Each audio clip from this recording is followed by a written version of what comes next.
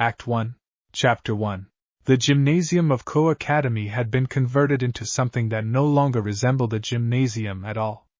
Runic circles burned faint gold across the polished floor, layered one atop another in the old script of the underworld, and the air itself felt thick, like the moment before a thunderstorm breaks. Issei Hyoudou stood at the center of it, breathing hard, his uniform torn at the shoulder, the crimson glow of the boosted gear pulsing weaker with every second. He had lost count of how many times he had boosted. The gauntlet on his left arm was cracked along one ridge, a hairline fracture that should not have been possible, and yet there it was, spreading slowly toward the jewel at its center. Drake had gone quiet inside his head, and that silence frightened him more than anything the enemy had thrown at him so far. Across the circle stood the reason for all of it. A being who called himself only the Ashen Cardinal, a rogue exorcist who had spent a decade collecting fragments of holy artifacts and grafting them into his own body until he was something closer to a weapon than a man. He had come to Ko for one purpose, to kill the Sekyuryai before the boosted gear could mature any further, and he had very nearly succeeded. "You are stronger than the reports suggested," the Cardinal said, his voice carrying an echo that did not belong to a human throat. "But strength without an end is only a slow way of losing." Issei did not answer. He did not have the breath to spare. Behind him, scattered across the edges of the circle, his friends were down. Not dead, he told himself, refusing to let the thought take root any deeper than that. Kiba was pinned beneath a shattered support beam, his swords broken around him. Kaneko was unconscious against the far wall, one arm bent at an angle that made Issei's stomach turn every time he looked at it. Asia had exhausted every ounce of her twilight healing, keeping the others breathing, and now she knelt with her hands pressed to the floor, unable to lift her head. Rias was the worst. She had thrown herself between the Cardinal's final holy strike and Issei's undefended back, and the wound that had opened across her side had not stopped bleeding. She was alive. He could hear her breathing, shallow and fast, but she was not moving, and no one was left standing who could help her. There was no clever plan left. No reinforcement on the way. Just Issei, on his knees, with a gauntlet that was breaking apart, and a dragon who had gone silent. "I am not losing," Issei said, and his voice came out steadier than he expected. "I don't care what happens to me. But I am not losing while they're still breathing behind me." He forced himself to his feet. The Cardinal tilted his head, almost curious, as the boy in front of him rose despite every reasonable expectation that he should have stayed down. Something in Issei's chest cracked open in that moment, not with pain but with pressure, as though a door that had been sealed his entire life had finally been forced. He did not choose it. He did not understand it. He only felt heat pour through him, not the familiar red heat of the boosted gear but something older, something that did not belong to a dragon at all. The runic circle beneath his feet flared white, then shifted, the draconic sigils along its edge bending and reforming into a different pattern entirely, 9 curved lines radiating outward from a central point like the tails of a fox. Drake's voice returned, and for the first time since Issei had bonded with him, the dragon sounded uncertain. "Partner. Something is answering you. Something old. I do not recognize the source, and that troubles me more than I want to admit." "I don't care what it is," Issei said through gritted teeth, "as long as it can help them." The light did not ask permission. It simply arrived, wrapping around him in threads of pale gold that felt warm rather than burning, more like sunlight through a paper screen than fire. He felt his bones shift, not painfully, but as though his body were being reintroduced to a shape it had always been meant to hold, and had simply forgotten. When the light receded, the Cardinal took an involuntary step back. Issei's hair had lightened at the tips, gold bleeding into brown. Behind him, faint and translucent, 9 tails of pale fire flickered into being, curling slowly through the air like they were testing their own existence. His eyes, when he opened them, held a color that had not been there before, amber shot through with threads of red where the dragon's essence still lived alongside whatever had just woken inside him. "Impossible," the Cardinal murmured. "The Sekyuryai does not carry a Kitsune bloodline. There has never been a recorded case of dual inheritance, not with Yokai lineage, not in the history of the sacred gears. I don't know what's happening to me either, Issei admitted, and it was the truth. But he did not need to know. He only needed to move. He crossed the distance between them faster than either of them expected, faster than the boosted gear alone should have allowed.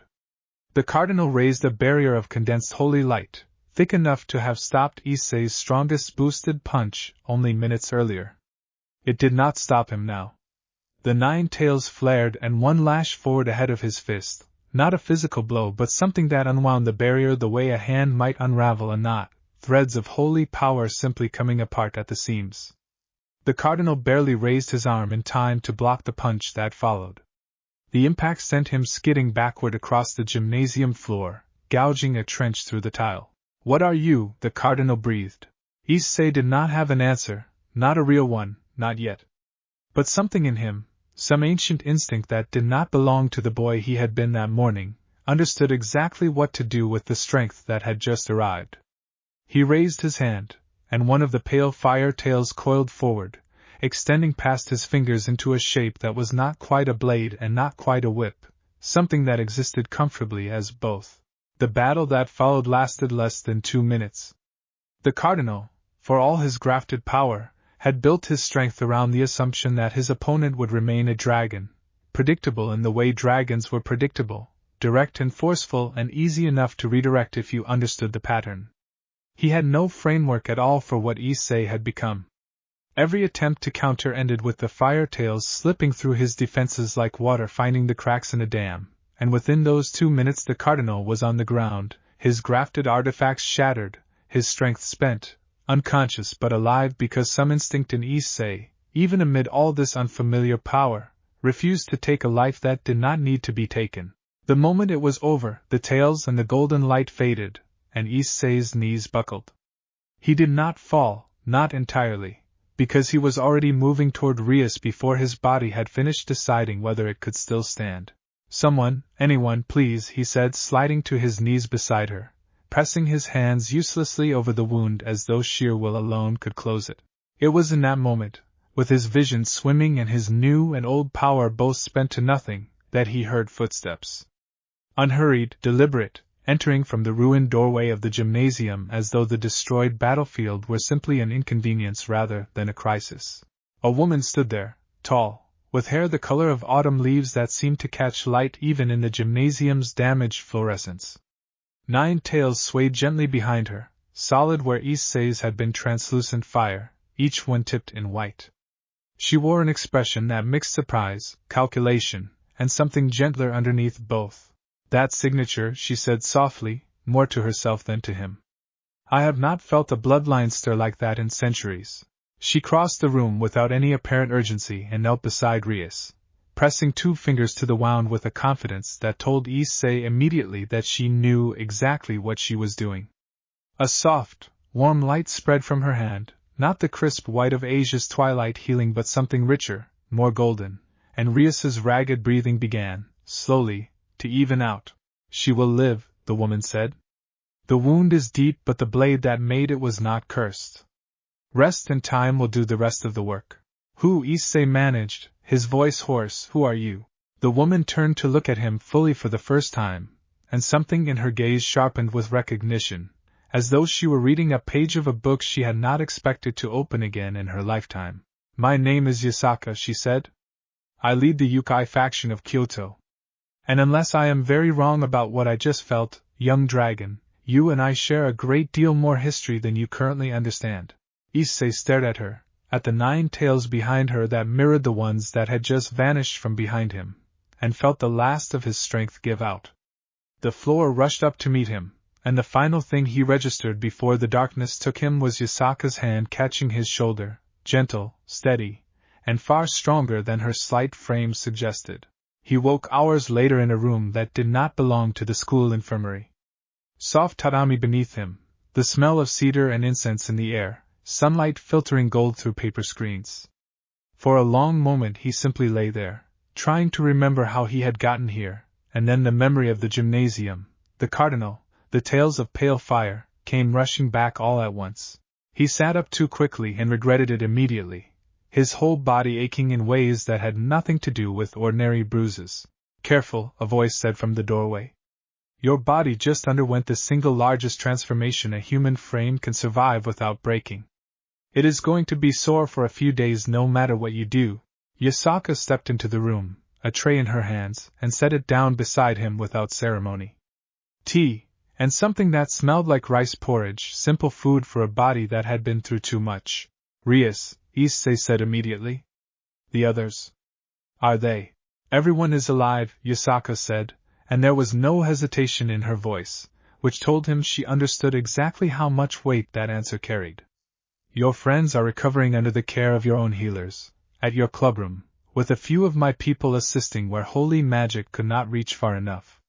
Rias in particular will need another day or two of rest, but the wound has closed. The relief that went through him was almost as overwhelming as the battle itself had been. He let his shoulders drop, finally breathing without the tight coil of dread sitting behind every breath. Thank you, he said. For healing her. For all of this. You misunderstand something, Yasaka said, taking a seat across from him with the unhurried grace of someone who had lived long enough that urgency rarely touched her anymore. I did not do this purely as a kindness to a stranger, though I would have helped regardless. I did this because what happened to you in that gymnasium is not a small thing, Issei Hyoudou. It is not something either of us can simply set aside and return to ordinary life. What did happen to me? Issei asked. I felt something wake up. Something that wasn't Drake. 9 tails, just like yours. Yasaka studied him for a long moment before she answered, as though weighing exactly how much truth a boy who had nearly died only hours earlier could bear to hear all at once. There is a bloodline among the Kitsune, she said finally, older than most of the clans currently living, that we call the sovereign line. It surfaces perhaps once in several centuries, and when it does not simply produce a strong Kitsune. It produces something closer to what your kind would call a god. A being capable of uniting every Kitsune clan under a single banner, of drawing on the accumulated strength of 9 tails not as a metaphor but as a literal well of power that no ordinary fox spirit, myself included, could ever fully access. Issei stared at her. That's not possible. I'm human. My parents are human. I would know if bloodlines are patient, Yasaka said. They can sleep in a family for generations, diluted so thin that no one notices, waiting for the right catalyst. In your case, I suspect the catalyst was the boosted gear itself. Draconic power and Kitsune power should be, by every rule I know, entirely incompatible. And yet something in you allowed them to exist side by side, and in doing so, cracked open a seal that should have kept that sleeping bloodline dormant for the rest of your natural life. So I'm what? Issei said slowly, trying to make sense of it, half dragon and half fox now. Not half of anything, Yasaka corrected gently. Whole of both. That is what makes this so remarkable, and so dangerous. You are not deluded. You are the Sekiryutai fully, and you are also the first sovereign to be born in over 300 years, fully. Neither power diminishes the other. If anything, I suspect they are already beginning to strengthen each other. Issei looked down at his hands, half expecting to see tails or fire or some visible proof of what she was describing, and saw only ordinary, bruised human hands. Why does that matter so much? He asked. I mean, I understand it's a big deal. But why does it matter to you, specifically? Why did you come all this way? Why heal Rias yourself? Yasaka's expression softened, just slightly, into something that looked almost like relief. Because the Kitsune clans have been fractured for longer than I care to admit, she said. There are perhaps a dozen major bloodlines scattered across Japan and beyond, and for centuries we have squabbled over territory, over the treatment of humans, over how closely to align with the other Yokai factions or the underworld's ruling powers. I have held Kyoto together through diplomacy and, when necessary, through strength. But I am only one leader among many, and my authority only extends so far. A true sovereign, Issei, is recognized by every Kitsune bloodline as something beyond ordinary leadership. If word spreads that the sovereign line has resurfaced, in you, every clan will feel it. Every Kitsune, whether they wish to or not, will feel the pull of that bloodline the way iron feels the pull of a magnet. That sounds like a lot of pressure to put on someone who found out about all of this an hour ago, Issei said, only half joking. It is, Yasaka agreed without softening the truth for him. And I will not pretend otherwise.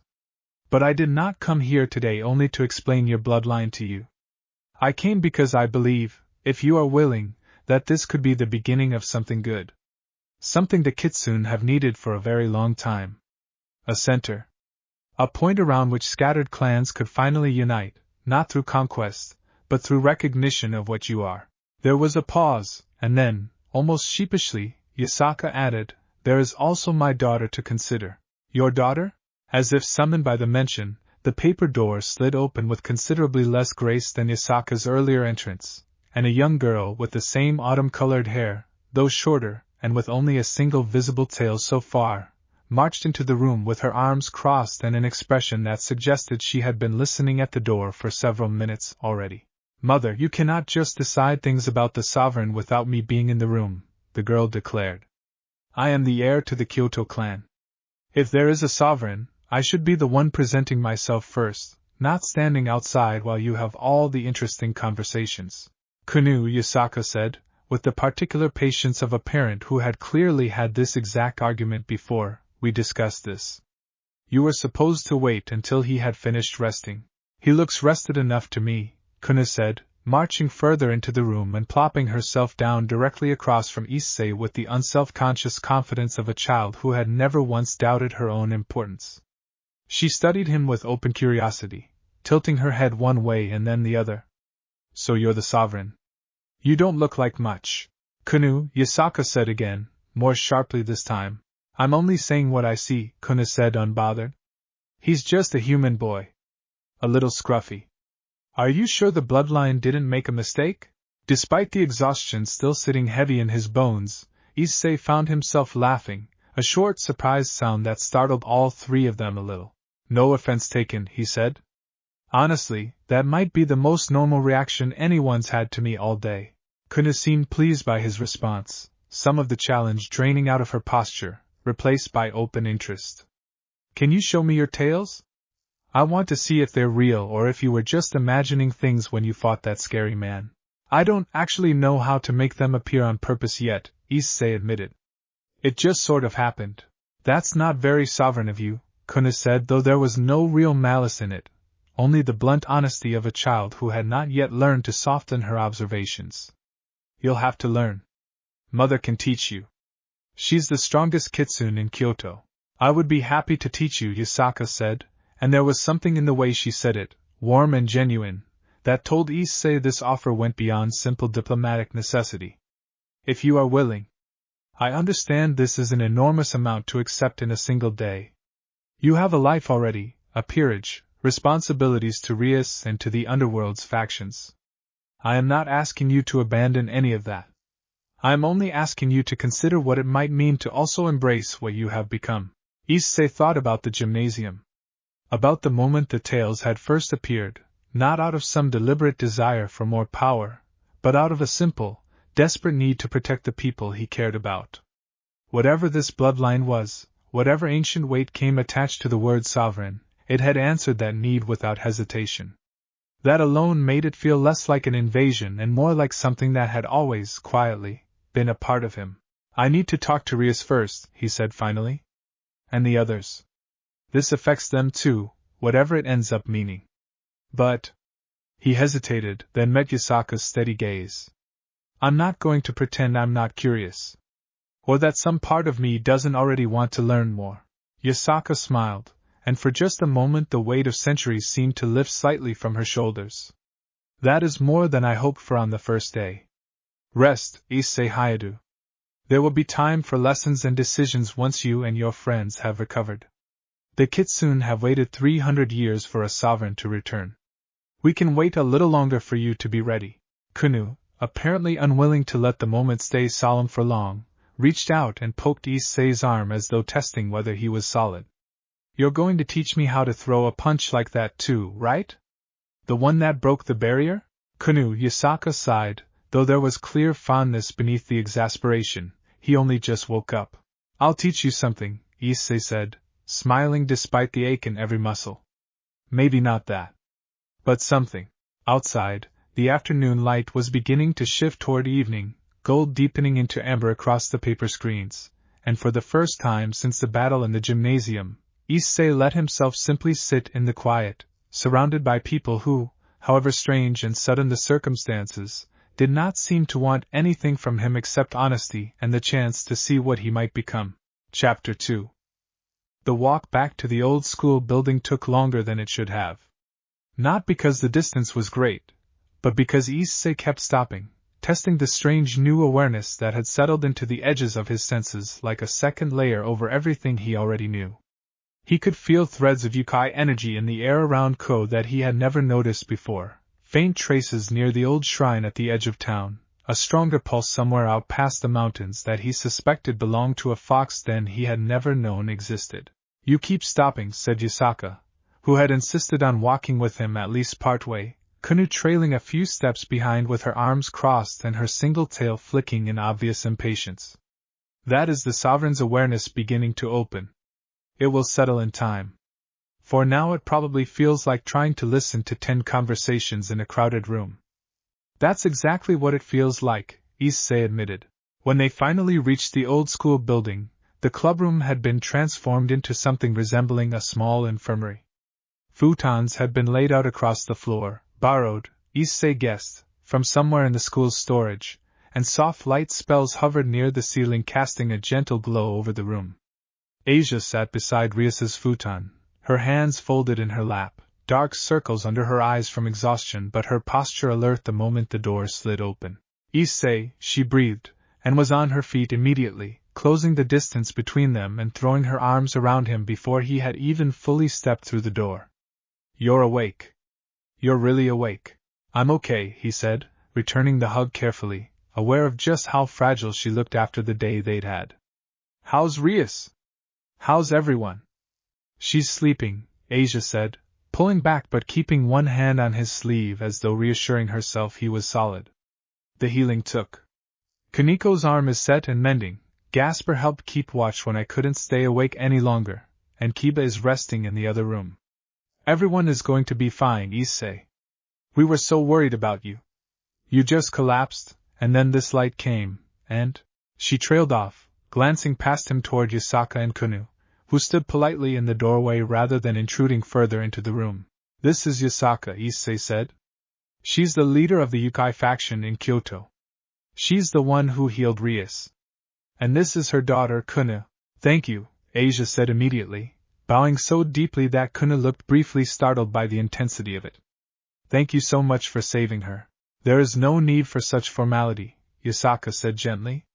"I only did what any healer capable of it would have done. Though I confess I did not come here for Rias alone." A soft groan from the futon interrupted before Yasaka could continue, and everyone's attention snapped toward Rias as her eyes fluttered open, unfocused for a moment before finding Issei standing near the door. "Issei," she rasped, pushing herself up onto her elbows despite Asia's immediate protest that she should stay lying down. "You're alive." "The Cardinal, is he?" Defeated, Issei said, crossing the room quickly to kneel beside her futon. "He's not going to hurt anyone else. Please don't push yourself, you were really hurt." Rias's gaze moved past him to Yasaka, sharpening with the particular clarity of someone whose mind worked quickly even through exhaustion and pain. "You're the leader of Kyoto's Yokai. I remember the reports. What are you doing in my territory?"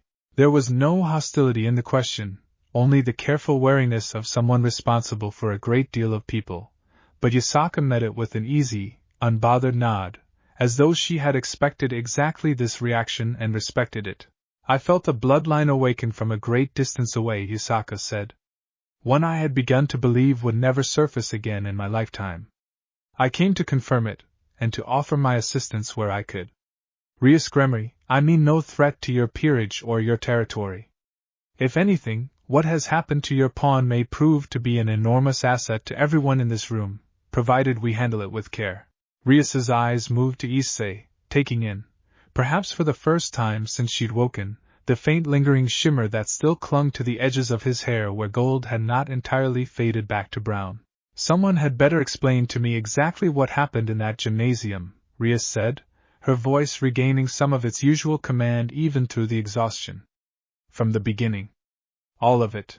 So Issei explained, as best he could, the strange heat that had cracked open inside his chest, the tails of pale fire, the way the cardinal's barrier had simply come apart at his touch instead of breaking under force. Yasaka filled in the pieces Issei couldn't, the history of the sovereign bloodline, its rarity, the weight it carried among every Kitsune clan scattered across the world.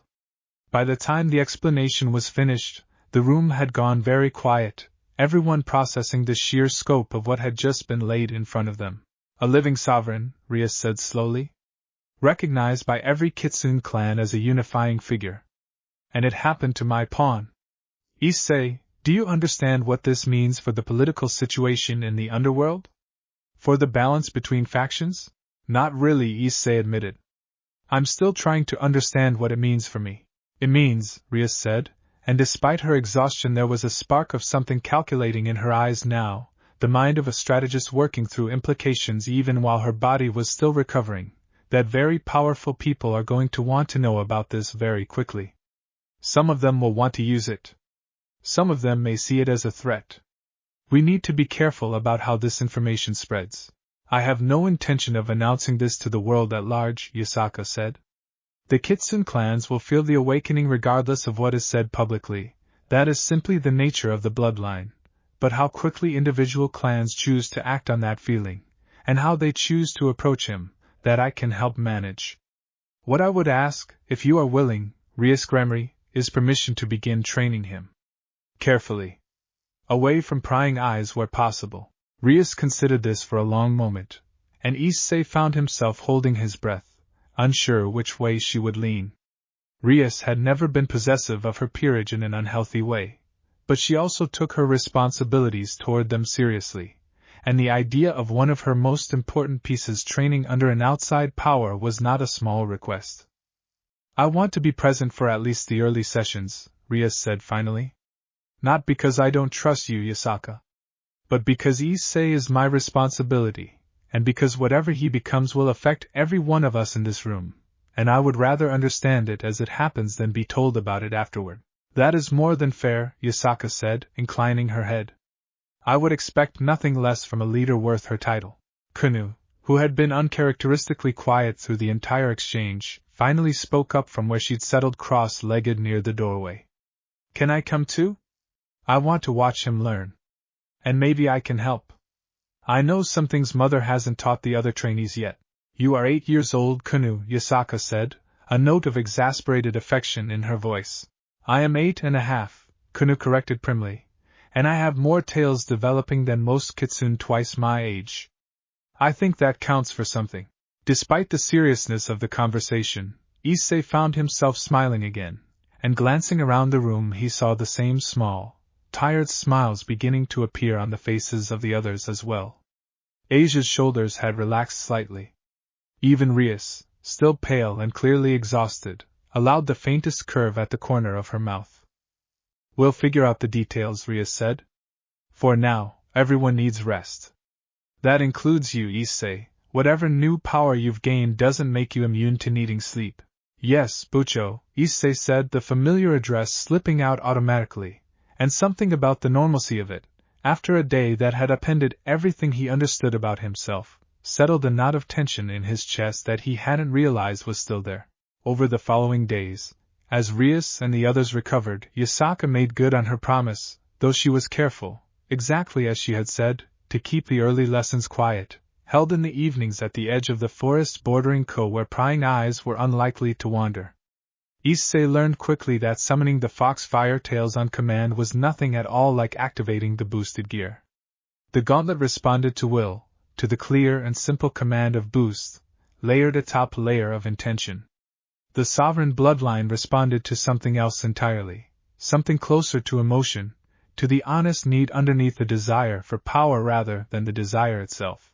You cannot force it the way you force the dragon's strength, Yasaka told him during one of their early sessions, standing across from him in a small clearing while Kunou perched on a low branch nearby, watching with rapt attention. The dragon answers command. The fox answers truth. If you reach for the tails because you want to look powerful, or because you want to win a fight for the sake of winning, you will find them slow to answer, if they answer at all. But if you reach for them because someone you love is in danger, because there is a truth in you that says I will not allow this, they will come without hesitation. That is what happened in the gymnasium. It took Issei several frustrating evenings of half-formed, flickering fire before he began to understand what she meant. The breakthrough came, unexpectedly, during a friendly sparring match with Kiba, once Kiba had recovered enough to move freely again. Kiba, testing his healed leg with a series of quick strikes, accidentally overextended and stumbled directly into the path of a training blade neither of them had bothered to blunt, and in the half-second before it would have opened a shallow cut across his arm, Issei's hand moved on its own, a single tail of pale fire lashing out to knock the blade aside. There, Yasaka said, satisfaction warm in her voice as Issei stared at his own hand in surprise. You did not think about it. You only cared that your friend was about to be hurt, and the fire answered. From that point forward, progress came faster, though never easily. Issei learned to summon a single tail reliably within the first week, 2 within the second, though the full 9 still eluded him except in moments of genuine crisis, when instinct overrode conscious effort entirely.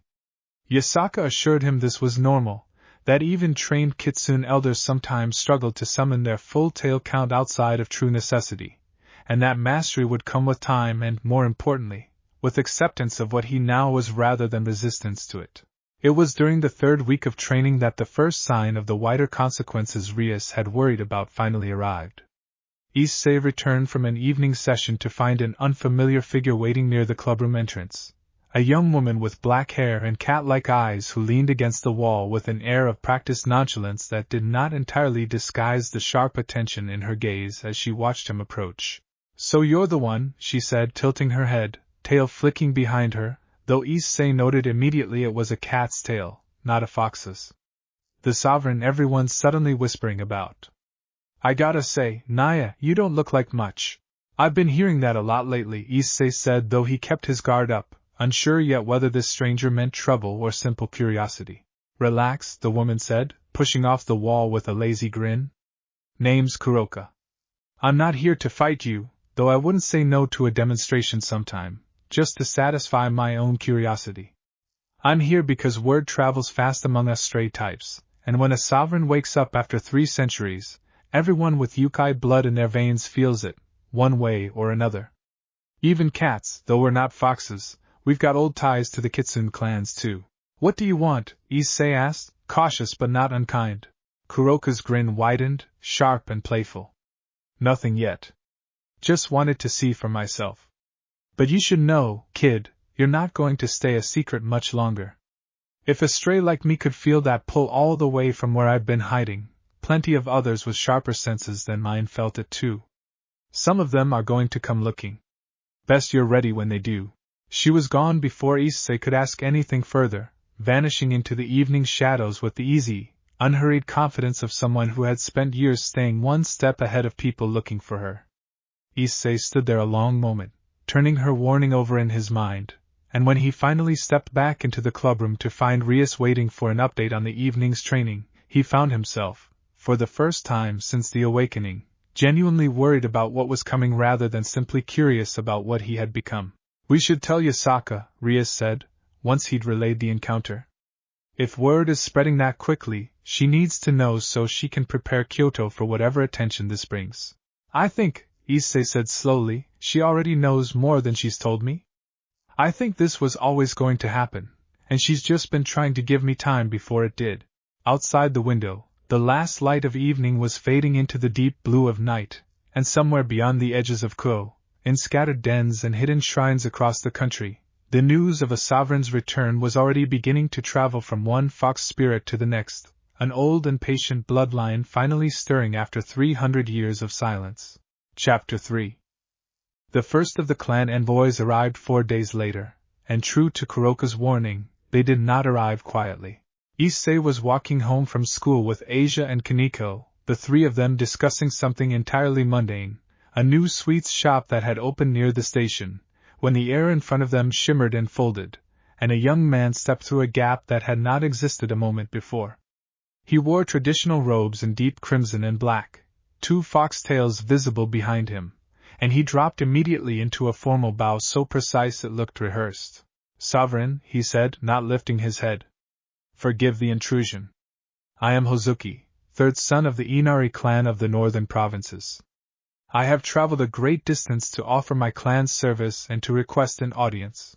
Kaniko's hand moved instinctively toward Issei, placing herself half a step in front of him, ears flattening slightly, though she made no aggressive move beyond that readiness. You could have just knocked, Issei said, recovering from the initial surprise. Or, call the head somehow. I don't actually know how kitsune do that. Hozuki straightened, looking faintly embarrassed. My apologies. I was told the sovereign preferred directness. I see the reports may have exaggerated somewhat. What reports? Issei asked, exchanging a glance with Asia, who looked as bewildered as he felt. There is already a great deal being said, Hozuki admitted. That the sovereign defeated a holy artifact user single-handedly. That he possesses the strength of both dragon and fox in equal measure. That Lady Yasaka herself has taken a personal interest in his training. Word moves quickly among the clans, sovereign, faster than perhaps you realize. Please, just call me Issei, he said, rubbing the back of his neck. The sovereign thing is still really new to me. As you wish, Hozuki said, though his tone suggested he would likely default back to the honorific out of habit before long. My clan wishes only to formally recognize your bloodline and to offer whatever assistance we can provide, should you ever require it. We ask nothing in return beyond the honor of being remembered kindly, should the clans ever come together under your banner. The formality of it all left Issei feeling distinctly out of his depth. He had fought monsters, fallen angels, rival devils, an artifact-wielding exorcist who had very nearly killed him and everyone he cared about, and he had somehow managed, through sheer stubbornness and desperation, to hold his own in every one of those fights. But this, a young man bowing to him on a public street and speaking in careful, ceremonial language about clans and banners, this was a kind of battlefield he had absolutely no experience navigating. I appreciate the offer, Issei said carefully, trying to match at least a little of the formality being offered to him. Honestly, I don't really know what it means yet to have clans under a banner, or what I'm supposed to do with that. But I promise, whatever this turns into, I'm not looking to use anyone. If your clan ever needs help, and I'm able to give it, I will. Something in Hozuki's expression shifted, surprise giving way to something warmer. That is, if I may say so, exactly the kind of answer that will make the clans trust you faster than any show of strength could. Strength we can measure. Character is harder to fake. He bowed again, shorter this time, more relaxed. I will carry your words back to my father. Thank you, Sovereign. Issei. He was gone as quickly as he had arrived, the air folding shut behind him, and Issei let out a long breath, only then noticing that Asia had grabbed onto his sleeve at some point during the exchange without either of them quite registering it. That was strange, Asia said. That's probably going to keep happening, Kaniko said flatly, though there was no complaint in her voice, only quiet observation. Better get used to it. She was right. Over the following 2 weeks, similar encounters became almost routine, though never quite predictable. A pair of sisters from a coastal clan appeared during lunch period, politely waiting outside the school gates rather than intruding into the building itself, offering a small carved fox charm as a token of goodwill before disappearing again. An elderly kitsune elder, moving with the slow deliberate grace of someone who had lived many centuries, arrived one evening at the edge of the forest where Issei trained with Yasaka, simply to observe silently for an hour before nodding once, apparently satisfied by whatever he had seen, and departing without a word. Not every encounter was so gentle. Late one night, nearly 3 weeks after the awakening, Issei woke to the prickling sensation of Yokai energy far too close to his home, sharp and probing rather than curious. He was out the window and across the rooftops before he fully processed what he was doing, following the trail of that energy toward the edge of town, where he found a lone figure crouched at the base of the old shrine, dark robes, no visible tails, a presence that felt wrong in a way he couldn't immediately name. Careful, Yasaka's voice came from behind him, and he startled, not having sensed her approach at all despite the training of the past weeks. Not everyone who comes seeking a sovereign comes with good intentions. The figure at the shrine turned, and Issei caught a brief glimpse of a face wrapped mostly in shadow before it moved, faster than anything he'd faced except perhaps the Cardinal at the peak of his power, and vanished entirely, leaving nothing behind but a faint unpleasant residue in the air. What was that? Issei asked, tails flickering unconsciously into being along his back, an instinctive response to the lingering threat that he hadn't even had to think about, a small proof of how far his control had come in just a handful of weeks. A scout, Yasaka said, her expression grave in a way he hadn't seen from her before. Not from any of the clans I recognize. There have long been kitsune who reject the old ways entirely, who see power as something to be seized rather than earned, who would very much like to control a sovereign rather than serve one. I had hoped we would have more time before they took notice of you. How much time did we actually have? Issei asked. Less than I would have liked, Yasaka admitted. But more than none. Come. It is time I introduced you properly to the situation in Kyoto. I believe it is past time you saw the clans for yourself, rather than only hearing about them secondhand from envoys and scouts.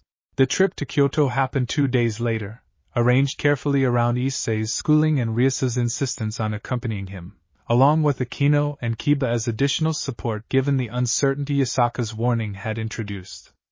They traveled through one of Yasaka's own transportation circles, arriving in a hidden section of the city that felt as though it existed in a fold of space slightly apart from the ordinary world, old wooden buildings and stone lanterns and torii gates stretching up a mountainside in tiers, the whole district humming faintly with the layered energy of countless kitsune living and working within it. Kunou met them at the entrance, practically vibrating with excitement despite her mother's attempts to maintain some decorum for the occasion. You're finally here. I told everyone you'd come eventually.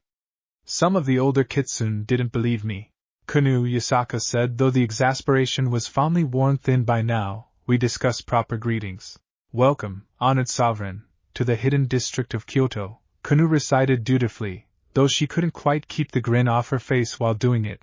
Home of the great and ancient kitsune clans, who have waited 300 years for your return. And also, come see the dumpling stand. It's the best one in the whole district and I want you to try it before the elders make you sit through hours of boring meetings. Despite the seriousness of everything Yasaka had told him about the scout at the shrine, Issei found himself laughing again, the tension of the past weeks easing slightly in the face of Kunou's irrepressible enthusiasm. Dumplings sound great, actually.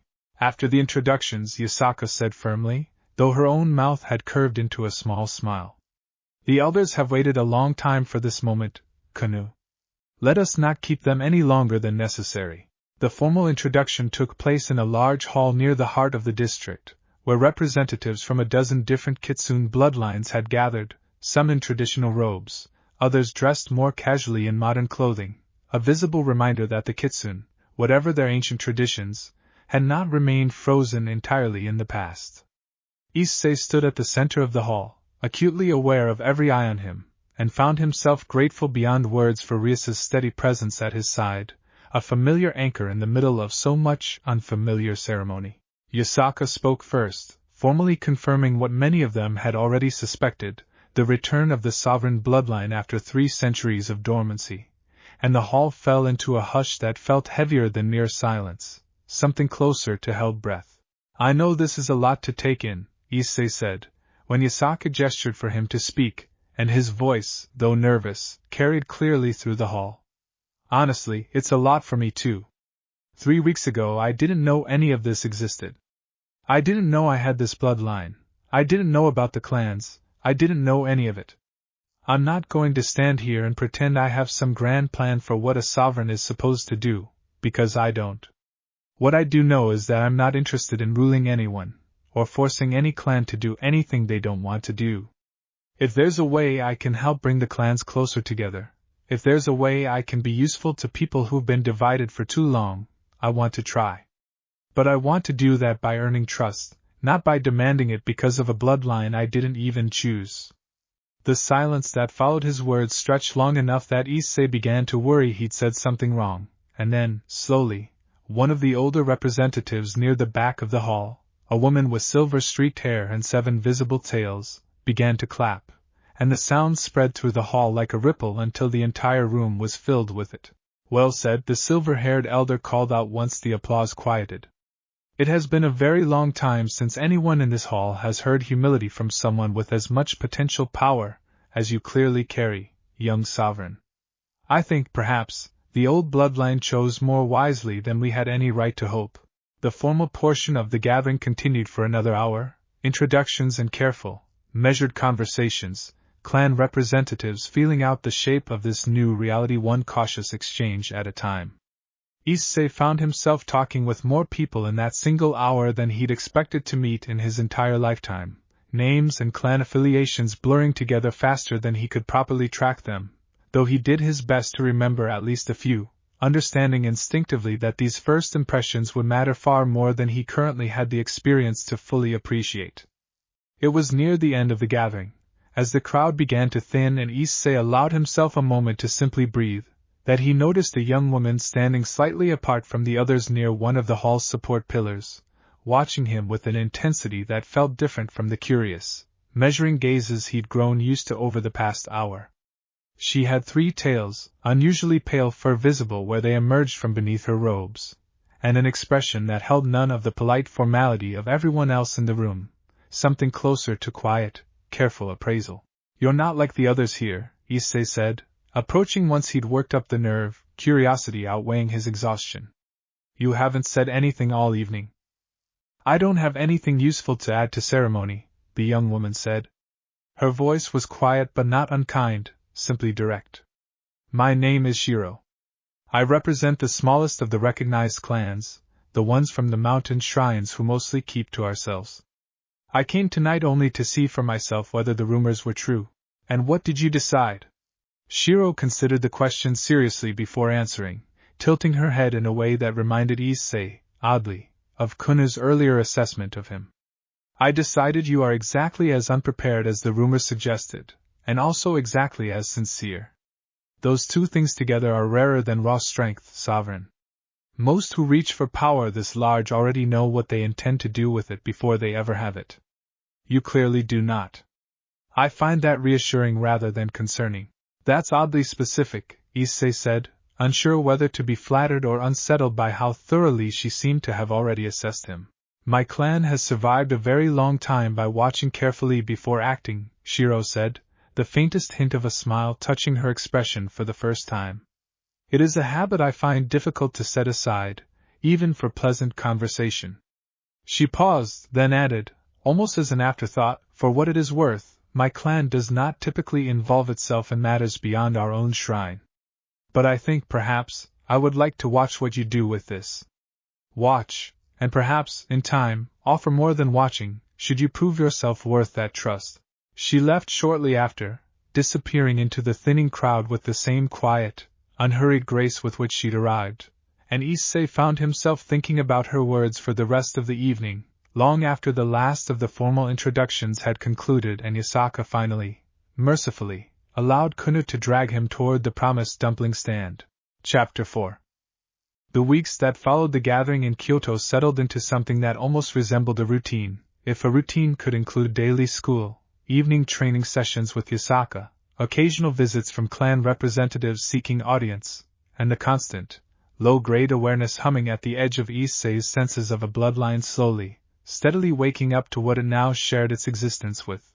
Rias, true to her word, had remained closely involved, sitting in on training sessions whenever her own responsibilities allowed, and it was during one such session, nearly 6 weeks after the awakening, that Issei finally managed something he hadn't been able to do since the gymnasium battle, calling forth all 9 tails at once, deliberately, without the desperate emotional trigger that had summoned them the first time.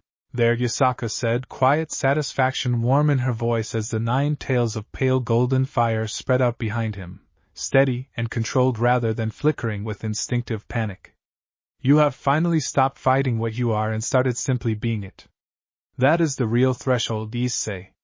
Not strength. Acceptance."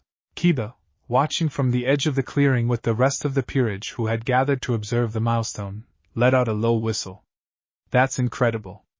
I don't think I've ever seen anything quite like that." "It's still hard to control for very long," Issei admitted, already feeling the strain of maintaining all 9 simultaneously, a deep, pulling exhaustion settling into his limbs that reminded him uncomfortably of the aftermath of his very first transformation. But it's easier than it was even a week ago. Progress, Yasaka said, rarely announces itself with fanfare. It simply accumulates, quietly, until one day you look back and realize how far you've come. She studied him a moment longer, something thoughtful crossing her expression. I think it is time we discuss the next stage of your training. Controlling the tails is only the beginning. A true sovereign learns to draw on the accumulated strength of the bond itself, the connection between the sovereign and every kitsune who chooses, of their own will, to align themselves with him. What does that actually mean in practice? Issei asked, letting the tails fade as the exhaustion caught up with him fully. It means, Yasaka said, that as more kitsune come to trust you, as more choose to formally bond themselves to your bloodline, you will find your own strength growing in turn, not through any effort of your own but simply through the nature of the connection. It also means, and I want to be very clear about this, Issei, that such bonds are never something to be pursued for the sake of power alone. They form naturally, through trust freely given, and any attempt to force or rush that process will only weaken the bond rather than strengthen it. So I just keep doing what I've been doing, Issei said. Being honest with people.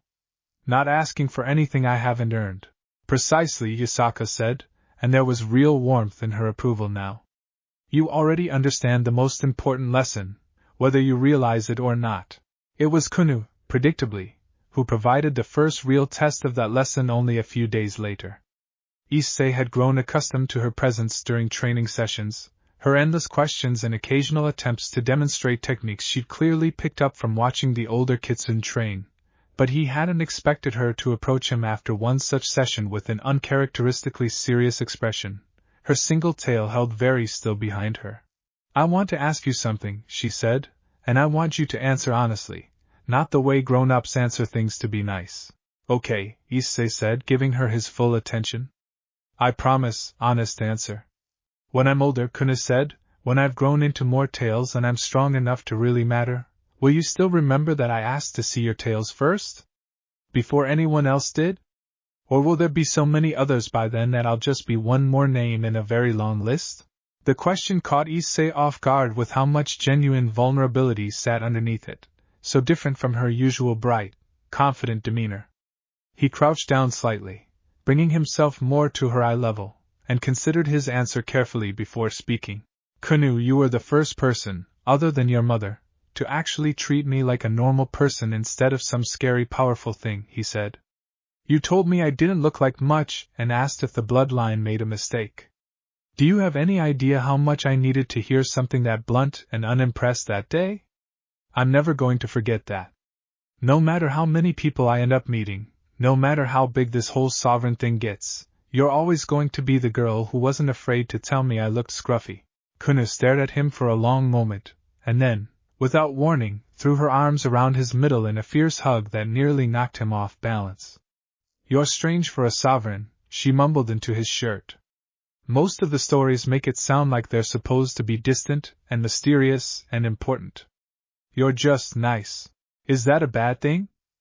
No, Kunou said, pulling back with her usual bright grin restored, as though the vulnerable moment had never happened. I like it better this way. Now come on, Mother says if you can hold all 9 tails for a full minute without collapsing, she'll finally let you try the advanced forest course, and I want to watch you fail at it at least once because it's very funny when you fall in the stream. Thanks for the vote of confidence, Issei said, laughing despite himself, and let her drag him back toward the clearing where Yasaka waited, patient as ever, ready to continue the slow, steady work of teaching a boy who had never asked for a bloodline how to become worthy of the one he'd been given. That evening, walking home alone after the others had already returned to their own homes, Issei found himself thinking about everything that had changed in the span of just a few short weeks.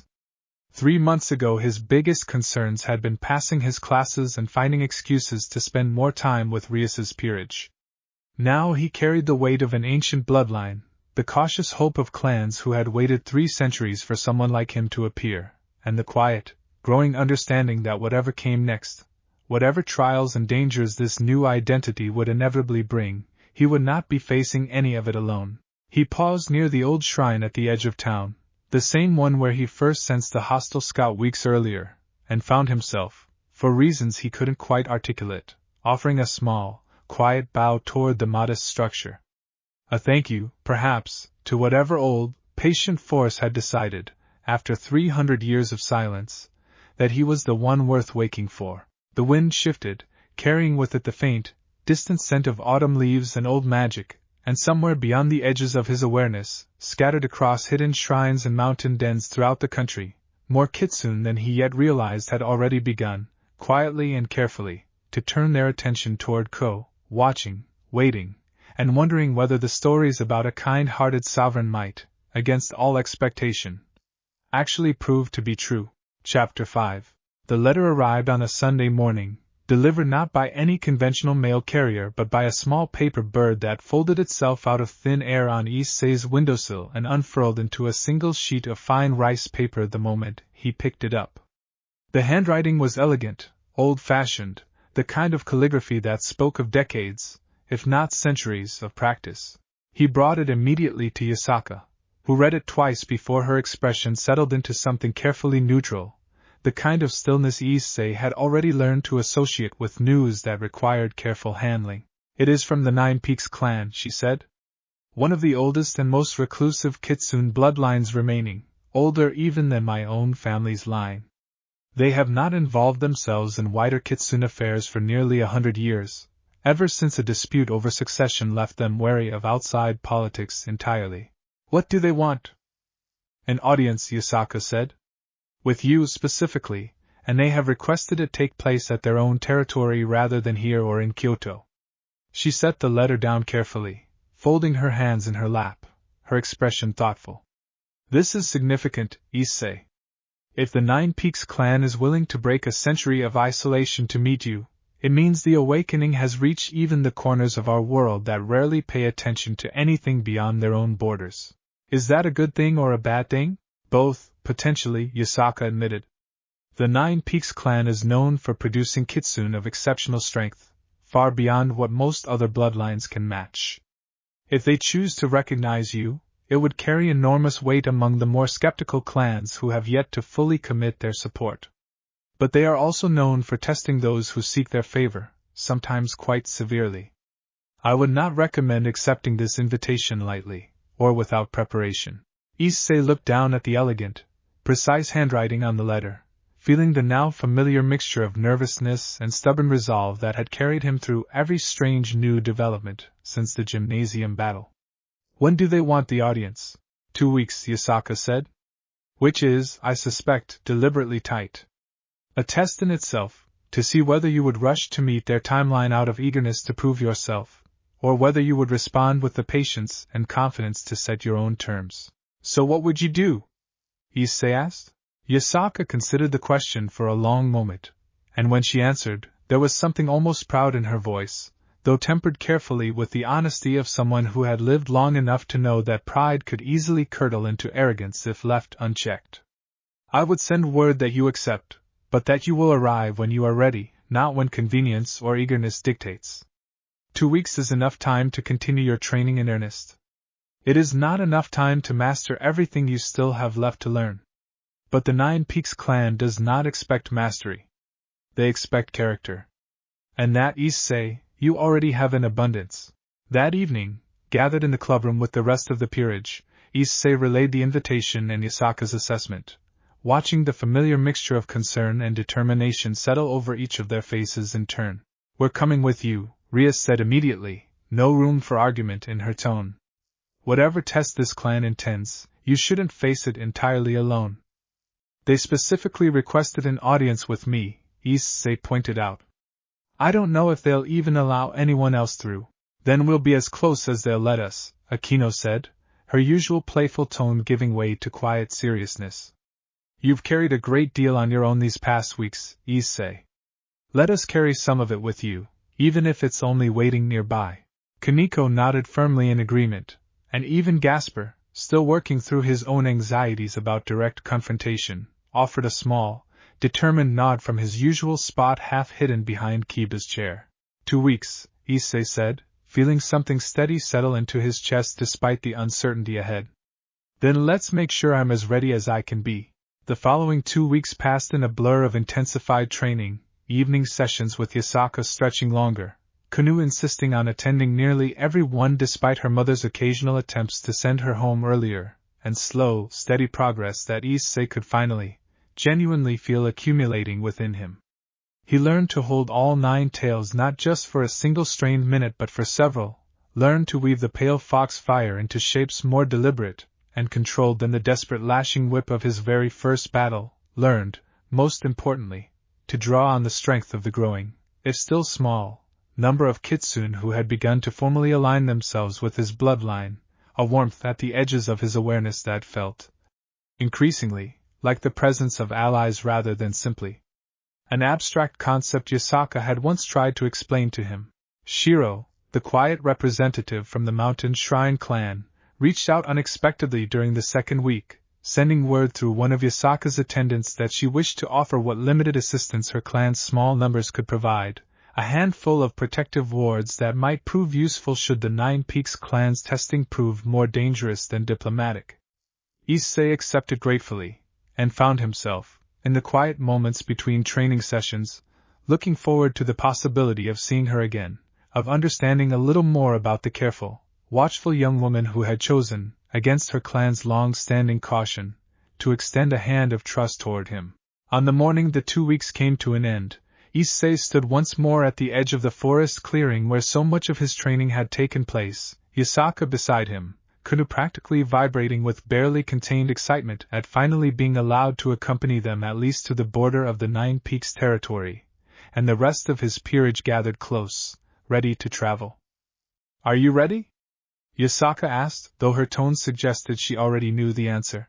Issei took a breath, feeling the steady hum of 9 tails ready to answer his call without hesitation, feeling the quiet warmth of a peerage that had chosen to stand beside him through every strange and impossible turn of the past 6 weeks, feeling, underneath all of it, the simple, stubborn resolve that had first cracked open a 300-year-old bloodline in a ruined gymnasium when everything else had seemed lost.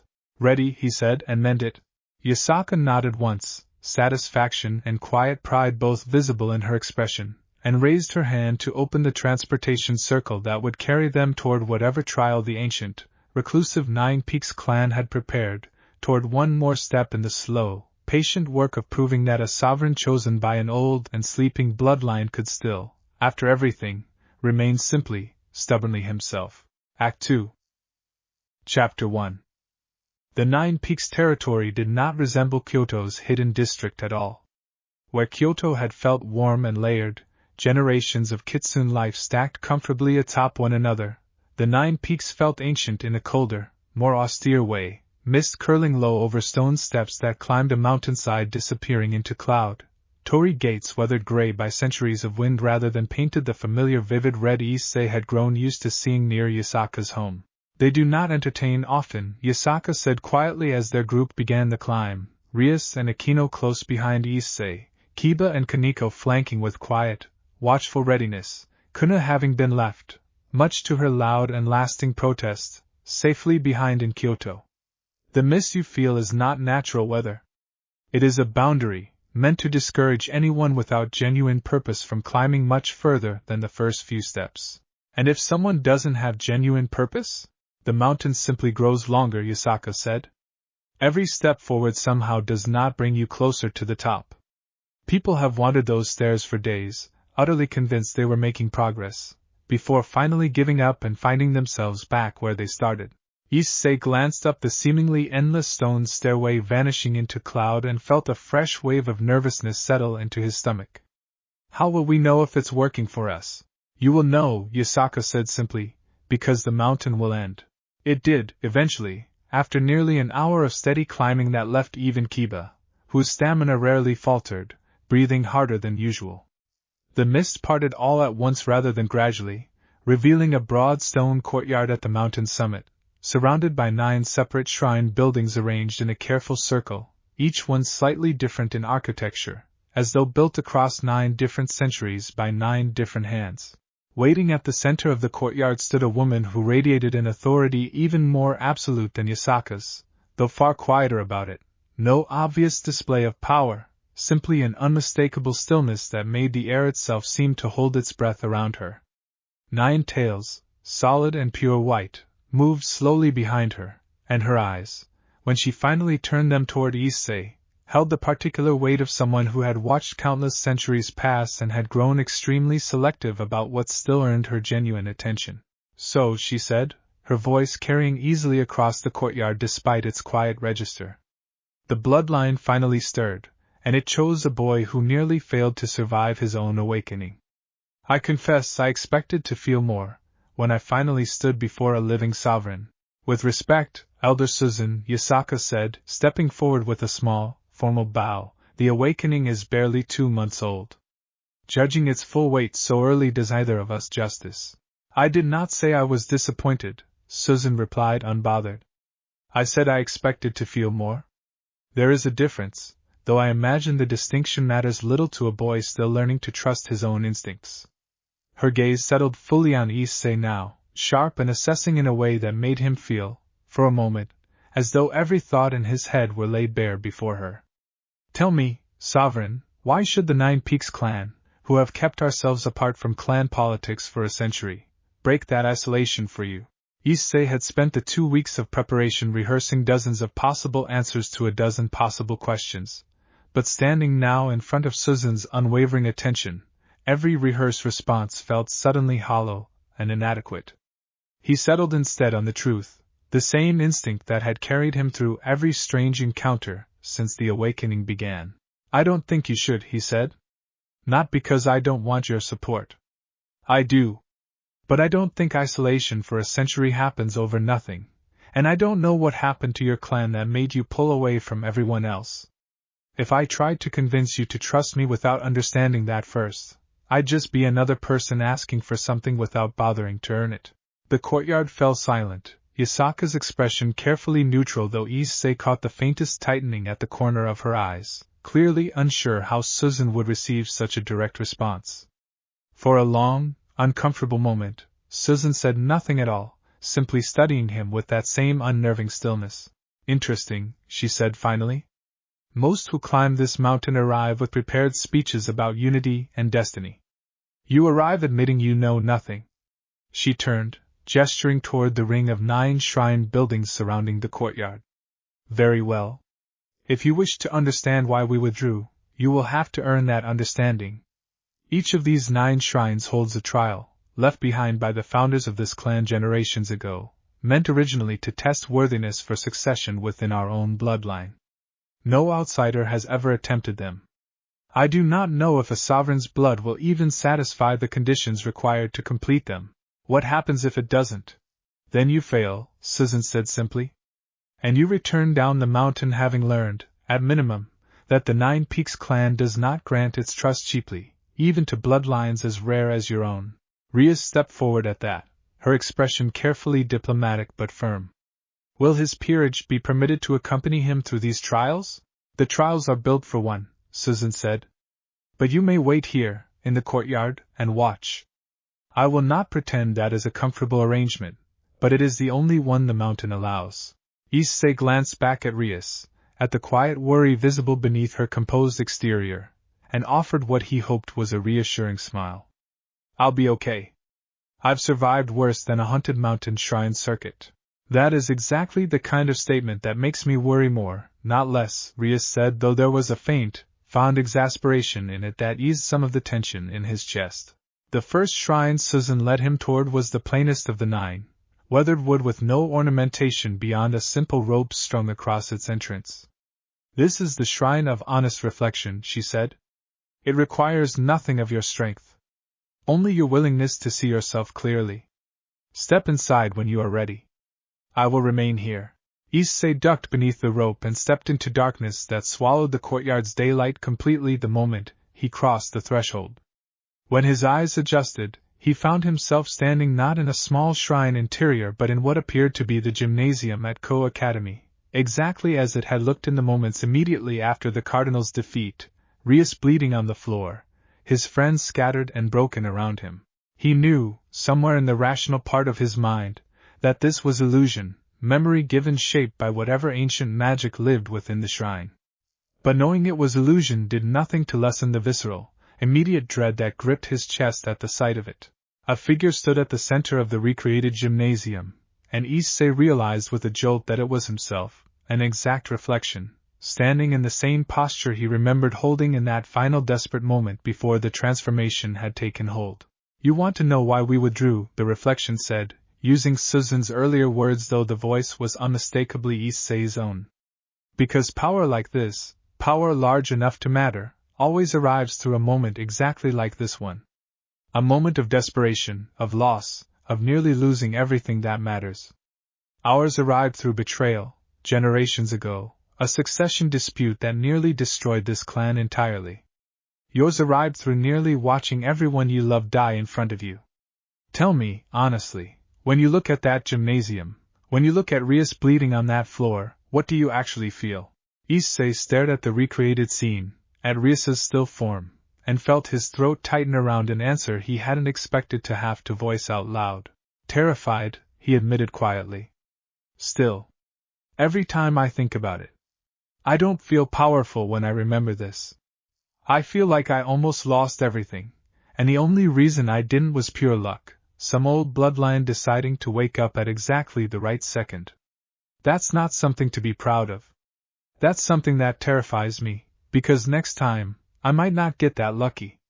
The reflection studied him for a long moment, and something in its expression softened, less an adversarial mirror now and more, strangely, something like understanding.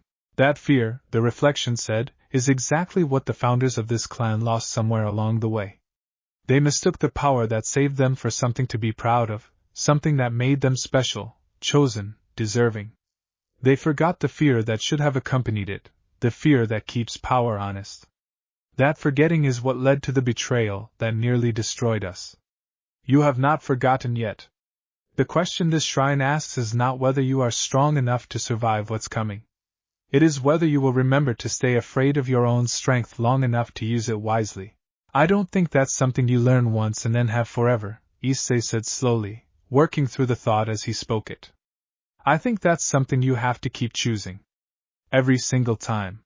The reflection smiled, an expression that looked strange and slightly unnerving on his own face, and then dissolved into pale golden light that spread outward, and the gymnasium illusion faded with it, returning him abruptly to the plain wooden interior of the actual shrine, Susan waiting exactly where he'd left her outside, though something in her expression had shifted subtly. "One trial complete," she said. 8 remain. Do you wish to continue, or has the mountain already given you enough to reconsider your purpose here? 8 more, Issei said, steadying himself. Let's go. Chapter 2. The second shrine tested something entirely different, a physical trial rather than an emotional one, a narrow stone corridor lined with pressure plates that responded not to weight but to intention, judging, Susan explained, whether the one attempting to cross truly meant every step they took or whether hesitation and doubt lingered beneath their outward confidence. Issei crossed it slower than he would have liked, several plates flashing warning light beneath his feet when old uncertainties, whether he truly deserved this bloodline, whether he was simply playing a role too large for him, surfaced despite his best efforts to push them aside. But he crossed it, eventually, breathing hard by the final step, and Susan's expression, watching from the corridor's far entrance, remained as carefully unreadable as ever, though Issei thought he caught the faintest flicker of approval in her eyes. The third shrine required him to fight, not against an illusion of himself this time but against a construct built from compressed Yokai energy, faster and stronger than anything he'd faced since the Ashen Cardinal, forcing him to call on the 9 tails fully and hold them through nearly 10 minutes of continuous combat, far longer than any single training session with Yasaka had yet demanded of him. He emerged from that shrine exhausted, robes torn, but victorious, and Susan allowed him a full hour's rest in the courtyard before continuing, watching with quiet, careful attention as Rias fussed over him and Aquino pressed a canteen of water into his hands. 3 down, Rias murmured, checking him over for injuries with the same thoroughness she'd shown after every dangerous encounter since he joined her peerage. How are you holding up? Tired, Issei admitted. But not defeated. I think I understand now what she meant, about this not being about strength alone. What do you mean? Each shrine is testing something different, Issei said. Not just whether I'm strong enough. Whether I'm honest enough. Careful enough. Willing to keep going even when I'm scared or exhausted or unsure. I think that's what actually broke this clan, generations ago. Somebody stopped being tested on those things and just relied on raw strength instead. Ria studied him for a long moment, something warm and proud settling behind her usual composed expression. You've grown a great deal these past 2 months, Issei. I hope you know that. I've had good teachers, he said, glancing toward Yasaka, who stood a respectful distance away in quiet conversation with Susan, the two clan leaders exchanging words too low for Issei to make out clearly. Akino settled down beside him as well, offering a small, warm smile as she pressed a folded cloth soaked in cool water against a bruise forming along his jaw, a memento of the third shrine's demanding construct. You know, she said, I half expected you to come out of that fight boasting about how easy it was. It's oddly reassuring to see you admit how tired you actually are for once. Would you have preferred the boasting? Issei asked, managing a tired grin despite the ache settling into every muscle. Not particularly, Akino said, laughing softly. I think I prefer this version. The one who lets himself be tired in front of the people who care about him, rather than pretending everything is effortless. She glanced toward the remaining 6 shrines still waiting around the courtyard's edge, her smile softening into something more thoughtful. 6 more, though. Do you think you can manage them, as tired as you already are? I have to, Issei said simply. Not because anyone's forcing me. Because I think if I stop now, I'll spend the rest of my life wondering if I could have finished what I started. Kiba, cleaning a faint scrape along his own forearm a short distance away, glanced over at that with quiet approval. That's about the most Issei answer I could imagine, he said. Stubborn, a little reckless, and somehow exactly right anyway. I'll take that as a compliment, Issei said, and the small ripple of tired laughter that followed among his gathered friends did more to steady his resolve than the hour of rest itself had managed on its own. The 4th and 5th shrines passed in quicker succession, one testing patience through a labyrinth that shifted its walls whenever frustration crept into his thoughts, forcing him to slow down and breathe through the urge to simply force his way forward with brute strength, the other testing compassion through an illusion of a wounded, frightened kitsune child who begged for help while a voice, unseen, insisted that helping would cost him the trial entirely. He helped anyway, without hesitation, and the shrine's interior dissolved into approving golden light the moment he did, the illusion of cost revealed as its own kind of test, whether he would sacrifice kindness for the sake of winning. By the time he reached the 6th shrine, exhaustion had settled deep into his bones, both physical and something more difficult to name, an accumulated emotional weariness from confronting so many different versions of his own character in such rapid succession. Susan, watching him approach the 6th shrine's entrance, paused before allowing him through. You may rest longer, if you need it, she said. The mountain does not punish delay, only dishonesty. I'll be okay, Issei said, though his voice carried more exhaustion than he probably intended to show. You misunderstand me, Susan said, something almost gentle entering her tone for the first time since they'd met. I am not questioning your capability. I am offering rest because even the founders of this clan, when they first built these trials generations ago, understood that true strength includes knowing when to pause. There is no shame in it. Issei considered her words, and the careful, unfamiliar gentleness behind them, and found himself, despite the exhaustion, smiling faintly. Thank you? But I'd rather finish what I started. I think stopping now, even to rest, might make it harder to find the nerve to keep going. Susan studied him a moment longer, then nodded once, stepping aside to allow him through the 6th shrine's entrance without further comment, though Issei caught, just before the darkness swallowed him again, an expression on her face that looked remarkably like the same reluctant, growing respect he'd seen slowly build in Yasaka during their earliest training sessions together. The 6th shrine tested loyalty, presenting him with an illusion of Rias herself, offering him an easy path through the remaining trials in exchange for a promise, vague and unspecified, that he would prioritize the 9 Peaks clan's interests above his own peerages whenever the two might someday conflict. Issei refused without hesitation, and the illusion's expression twisted briefly into something disappointed before dissolving, the shrine's interior filling with approving light exactly as the others had.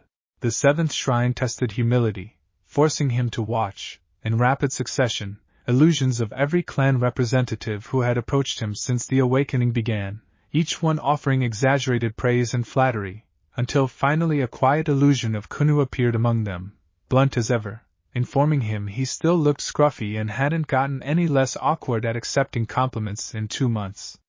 He laughed, genuinely, at that, and the shrine dissolved into light around the sound of his laughter, as though the honesty of that single unguarded reaction had been exactly what the trial required.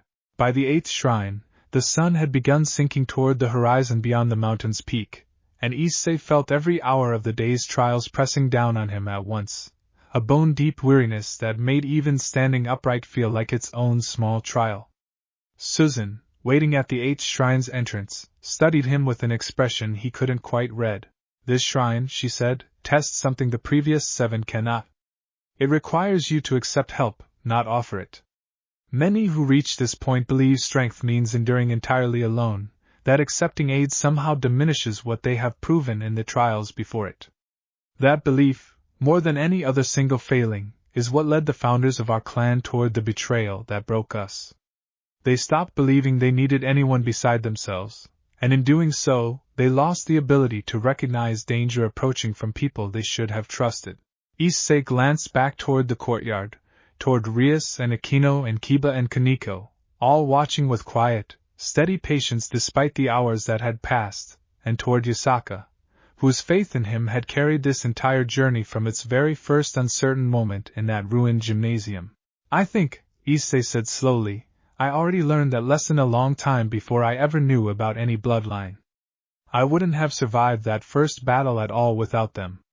I'm not about to forget that now. He stepped through the 8th shrine's entrance, and this time, rather than confronting an illusion alone, he found the shrine's interior filled with faint, ghostly renderings of every person who had stood beside him since the awakening: Rias, Akino, Kiba, Kaneko, Asia, Gasper, Yasaka, Kunou, even the briefly glimpsed figures of Hozuki and Shiro and the silver-haired elder from the Kyoto gathering, each one offering a small, wordless gesture of support, a hand extended, a nod, a quiet presence. Simply standing beside him rather than any test at all. The trial, Issei realized, had already been past the moment he'd chosen, without hesitation, to think of them rather than himself. The 9th and final shrine waited at the center of the circle, larger than the other 8, its architecture older and more weathered than any of the surrounding structures. Susan led him toward it herself this time, rather than simply gesturing him forward, and something in her measured pace suggested this final trial carried weight beyond even what the previous 8 had demanded. The final trial, she said, pausing at the entrance, is not a test of what you have already proven. It is a question about what comes after. I will not tell you more than that. The mountain will show you what it needs to show you. Issei glanced back one final time toward the courtyard, exhausted but steady, and stepped through the final shrine's entrance into whatever waited within. Chapter 3. The 9th shrine's interior did not resemble any of the previous 8. There was no illusion of memory, no reconstructed battlefield, no reflection of himself waiting to challenge his understanding of fear or humility or loyalty. Instead, Issei found himself standing in an open field beneath a sky filled with more stars than he had ever seen gathered in one place, the air cool and quiet, entirely peaceful in a way that felt almost disorienting after the intensity of the trials that had come before. A figure waited in the field, an elderly kitsune with 9 tails, translucent and faintly glowing, unmistakably a spirit rather than a living presence. You have come a long way today, the spirit said, voice carrying the warmth of genuine welcome rather than the testing wariness Issei had grown accustomed to throughout the day's trials. I am Renge, the first founder of this clan, many centuries gone from the world of the living. I have watched every sovereign who ever attempted these trials, though only a handful, across all the centuries since I built them, ever completed all 9. What happens now? Issei asked. Now, Renge said, I ask you the only question that truly matters, the one none of the previous 8 trials could properly measure. Not whether you are strong enough, or honest enough, or humble enough, though you have proven all of that today, in your own imperfect, genuine way. I ask instead what you intend to do with what you have proven. Power recognized and validated, Issei Hyoudou, without direction, without purpose, is exactly the seed that broke this clan generations ago. My own descendants earned every one of these trials in their time. They simply forgot, afterward, what the trials had been protecting. Issei considered the question carefully, aware of the weight behind it, the accumulated history of a clan that had isolated itself for a century rather than risk repeating whatever mistake had first fractured it. I don't think I have some grand purpose worked out, he admitted honestly. I didn't ask for this bloodline. I didn't plan to become some kind of unifying figure for Kitsune clans I didn't even know existed 2 months ago. But I know what I don't want. I don't want power that makes people afraid of me instead of trusting me. I don't want to end up like whatever happened to your clan, forgetting the people who mattered because some old bloodline convinced me I was more important than they were. If that's not a grand enough purpose, I understand if that's not good enough. Renj studied him for a long moment, translucent expression difficult to read against the backdrop of endless stars, and then, slowly smiled. It is more than good enough, the spirit said. It is, in fact, exactly the answer every one of my descendants who eventually failed this clan could never quite manage to give, no matter how skillfully they navigated the earlier trials. They always answered with grand ambition, with plans for unity and strength and legacy. You answered with simple, stubborn decency. That is rarer, and far more valuable, than any of them ever understood. The starlit field began to fade around them, dissolving slowly back into the plain wooden interior of the ninth shrine, Renj's translucent form fading with it, though the warmth of the spirit's final words lingered. Go, sovereign, Renj's voice echoed, fainter now as the vision fully receded. Tell Susan the mountain has finally found someone worth ending its century of silence for. Issei stepped back out into the courtyard to find the sun nearly set, the sky above the 9 peaks territory painted in deep orange and purple, and Rias immediately at his side, checking him over with the same careful thoroughness she'd shown throughout the entire long day. You made it through all 9, Rias said, relief evident despite her attempt at composure. How do you feel? Exhausted, Issei admitted, allowing himself, for the first time all day, to simply lean into her support rather than standing entirely on his own strength. But okay. I think it went well. Susan approached slowly, her expression, for the first time since their initial meeting, entirely open, none of the careful guardedness that had defined every previous exchange between them. No outsider has completed all 9 trials since this clan's founding, she said. Several of my own descendants failed to complete them, across the generations. You have done what none of them managed. What does that mean for the clan? Issei asked. It means, Susan said, that the century of isolation ends today. Not because you demanded it, or because your bloodline entitles you to it, but because you proved, across 9 separate trials, exactly the character this clan lost sight of generations ago. I will bring the 9 Peaks clan back into contact with the wider Kitsune world, and I will do so in your name, Sovereign. Issei. She paused, something almost like humor entering her expression. I believe that is the correct form of address, is it not? I recall you requesting it, rather insistently, from every envoy who has approached you so far. It is, Issei said, laughing despite his exhaustion. Thank you? For all of this. For trusting me enough to even offer the trials in the first place. Do not thank me yet, Susan said, though there was clear warmth beneath the words now. You have earned my clan's recognition. You have not yet earned the deeper trust that comes only with time. But I believe, watching you today, that you understand the difference, and that you are willing to be patient enough to earn it properly. That alone sets you apart from nearly everyone else who has ever attempted these trials. As the group finally began their descent down the long mountain stairway, the mist parting easily now before them where it had tested every earlier step, Yasaka fell into step beside Issei, her expression thoughtful. You surprised her today, Yasaka said quietly. Susan does not offer recognition easily, even to clans she has known for centuries. What you accomplished on this mountain will spread through every Kitsune bloodline within weeks, faster even than word of the awakening itself. Is that a good thing? It is exactly what I hoped for, when I first suggested you accept this invitation, Yasaka said. But I want you to understand something, Issei. What happened today was not simply a political victory, however useful it may prove for uniting the clans. You changed something in that mountain today. A century of isolation ended not through force or negotiation, but because a group of ancient, weary trials finally found someone who answered them honestly instead of ambitiously.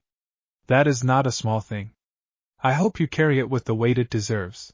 Issei thought about Ren's words, about the simple, stubborn decency that had apparently succeeded where generations of more ambitious sovereigns and clan heirs had failed, and felt something settle more firmly into place within him, a clearer sense, even if still imperfect and still uncertain in most of the details, of what kind of sovereign he actually wanted to become. I'll try, he said. That's about all I can promise right now. But I'll try. Chapter 4. The warmth of the Nine Peaks clan's recognition lasted almost exactly 9 days before the first real threat arrived, and when it did, it came not from the scattered, cautious testing of a single scout at the edge of a shrine, but with the direct, unmistakable confidence of an organization that no longer felt any particular need to hide its intentions. Issei felt it first during an ordinary afternoon at school, a sudden, sharp spike of hostile Yokai energy pressing against the edges of his awareness from somewhere near the school's front gate, strong enough that he excused himself from class immediately, Kaneko rising from her own seat a heartbeat later without needing any explanation at all. They found Kuroko waiting near the gate, though her usual lazy, playful demeanor had vanished entirely, replaced by a tense alertness that put Issei immediately on guard. "We've got a problem," she said without preamble. "The ones I warned you about, back when you'd only just started this whole sovereign business. They're not scouting anymore. There's a group calling themselves the Ashen Court, mostly rogue kitsune and a handful of stray Yokai who never much cared for the old clan structures, and they've decided the smart move is to grab the sovereign before he gets too strong to grab." "Grab me," Issei repeated. "Like kidnap me?" "More or less," Kuroko said. "Word is they've got some old ritual, something that lets them bind a sovereign's power to a vessel of their choosing, assuming they can capture him and hold him still long enough to complete it. I don't know the details, Naya, that's not exactly my area, but I know enough people who used to run with rougher crowds than mine to trust the rumor." "Why are you telling us this?" Rias asked, arriving alongside Akino and Kiba just as the conversation reached its most alarming point, her expression sharpening into the focused calculation Issei had come to recognize whenever a genuine crisis presented itself. Kuroko shrugged, though the gesture carried less of her usual carelessness than it normally did.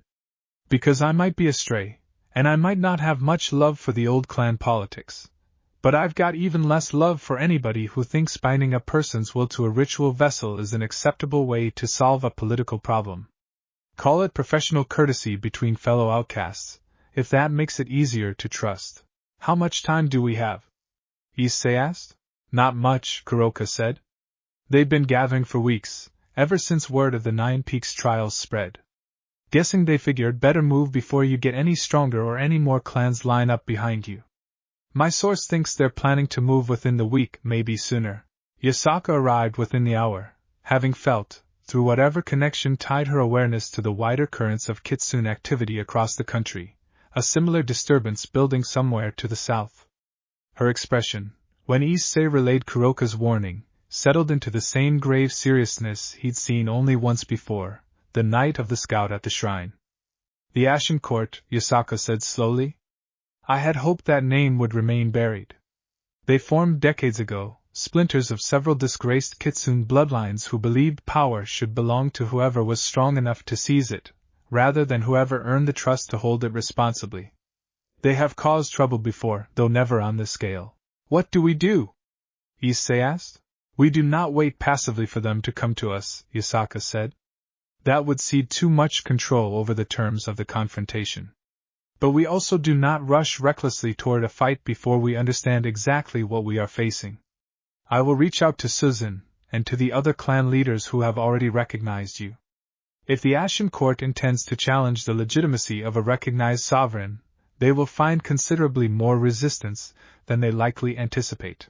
Over the following days, the atmosphere around Ko shifted into something tense and watchful, training sessions with Yasaka growing sharper and more urgent, clan representatives arriving with increasing frequency, not merely to offer polite recognition now but to formally pledge whatever assistance their bloodlines could provide should the threat materialize into open conflict.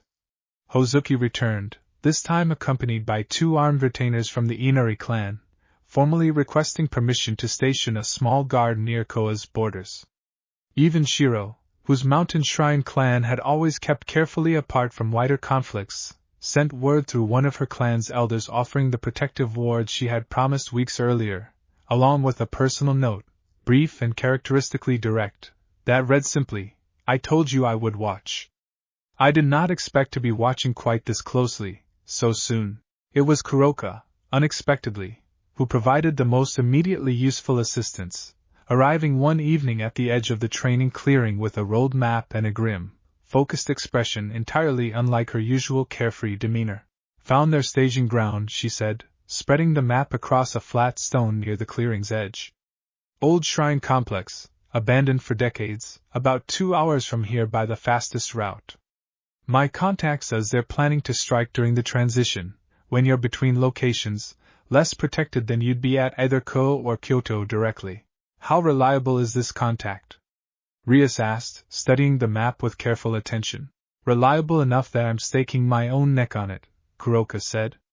Look, I know I'm not exactly the most trustworthy face to be handing you battle plans. Stray cat, no clan backing, no real reason for any of you to believe a word I say. But I meant what I told you weeks ago. I don't like what these people are trying to do, and I'd rather help stop it than watch it happen because nobody believed the warning in time. Issei studied her for a long moment, remembering the first strange, unbothered encounter outside the clubroom weeks earlier, and found himself, despite every reasonable instinct toward caution, believing her. I trust you, he said simply. Thank you for bringing this to us.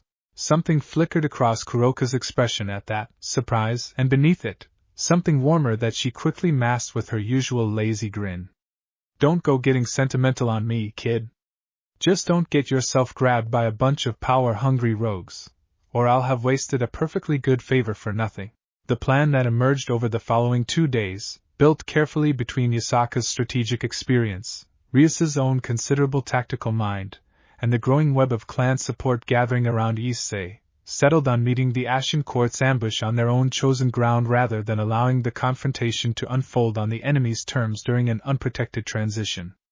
If the Ashen Court wanted to test whether a recognized sovereign, backed now by the Nine Peaks clan and a growing coalition of allies, could still be seized and bound against his will, they would receive their answer directly, rather than through the ambush they had spent weeks carefully preparing.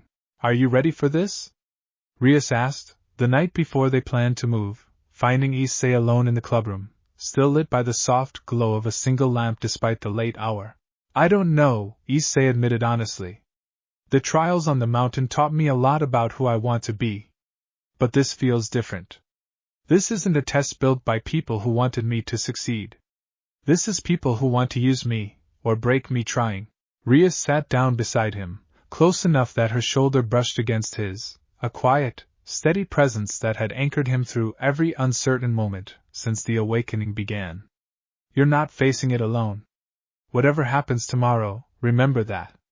You have a peerage who trusts you, a growing number of clans who have chosen to stand with you, and a bloodline that has already proven, on that mountain, exactly what kind of person you are underneath all of this power. The Ashen Court is betting that a sovereign can be seized and controlled like a weapon. I think they're about to learn how wrong that bet is. Issei looked at her, at the quiet confidence in her expression, and felt some of the tension in his chest ease, replaced by the same stubborn resolve that had carried him through every impossible turn since a ruined gymnasium had first cracked open a 300-year-old bloodline. Thank you, he said, for believing in me, even before any of this started. I believed in you long before you grew tails, Rias said, a small, genuine smile touching her expression. The bloodline just gave the rest of the world a reason to notice what I already knew. Chapter 5.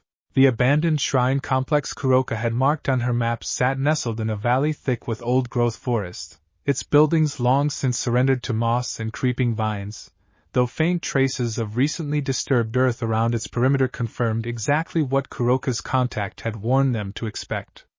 Issei's group arrived an hour before the Ashen Court's anticipated staging time, spreading quietly into positions Yasaka and Rias had planned together with careful precision, while representatives from the Gremory Clan and a small contingent sent personally by Susan took up watch along the valley's outer approaches. "They will know we are here soon enough," Yasaka said quietly, standing beside Issei near the shrine complex's central courtyard, the same nine-tailed calm she always carried settling comfortably over her despite the tension of the coming confrontation. "The question is only whether they choose to withdraw, understanding they have lost the element of surprise, or whether their conviction runs deep enough to press forward regardless." The answer arrived within the hour, the surrounding forest rustling with the approach of a considerable gathering, perhaps 24 figures emerging from the tree line, dark robes marking most of them as rogue kitsune, though a handful carried the distinct aura of other yokai types entirely, drawn together, Issei guessed, by shared resentment toward the old clan structures rather than any deeper loyalty to one another. At their center walked a tall, gaunt man with a single visible tail, though the yokai energy radiating from him felt disproportionately strong for that count, twisted somehow, as though augmented through means that felt distinctly unnatural compared to the clean, layered strength Issei had grown accustomed to sensing from Yasaka and the other legitimate clan leaders. "The sovereign," the man said, his voice carrying easily across the shrine courtyard, and quite the welcoming committee. "I confess I did not expect our staging ground to already be occupied when we arrived. Someone has been talking." "You could simply leave," Yasaka said, her tone calm but carrying unmistakable warning beneath it. "Whatever grievance drove the Ashen Court to this decision, there is still time to withdraw before this becomes something none of us can undo." "Withdraw," the man repeated, something bitter and amused twisting his expression. "Lady Yasaka speaks of withdrawal, as though the clan structures she represents have ever offered anything but withdrawal to those of us born without the right bloodline, the right lineage, the right connections. Do you know how many of us were cast aside by the very clans you claim to unite so gently, so patiently? A sovereign recognized by every clan is not unity, Lady Yasaka. It is simply a bigger cage, built more efficiently." "That's not what I'm trying to build," Issei said, stepping forward despite Rias's immediate, tense readiness beside him. "I don't know everything that happened to you, or to anyone else standing with you today. But I'm not here to build a bigger cage. If your clans cast you aside unfairly, that's a real problem, and one worth addressing.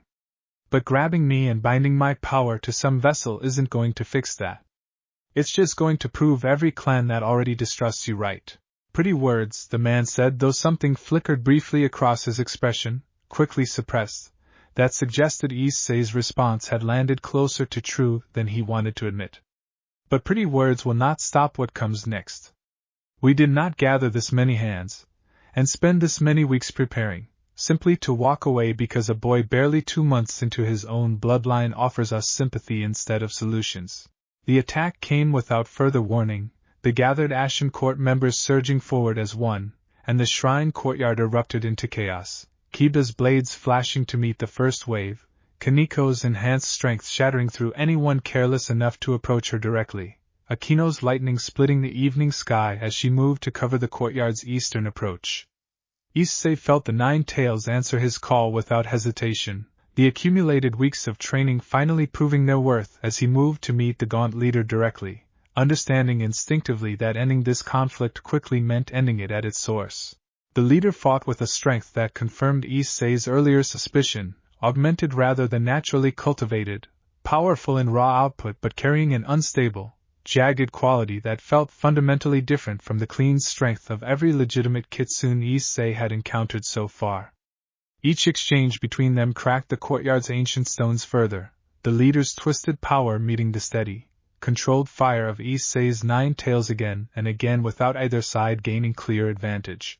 "You fight well, for someone still learning," the leader said, breathing hard, blood trickling from a shallow cut along his temple where one of Issei's tails had finally landed a solid strike. "But learning is not the same as understanding. You have not yet felt what it costs to be discarded by the very people who should have protected you.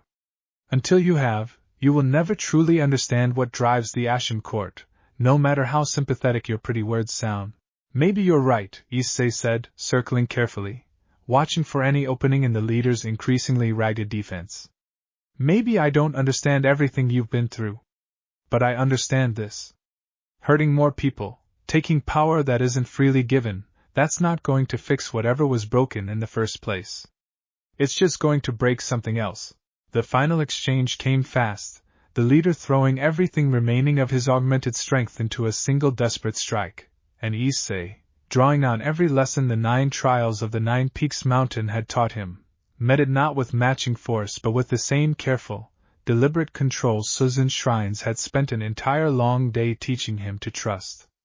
The 9 tails wove together into a single concentrated point of pale golden fire, meeting the leader's strike and, rather than simply overpowering it, unraveling it the same way his very first battle against the Ashen Cardinal had unraveled a barrier of condensed holy light, threads of unstable, augmented power simply coming apart at the seams under the weight of something steadier and more honestly earned. The leader collapsed, unconscious but alive, and across the rest of the courtyard, the tide of the wider battle had already turned decisively, the combined strength of Issei's peerage and the clan representatives who had answered Yasaka's call proving more than sufficient against a force that had clearly underestimated exactly how much support a recognized sovereign could now call upon. As the last of the Ashen Court's scattered members either fled into the surrounding forest or surrendered outright, Issei allowed himself, finally, to sink down onto one of the courtyard's broken stones, exhaustion catching up with him all at once now that the immediate danger had passed. Rias was at his side within seconds, checking him over with the same careful thoroughness she always showed, relief evident beneath her composed exterior. "It's over," she said. "For now, at least." "For now," Issei agreed, watching as Yasaka moved among the fallen Ashen Court members, her expression thoughtful rather than triumphant. Already, Issei suspected, considering what might be done to address the deeper grievances that had driven so many rogue kitsune to gather under a banner willing to bind a person's will against their consent. Kuroka appeared beside them a moment later, her usual grin restored though something more serious lingered beneath it. "Told you my source was good," she said. "Also told you not to get yourself grabbed. Look at you, barely a scratch. I'm almost disappointed I didn't get to see you actually struggle." "Thank you," Issei said, meaning it fully. "For the warning, and for fighting today. You didn't have to do either." "Yeah, well," Kuroka said, shrugging with a touch of her old, careless ease returning, "turns out I don't hate having a sovereign around who actually listens when someone like me shows up with a warning instead of a threat. Don't let it go to your head, Naya." As the evening settled fully into night around the ruined shrine complex, and the last of the immediate cleanup began, Issei found himself thinking, not for the first time since the awakening had begun, about how much had changed in such a short span of time. 2 months ago he had been an ordinary, if unusually resilient, member of Rias's peerage, worried mostly about school and about proving himself useful in a world of devils and angels and fallen. Now he stood at the center of an ancient bloodline's return, surrounded by allies who had chosen, freely and without coercion, to stand beside him through danger neither he nor any of them had fully anticipated. The Ashen Court's defeat would not solve every grievance that had driven them to gather in the first place, Issei understood that much clearly. But it had proven something important nonetheless, not simply that a sovereign could defend himself against those who sought to seize his power by force, but that the growing web of trust he had spent 2 careful months building, one honest conversation and one earned trial at a time, was strong enough now to answer, decisively, when it truly mattered. Yasaka found him as the last of the clan representatives began the journey back toward their respective territories, her expression carrying the particular warmth of someone watching a long, careful investment finally begin to bear fruit. "You handled that with more wisdom than I had any right to expect from someone barely 2 months into this bloodline," she said. "Susan will hear of this. As will every other clan watching how the sovereign chooses to conduct himself, when tested by genuine danger rather than ceremonial trial." "I just tried to do what felt right," Issei said, exhaustion evident in his voice but underlying it, a steady, quiet confidence that hadn't been there 2 months earlier. "That," Yasaka said, "is precisely why it worked." Chapter 6. The days following the confrontation at the abandoned shrine complex brought a flood of activity that left Issei feeling, more than once, as though he had traded one kind of exhausting trial for another entirely different one. Word of the Ashen Court's defeat spread even faster than news of the Nine Peaks trials had, and with it came a steady stream of formal correspondence, clan leaders offering congratulations, cautious inquiries about the captured Ashen Court members, and more than a few times, careful, probing questions about what kind of leadership a sovereign who fought that decisively, and still spoke so gently about addressing grievances rather than simply punishing rebellion, actually intended to offer. Going forward, they want to know what you'll do with the prisoners, Yasaka explained, during one of their now familiar evening sessions, though the clearing had shifted in recent days from simple training ground to something closer to an informal council space, clan messages arriving with increasing regularity for Issei's review. Some clans expect harsh punishment, a clear demonstration that challenging a recognized sovereign carries severe consequences. Others, and I confess I count myself among them, believe the deeper wound driving the Ashen Court's formation deserves more attention than punishment alone can provide. What do you think I should do? Issei asked. I think, Yasaka said carefully, that what I believe matters less right now than what you believe. This is precisely the kind of decision that will define what kind of sovereign the clans come to expect from you, far more than any trial or battle could. Choose harshly, and you will be respected perhaps, but also feared in a way that may cost you the deeper trust you have worked so hard to build. Choose too leniently, and some clans may question whether you possess the resolve necessary to hold this bloodline's authority at all. Issei thought about the gaunt leader's words in the moments before their final exchange, about clans casting aside kitsune born without the right lineage or connections, and found himself, despite the very real danger the Ashen Court had posed, unable to simply dismiss the grievance entirely as unworthy of consideration. I want to talk to them, he said finally. The ones we captured. Not to punish them further, they've already lost the fight, and I think most of them know that. I want to understand what actually drove them to this, clan by clan if I have to, and see if there's something real underneath the anger that I can actually help fix instead of just declaring the whole thing a rebellion and moving on. Yasaka studied him for a long moment, something quietly proud settling into her expression. That is, I believe, exactly the kind of answer Susan's mountain trials were built to recognize. Very well. I will arrange it. Though I suspect, Issei, that you are about to discover unity is a far messier, far slower process than any single trial or battle could ever fully capture. The conversations that followed over the next several days proved exactly as messy and complicated as Yasaka had warned. Dozens of individual grievances, some clearly legitimate, clans that had cast aside kitsune born to lesser bloodlines or mixed heritage without any real consideration for their character or capability, others more difficult to untangle. Personal ambitions and old resentments tangled together with genuine unfair treatment in ways that resisted easy, clean solutions.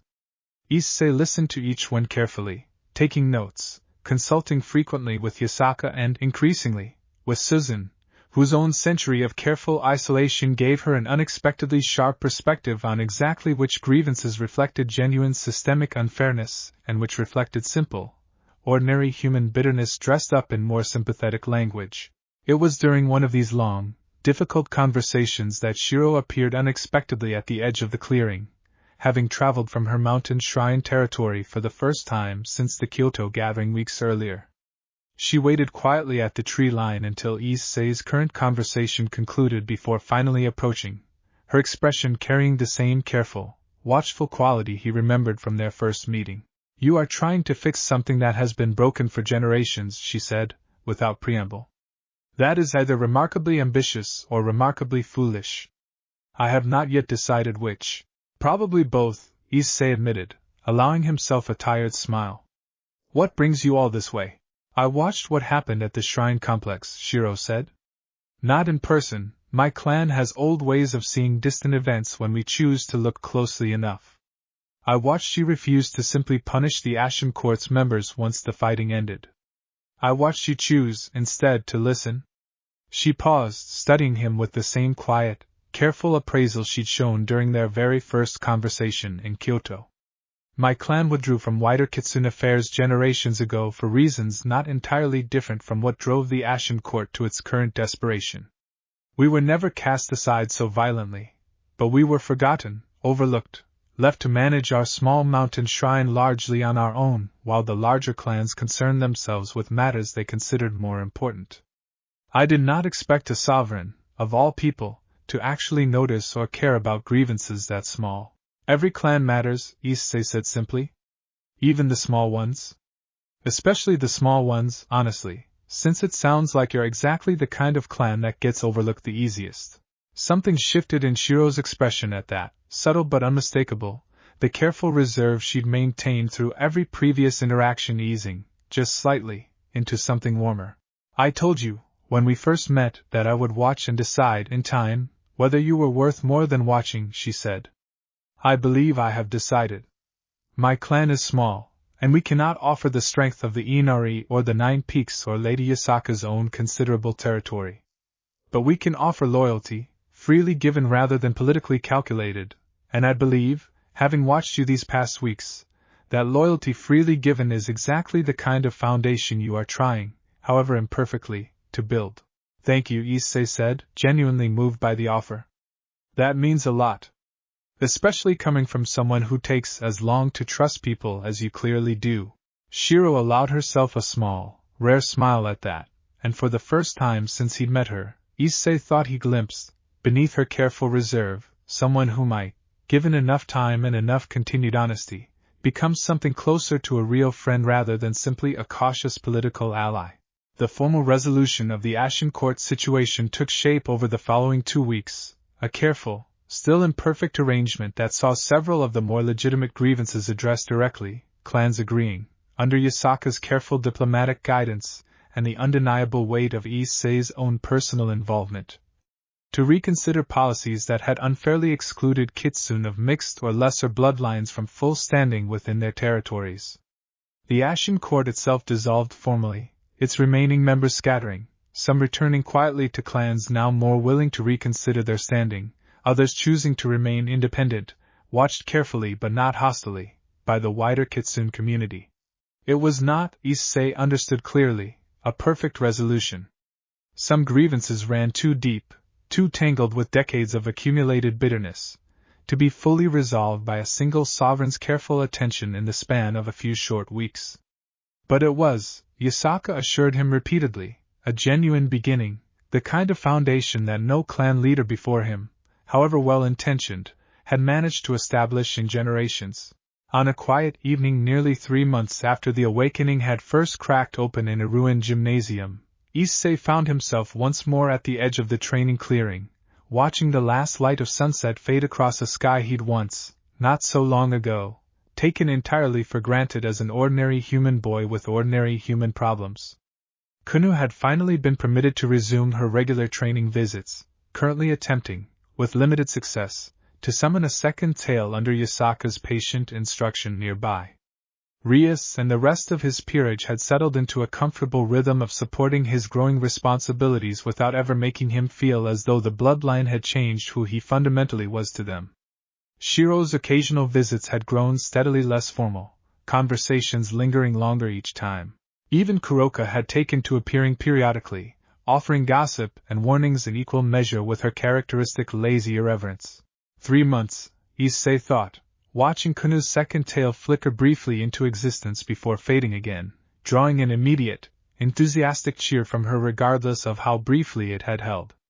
3 months since an old bloodline had decided, in a moment of desperate need, that a boy who had never asked for any of this might be worth waking for after all.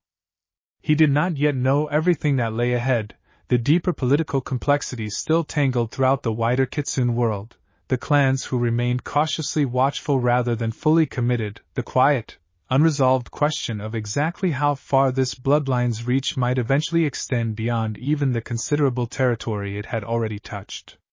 But standing there, in the fading evening light, surrounded by people who had chosen, freely and without coercion, to place their trust in him, Issei found that uncertainty far easier to carry than it had felt on that very first exhausted, disoriented morning in Yasaka's tatami guest room, 3 months and an entire lifetime of change ago. Somewhere beyond the edges of Ko, in shrines and dens scattered across the country, and Issei suspected, increasingly beyond it, Word of a sovereign who listened before he judged, who chose patience over conquest, who had earned the trust of the reclusive Nine Peaks clan and turned back an armed rebellion without abandoning compassion for the grievances that had caused it, continued to spread, quietly and steadily, from one cautious, watchful kitsune to the next. "You're thinking very loudly again," Kunou announced, abandoning her tail practice to flop down on the grass beside him, her single tail flicking in mild frustration at her own limited progress. "You always get that face when you're thinking too hard about something instead of just enjoying the evening." "Sorry," Issei said, laughing softly. "Just thinking about how much has changed." "Is it bad thinking or good thinking?" "Good thinking, mostly," Issei said, considering the question honestly. "A little overwhelming. But good." Kunou nodded sagely, with the particular confidence of someone who had decided her assessment settled the matter entirely. "That's the right kind of thinking to have, then. Mother says the best kind of growing up is the kind that overwhelms you a little, because it means you're actually paying attention to how big the world is instead of pretending it's smaller and safer than it really is." "Your mother is very wise." "I know," Kunou said, entirely unself-conscious about the agreement. "I'm going to be wise like that too, someday. Once I figure out how to hold a second tail for longer than 4 seconds. Yasaka, overhearing the exchange from where she stood a short distance away, allowed herself a rare, unguarded smile, the kind she reserved, Issei had noticed, almost exclusively for quiet moments like this one, evenings without ceremony or crisis, just the simple, accumulating proof that the choice she had made 3 months earlier, to walk into a ruined gymnasium and offer her hand to a boy who had just cracked open an ancient bloodline out of nothing but desperate love for his friends, had been the right one. "Come," she said finally, as the last light faded fully from the sky above the clearing. "It has been a long few weeks, for all of us. Tomorrow will bring whatever it brings. Tonight I think we have earned the right to simply rest."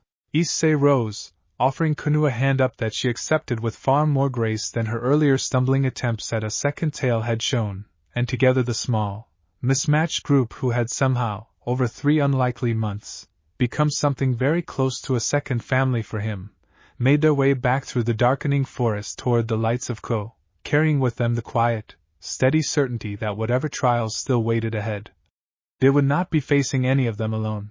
Act 3. Chapter 1. The summons from the underworld arrived with considerably more formality than any letter Issei had received from the Kitsune clans so far. A sealed envelope bearing the crest of the Gremory house alongside a second, unfamiliar seal, delivered directly to Rias's hands by one of her own family's attendants rather than folded into a paper bird.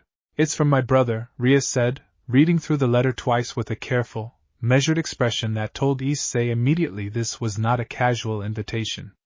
"Surzex wants to meet with you. Formally. The other great kings have taken notice of what's happening with the Kitsune clans, and apparently there are members of the underworld's ruling council who are, let's say, less than comfortable with a sovereign this powerful rising outside of any devil oversight." "Oversight," Issei repeated. "I'm not exactly planning on answering to anyone. No offense to your brother. None taken, I imagine, though you should probably choose your words more carefully when you're actually standing in front of him," Rias said, a faint, tired smile touching her expression despite the seriousness of the letter. "This isn't about control, not exactly. It's about balance. The underworld has spent centuries maintaining a careful equilibrium between devils, fallen angels, and the various Yokai factions. A newly awakened sovereign, capable of uniting Kitsune clans that have been fractured for generations, represents a significant shift in that balance. Some of the council will be curious. Some will be worried. A few, knowing how underworld politics tend to work, will probably already be looking for ways to use you to their own advantage." Yasaka, present for the conversation as she so often was these days, nodded slowly, her expression thoughtful. "This was always going to happen eventually, Issei. The Kitsune clans are not the only faction watching your rise with interest. I had hoped we would have more time to consolidate your standing among the clans before the underworld's attention turned fully toward you, but I suppose 3 months was always an optimistic timeline." "What happens if I say no?" Issei asked. "You could," Rias said. "Surzex would understand, even respect it, in his own way. But I don't think it would actually help you. Better to meet him on your own terms, with your own voice, than to let rumor and second-hand reports shape whatever opinion the Underworld's council forms about you in your absence. Issei considered this, turning the sealed letter over in his hands, feeling the familiar mixture of nervousness and stubborn resolve that had carried him through every major turning point of the past 3 months. Okay. Let's go meet your brother. The journey to the underworld felt different from every previous transportation circle Issei had used during his kitsune training, the magic older and heavier, carrying with it an unmistakable sense of crossing into territory governed by rules far more rigid and consequential than anything he'd encountered navigating clan politics so far. They arrived in a grand hall within the Gremory family's central estate, high ceilings supported by ornate pillars, the air itself carrying a faint, ambient hum of power that made even Yasaka, usually so composed, straighten slightly with obvious respect. Surzex Lucifer waited at the hall's far end, his expression carrying the same easy warmth Issei remembered from previous encounters, though tempered now with a careful formality suited to the occasion. Beside him stood several other figures Issei did not immediately recognize, robes and bearings suggesting significant standing within the underworld's political structure, and their expressions, unlike Surzex's own welcoming demeanor, ranged from cautious curiosity to something closer to open skepticism. Issei, Surzex said warmly, though his tone carried enough formal weight to signal this was, despite the familiar greeting, very much an official occasion. Thank you for coming. I know the timing may feel sudden, but I assure you, the Council's interest in your recent developments comes from a place of genuine concern for maintaining balance, not hostility. I appreciate that, Issei said, doing his best to match the careful formality of the room despite how far outside his comfort zone the entire setting felt. Though I have to admit, I'm still getting used to being important enough for entire councils to have opinions about me. A ripple of quiet amusement passed through a few of the gathered figures at that, though one, an older devil with sharp, calculating eyes and a posture that radiated deep-seated suspicion, did not join in. Amusing, the older devil said, his voice carrying a dry, unimpressed edge, but hardly reassuring, Sekiryudai. You ask us to believe that a bloodline capable of uniting fractured kitsune clans under a single banner, wielded by someone who, by his own admission, does not yet fully understand the scope of his own power, poses no threat to the careful balance this council has spent centuries maintaining. With respect, Yasaka said, stepping forward with the same calm, measured authority she carried into every diplomatic exchange, I have spent 3 months training this sovereign personally, and I can assure the council that his intentions align far more closely with preserving balance than disrupting it. He has already demonstrated, on multiple occasions, a willingness to prioritize diplomacy and understanding over raw conquest, even when raw conquest would have been considerably easier. Lady Yasaka's endorsement carries weight, the older devil acknowledged, but forgive me if a leader personally invested in the sovereign's success is not the most objective voice in this room. Then let me speak for myself, Issei said, drawing the attention of the entire hall back toward him. I get why you're worried. Genuinely, I do. A bunch of fractured clans suddenly having a reason to work together, led by someone none of you really know yet. That sounds like exactly the kind of thing that could upset a careful balance. But I'm not trying to build an empire, or challenge the underworld's authority, or do anything except help people who've been divided and mistreated for generations finally have a chance to trust each other again. If that ends up shifting the balance somehow, I think it's because the old balance depended a little too much on keeping the Kitsune clans fractured and quiet in the first place. The hall fell silent at that, the older devil's expression tightening slightly, though Surzex, Issei noticed, had allowed a small, genuinely approving smile to settle across his features. That, Surzex said, is precisely the kind of honesty I had hoped to hear today. Lord Agars, I understand your caution, and I do not dismiss it. But I have watched this young man defeat threats that would have overwhelmed devils twice his experience, and I have watched him, time and again, choose restraint and diplomacy when raw power would have offered an easier, faster resolution. I believe the Council's concerns are worth continued monitoring, but I do not believe they warrant the kind of intervention some among us have quietly begun to suggest. Intervention, Issei repeated carefully, glancing toward Rias, whose expression had sharpened with obvious concern. What kind of intervention? There have been discussions, Lord Agars admitted, with evident reluctance, about whether a sovereign of this magnitude should be formally bound by underworld oversight, a treaty of sorts, ensuring the growing Kitsune coalition operates within boundaries acceptable to the Council's broader interests. I will not pretend those discussions have concluded, or that every member of the Council shares my particular concerns. But you should understand, Security, that not everyone in this hall is prepared simply to trust the bloodline's good intentions without some manner of formal assurance. The tension in the hall thickened noticeably at that admission, and Issei felt Rias's hand find his sleeve, a small, grounding gesture amid a conversation that had suddenly grown considerably more consequential than he'd expected walking in. I'm not going to sign away the independence of an entire Kitsune coalition because a council I've never met before today is nervous, Issei said, careful to keep his tone measured despite the flare of protective indignation rising in his chest. But I'm also not trying to be difficult for the sake of it. If there's a way to build trust with the underworld that doesn't involve putting the clans back under someone else's thumb, I'm willing to work toward that. I just need it to actually be a partnership, not another cage with a nicer name.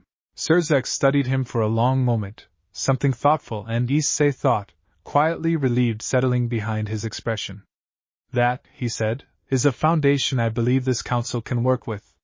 Lord Agars, I propose we table any formal treaty discussions for now, and instead establish a period of observed cooperation, a chance for the sovereign to demonstrate, through action rather than promise alone, exactly the kind of partnership he describes.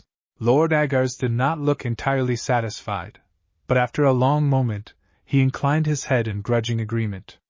Very well. But understand, Security, that this council's patience, however generous Surzek may currently feel, is not infinite. Prove yourself worthy of the trust extended today, or I promise you, the conversation about formal boundaries will return, and considerably less gently than it has been raised so far. As the council began filing out of the hall, one of the quieter attendees, a young devil woman who had said nothing throughout the entire tense exchange, lingered a moment longer than the others, studying Issei with open, unguarded curiosity rather than the careful political calculation everyone else in the room had shown. You're not what I expected, she said, when the hall had mostly emptied. Half the council spent the week before this meeting debating whether you'd walk in here demanding recognition like some conquering hero. Instead you basically told Lord Agars he was right to worry, just for the wrong reasons. She offered a small, genuine smile. That took more nerve than half the posturing Lord Agars usually gets from ambitious young devils trying to impress the council. I wasn't trying to impress anyone, Issei admitted. I was just trying not to lie to a room full of people who'd probably notice if I did. That, the young devil said, is exactly why it worked. She inclined her head politely before following the rest of the council out of the hall, leaving Issei with the small, quiet reassurance that whatever difficulties still lay ahead in navigating underworld politics, at least a few people in that intimidating hall had walked away more curious than wary. Chapter 2. The walk back through the Gremory estate's grand corridors, following the tense conclusion of the council meeting, carried a heaviness that lingered even after they'd left the hall itself behind. Rias remained quiet beside him, her expression troubled in a way Issei had rarely seen outside of genuine crisis, and it was Surzek, catching up to them near the estate's outer gardens, who finally broke the silence. I apologize for Lord Agars, he said. He is not wrong to be cautious, even if his particular approach leaves something to be desired in terms of warmth. The underworld has survived centuries of careful, hard-won balance between factions who would very happily tear each other apart given sufficient provocation. Change, even change as promising as what you represent, Issei, understandably makes people like him nervous. I get it, Issei said. I just don't love the idea that being honest and trying to do the right thing might not be enough to actually earn that trust. It rarely is, unfortunately, not on its own, Surzek said, a note of genuine sympathy in his voice. Trust of this magnitude is built slowly, through repeated demonstration rather than singular declaration, however sincere that declaration might be. I do not say this to discourage you. I say it because I believe, having watched you today, that you already understand this instinctively, even if the underworld's particular brand of caution feels frustrating in the moment. Rias finally spoke, her earlier troubled silence giving way to something more focused.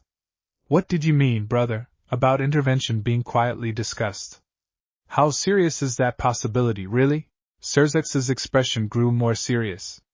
Serious enough that I did not want to raise it without proper context, and serious enough that I am glad Issei handled the conversation as carefully as he did. There are factions within the council who remember, all too well, previous instances of unchecked power rising outside formal structures, and who would prefer to see any such power bound by treaty before it grows too large to negotiate with at all. I do not share that particular fear, not fully, but I would be lying if I claimed no one shares Lord Agarz's concerns. So what do I actually need to do, Issei asked, to make sure this observed cooperation thing goes well enough that the treaty conversation doesn't come back? Continue exactly as you have been, Surzex said. Address grievances honestly. Choose diplomacy over conquest whenever possible. And if I may offer one additional piece of advice, allow the underworld to see that partnership rather than isolation, working with existing structures rather than entirely apart from them. The Kitsune clans have operated largely independent of underworld oversight for centuries, which is precisely why your rapid rise has made certain council members so uneasy. A demonstrated willingness to coordinate, even informally, would go a long way toward easing those concerns. Issei absorbed this, turning the advice over carefully, aware of just how much delicate balancing this new political dimension of his responsibilities would require going forward. I think I can work with that, he said finally. Thank you for being straight with me about all of it, instead of just letting me walk in blind. You have proven, repeatedly, that you handle honesty considerably better than most, Surzex said, a warm smile returning to his expression. It would be a poor use of that quality to withhold information you clearly deserve to have. The return journey to Ko passed largely in quiet reflection, Issei turning over the weight of the council's cautious scrutiny, the underlying threat of a treaty that might, if handled poorly, undo much of the careful, patient work of the past 3 months. It was Yasaka, breaking the silence once they'd returned to the familiar training clearing, who offered the perspective that finally settled some of the unease still sitting in his chest. You handled that considerably better than I expected, for a first encounter with underworld politics at that level, she said. Lord Agarz is known throughout the council for his caution bordering on outright suspicion.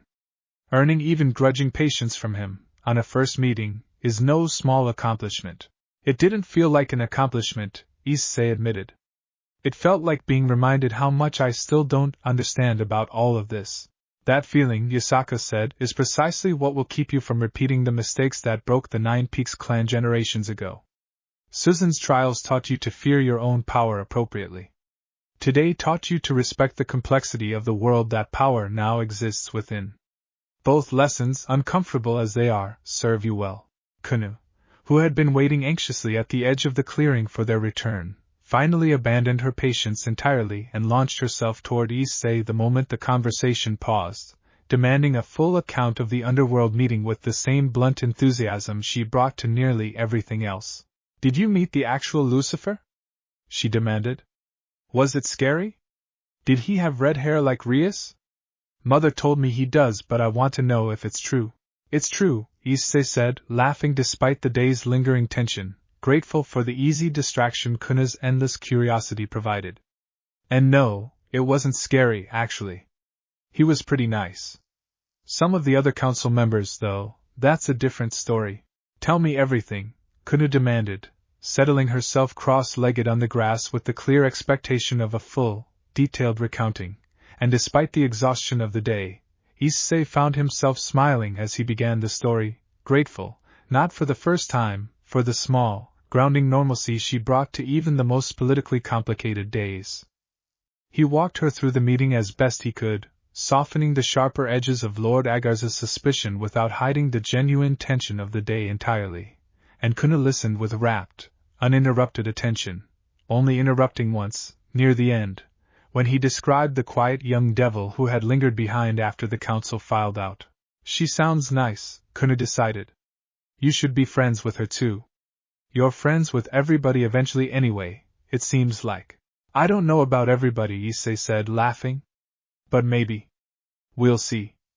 You always say that, Kunou said, with the particular exasperation of someone who had apparently kept careful track of exactly how often he deflected certainty in favor of cautious possibility. We'll see, I don't know, maybe. You should just say yes sometimes. It would save a lot of time.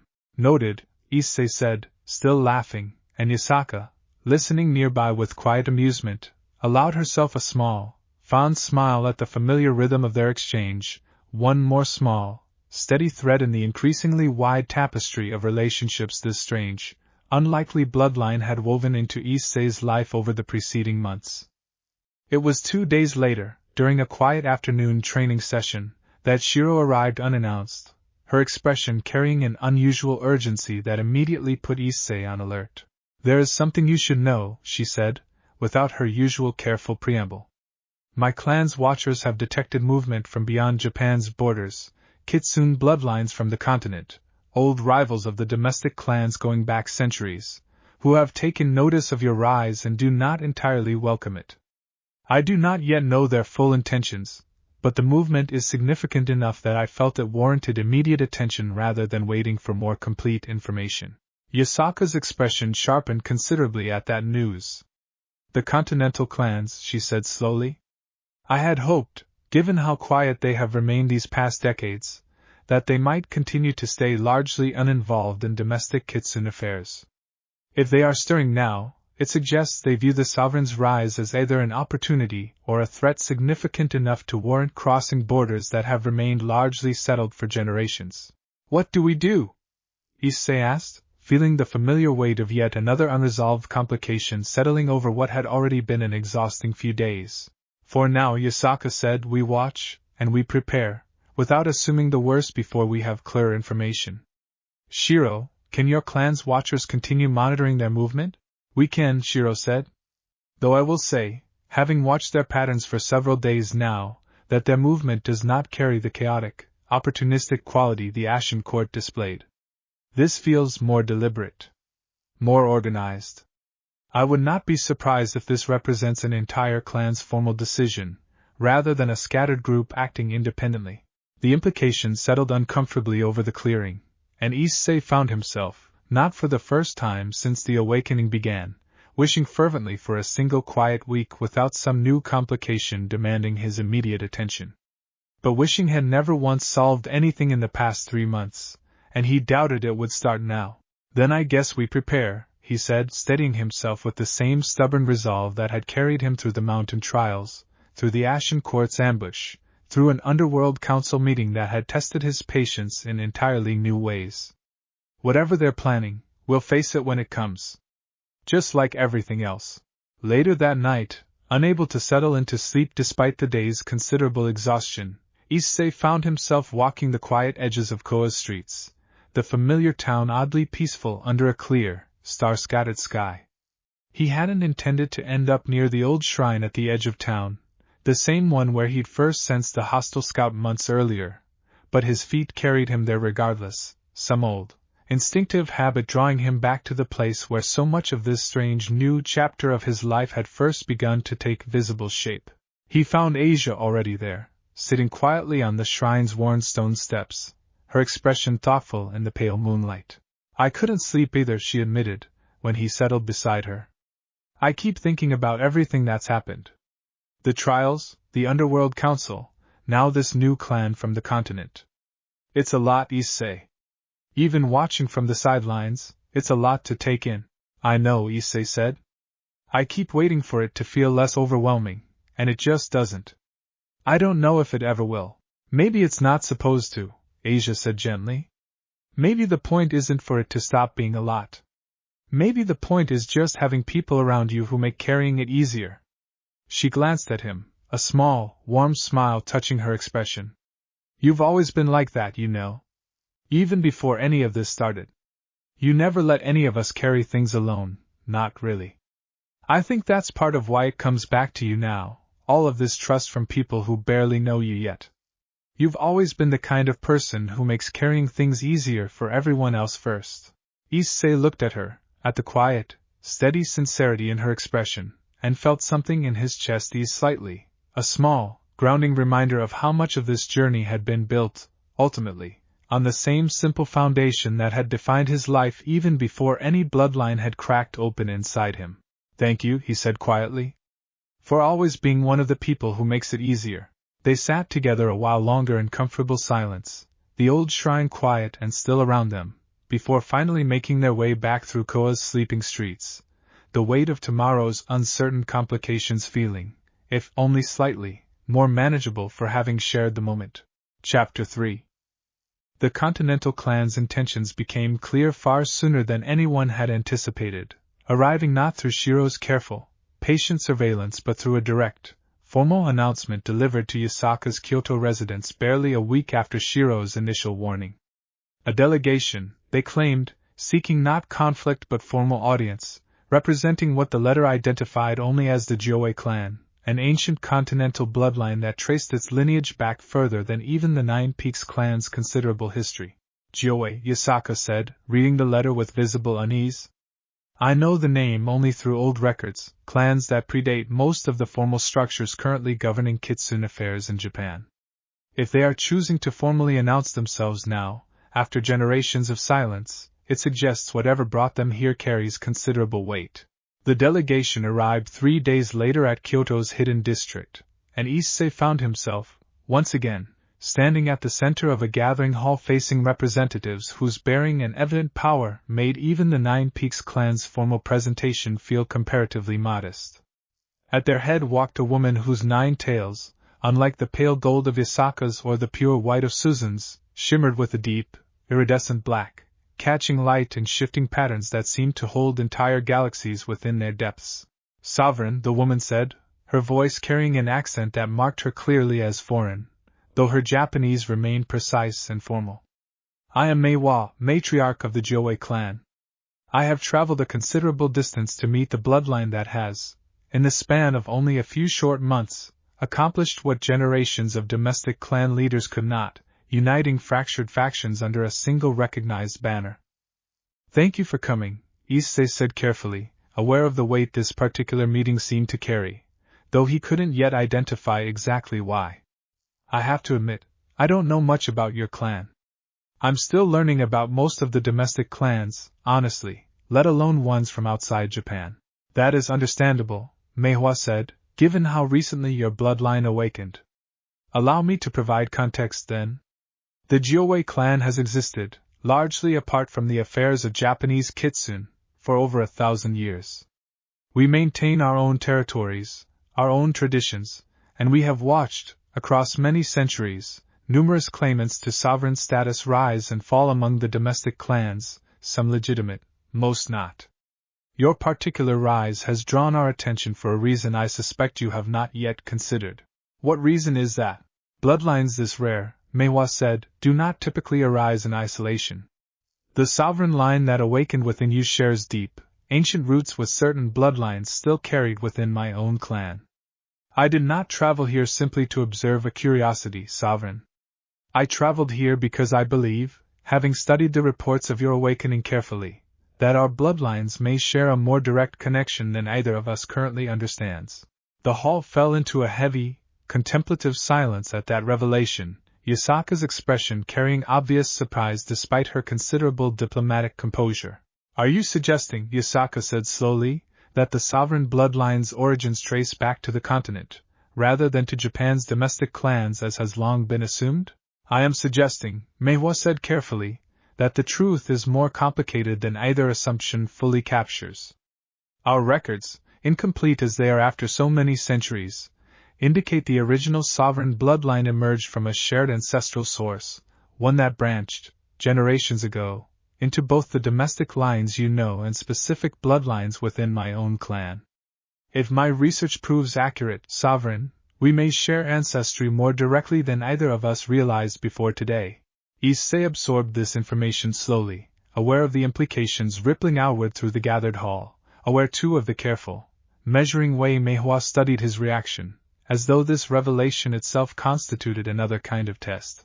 "If that's true," Issei said finally, "what does it actually mean, practically? For your clan, for the domestic clans, for me?" It means, Meiwa said, that the Jiawei clan has a legitimate historical claim to involvement in whatever this bloodline's future ultimately becomes. It means, potentially, that further awakenings within my own clan's lineage remain possible, should circumstances align correctly. And it means, most immediately relevant to your current concerns, that the Jiawei clan is prepared to offer formal recognition and support, should you prove worthy of it, exactly as the domestic clans have already begun to do. That sounds almost too generous, Rias said carefully, her strategic instincts clearly engaged despite the diplomatic setting. Forgive my directness, but what does the Jiawei clan actually want in exchange for that support?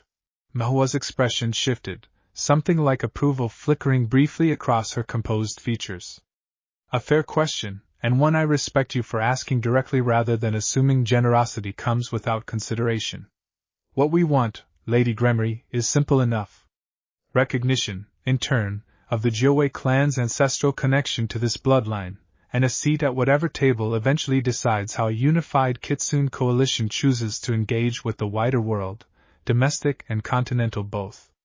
We do not seek to control the sovereign, nor to diminish the domestic clan's existing standing. We seek only to ensure our own ancient lineage is not written out of a history we have, whether anyone realized it or not, always been quietly connected to. Issei glanced toward Yasaka, seeking her assessment, and found her expression thoughtful rather than wary, the careful consideration of someone weighing a genuinely complicated proposition rather than dismissing an obvious threat. I believe, Yasaka said slowly, that Matriarch Meihua's request, if her claims prove accurate upon further verification, is not unreasonable. Ancestral connection carries real weight among Kitsune tradition, regardless of borders or centuries of separation. Then let's verify it properly, Issei said, before we make any promises either way. I'm not going to just take your word for a claim this big, no offense, but I'm also not going to dismiss it without actually looking into it seriously. If it turns out to be true, I think you deserve a seat at the table. If it doesn't, I hope you'll understand why I can't offer one just because you traveled a long way to ask. Meihua studied him for a long moment, and then, unexpectedly, allowed a small, genuine smile to cross her features. That, she said, is precisely the kind of careful, honest response I had hoped for, though I confess I did not fully expect it.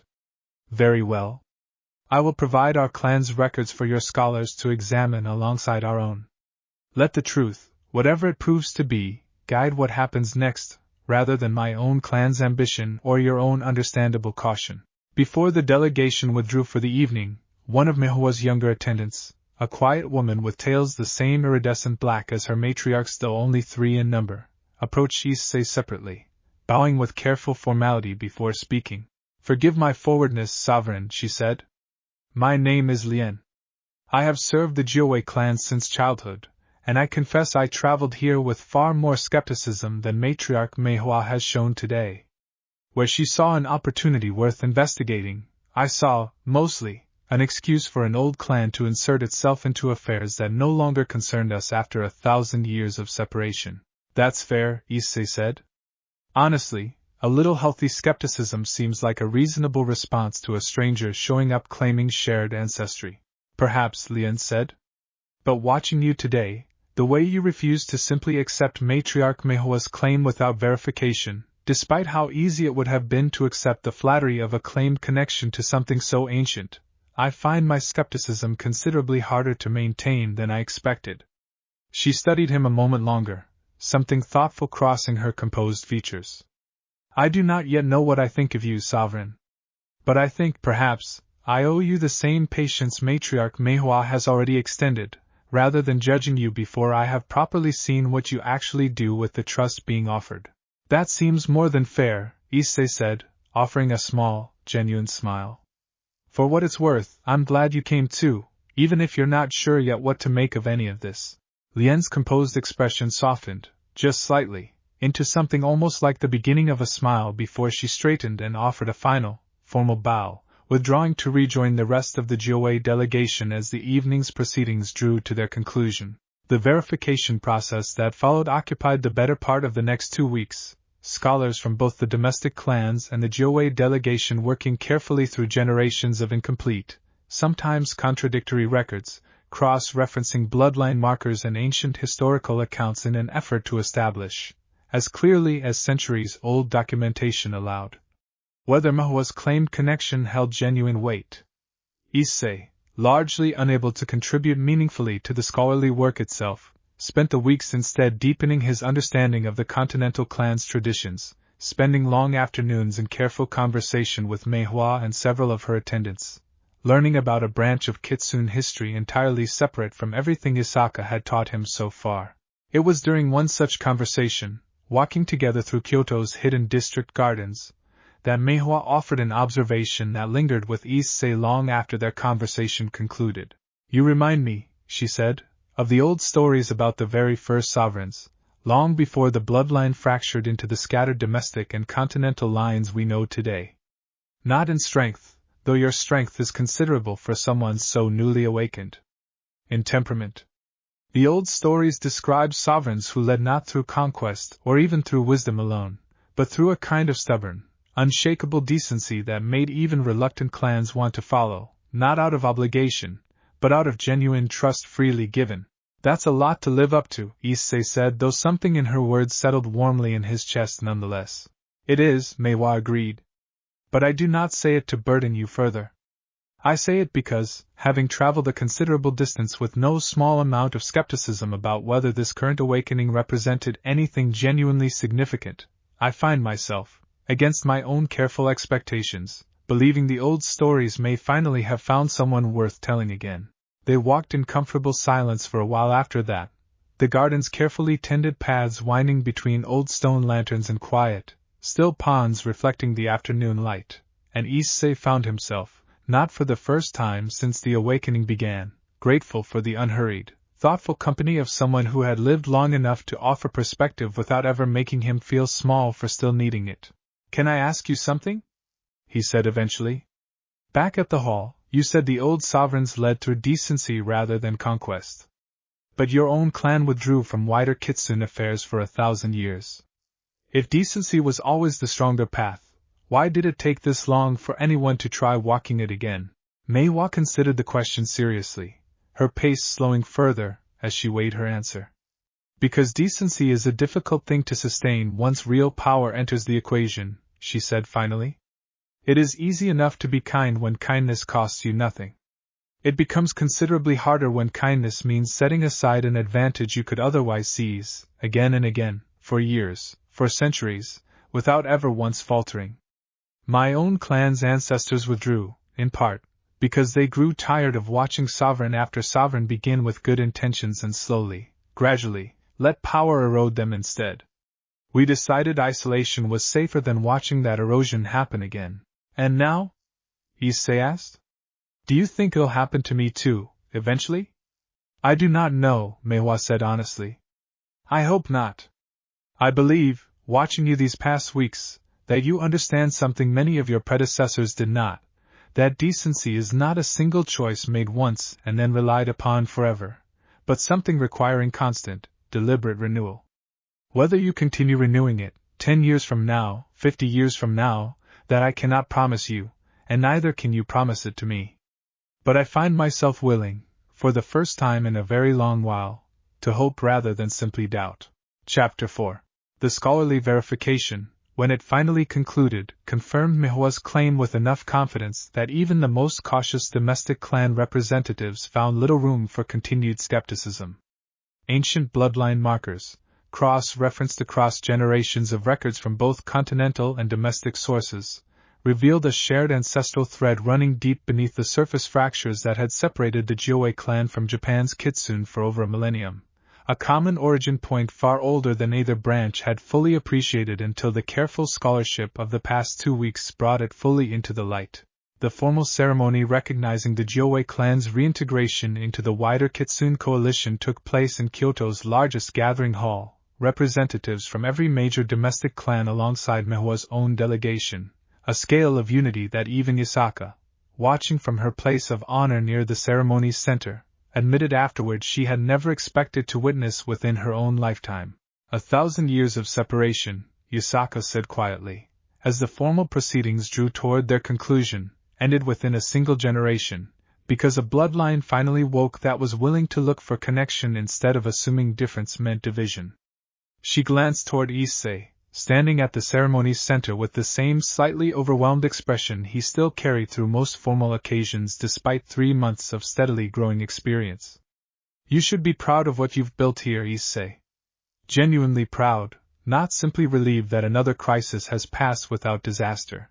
I'm getting there, Issei admitted. It still feels strange, honestly.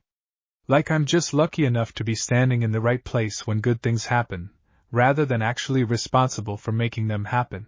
That, Meihua said, approaching in time to catch the tail end of the conversation, is precisely the humility that makes you worth following, Sovereign, though I suspect you will need to learn to accept credit more gracefully as your responsibilities continue to grow. Luck rarely accounts for consistency.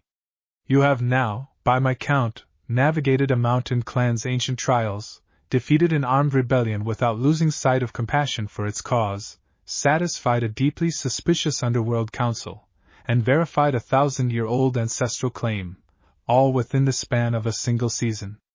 At a certain point, Sovereign, pattern becomes evidence of character, not coincidence.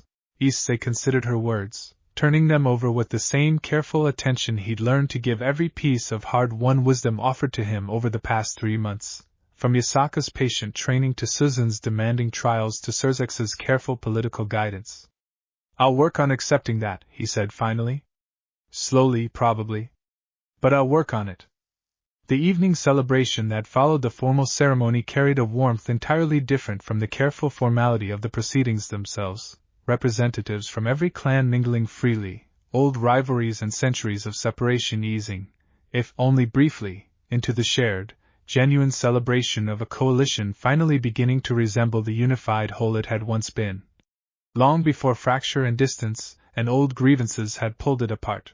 It was during this celebration that Kuroka finally reappeared, having been notably absent throughout the tense weeks of verification and diplomatic maneuvering. Her usual lazy grin restored as she found Issei near the edge of the gathering, a cup of something sweet-smelling in hand. Quite the party, she said, settling beside him with characteristic ease. Didn't peg you for the type to pull off uniting a 1,000-year-old grudge in a single season, but here we are, Naya. I had a lot of help, Issei said, though he found himself smiling at her familiar, unbothered presence amid the evening's considerable formality. You always say that, Kuroka observed, studying him with a more thoughtful expression than her usual carelessness typically allowed. Every time something big happens, it's always help this, teamwork that. You ever going to just accept you're the reason people keep choosing to help you in the first place? Meihua said something similar earlier, Issei admitted. I'm working on it. Good, Kuroka said, satisfaction evident in her tone.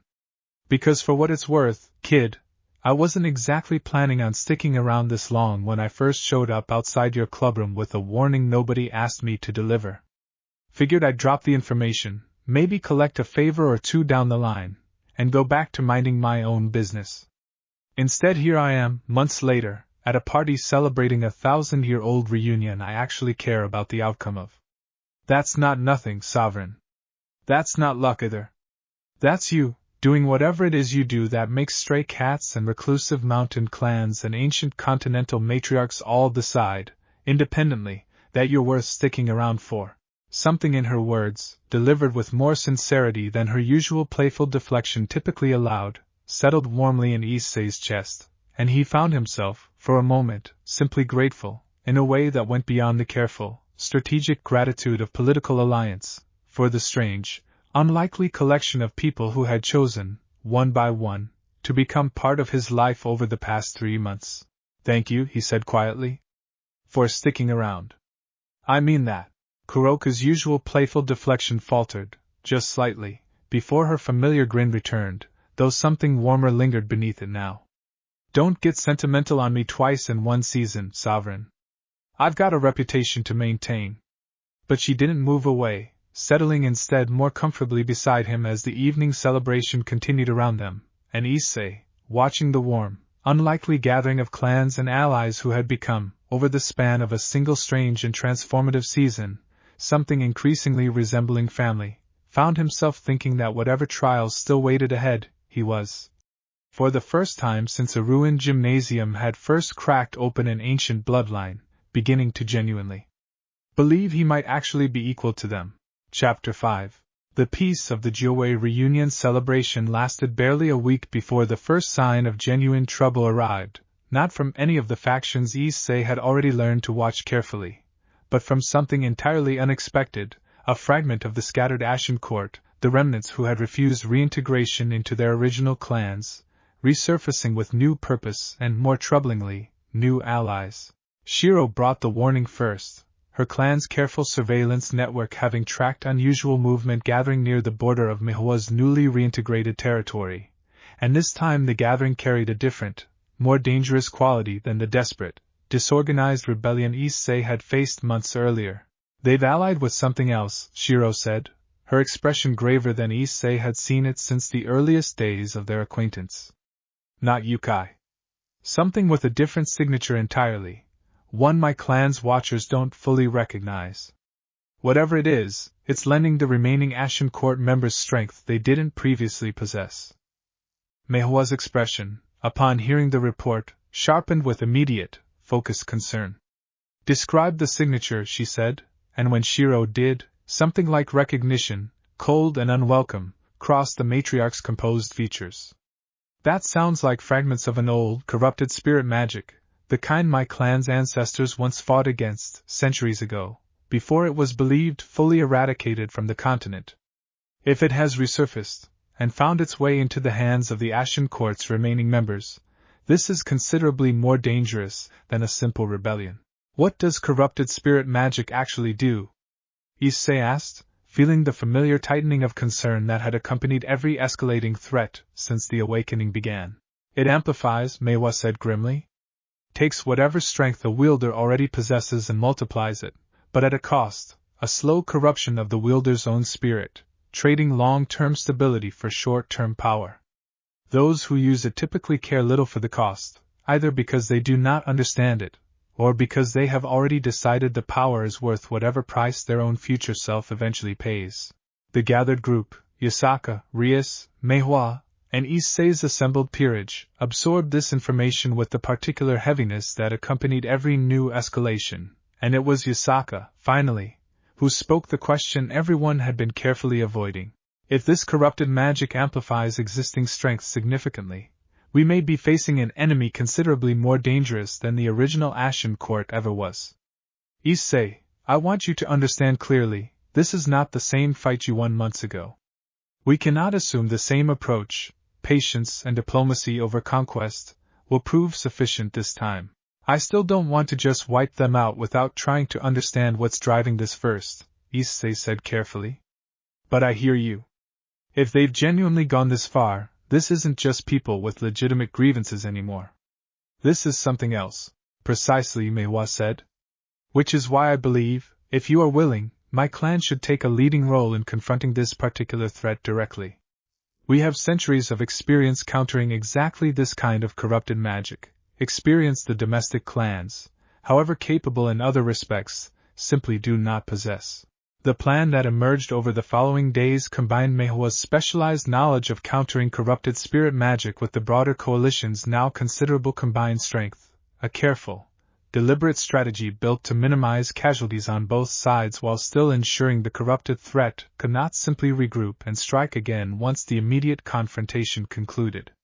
Issei found himself, throughout the planning, increasingly grateful for the depth of allies now surrounding him, a stark contrast to the desperate, isolated battle in the co-gymnasium that had started this entire journey months earlier. The confrontation itself unfolded at the edge of Mihoa's territory, a stretch of remote mountain forest where the gathering Ashen Court remnants, augmented now with the sickly, unnatural pulse of corrupted spirit magic visible even to Issei's still developing senses, had made their staging ground. The battle that followed proved far more difficult than the earlier confrontation with the original Ashen Court leadership, augmented fighters moving with an unpredictable, occasionally self-destructive ferocity that made every exchange considerably more dangerous than the controlled, if desperate, strength Issei had faced previously. He found himself, partway through the confrontation, facing one of the more heavily augmented fighters directly, the corrupted magic radiating from the man's form thick enough that Issei could feel it pressing uncomfortably against his own senses even at a distance, a wrongness that reminded him, uncomfortably, of the twisted, unstable power the original Ashen Court leader had carried, magnified now into something considerably more unstable. You should walk away, Issei said, circling carefully, watching for the telltale signs of the corrupted magic's occasional unpredictable surges. Whatever this power is costing you, I don't think it's worth what you're paying. Easy words, the fighter spat, from someone who's never had to trade anything real for the strength he was simply born with. The corrupted magic surged visibly around him, and his next strike came faster, wilder than anything Issei had faced from the original rebellion, forcing him to draw on the full weight of his 9 tails just to meet it without being overwhelmed entirely. The exchange that followed tested every lesson Issei had absorbed across the past several months, Susan's careful trials teaching him control rather than raw force, Yasaka's patient training refining that control into something he could sustain under genuine pressure, even Meihua's recent guidance on the specific vulnerabilities of corrupted spirit magic proving useful as Issei, rather than meeting the fighter's increasingly wild, unstable strikes directly, began instead targeting the specific pressure points Meihua had identified, disrupting the corrupted magic's flow rather than simply overpowering the fighter carrying it. The fighter collapsed eventually, the corrupted magic burning itself out in a final, unstable surge that left him unconscious but crucially, alive, the corruption itself dispersing harmlessly once its connection to an active wielder had been severed. Across the wider battlefield, similar exchanges concluded with similar results, the combined strength of the coalition, coordinated carefully around Meihua's specialized knowledge, proving more than sufficient to counter a threat that, faced alone, might have overwhelmed even Issei's considerably grown strength. Nearby, Kuroka fought with a wild, efficient grace entirely her own, weaving between two augmented fighters at once, her claws finding gaps in their defenses that Issei doubted he would have spotted even with the heightened awareness his own tails provided. She caught his eye briefly across the chaos of the battlefield and offered a quick, sharp grin before ducking beneath a wild strike and countering with a precision that left both opponents crumpling to the ground within seconds of each other. "Don't get distracted watching me work," she called out, already turning to intercept a third fighter closing in from the tree line. "Flattering as it is, Naya." Shiro moved differently, quieter, her mountain clan's defensive wards flaring to life around any ally who strayed too close to the worst of the corrupted magic's unstable surges, protective barriers absorbing blows that would otherwise have landed unchecked. She caught Issei's attention only once, near the battle's midpoint, when a fighter's wild, corrupted strike came close enough to Issei's unguarded side that he braced instinctively for impact, only to feel it deflect harmlessly away, one of Shiro's wards flaring into brief, protective visibility exactly where it was needed. "I told you I would watch," she said afterward, once the immediate danger had passed, her voice carrying just beneath the surrounding chaos. "Watching is considerably more useful when it comes with wards attached." "Thank you," Issei said, genuinely grateful, and Shiro's answering nod carried more warmth than her usual careful reserve typically allowed, even amid the battlefield's ongoing tension. As the confrontation drew to its conclusion, Issei found himself, once again, surveying a battlefield of unconscious rather than fallen enemies, a small but meaningful victory that felt, even amid the exhaustion and lingering tension, like proof that the patient, careful path he had chosen months earlier, favoring understanding over pure conquest wherever possible, remained the right one even as the stakes and dangers continued to escalate. Chapter 6. The aftermath of the confrontation brought its own complicated questions, the captured fighters, corrupted and desperate in ways that went beyond even the original Ashen Court's grievances, requiring careful attention that Meihua, with her clan's centuries of specialized experience, took the lead in addressing. Slow, painstaking work aimed at safely purging the remaining corrupted magic from those willing to accept help rather than simply punishing them further for choices made in desperation. "This will take time," Meihua told Issei, several days after the confrontation, as the last of the corrupted magic's lingering effects were carefully addressed within a secured section of her clan's territory. Corrupted spirit magic does not release its hold easily, even once severed from active use. But I believe, with patience, Most of these fighters can be guided back towards something resembling stability, provided they are willing to accept the difficult work that recovery requires. Thank you, Issei said, watching from a respectful distance as Meihua's attendants worked carefully among the recovering fighters. For handling this the way you have. I don't think I would have known how to approach it properly on my own. That is precisely why alliances like the one we have built matter, Meihua said. No single clan, however capable, possesses every skill required to meet every challenge this coalition will inevitably face. You have proven, repeatedly, a willingness to seek help rather than assuming you must carry every burden alone.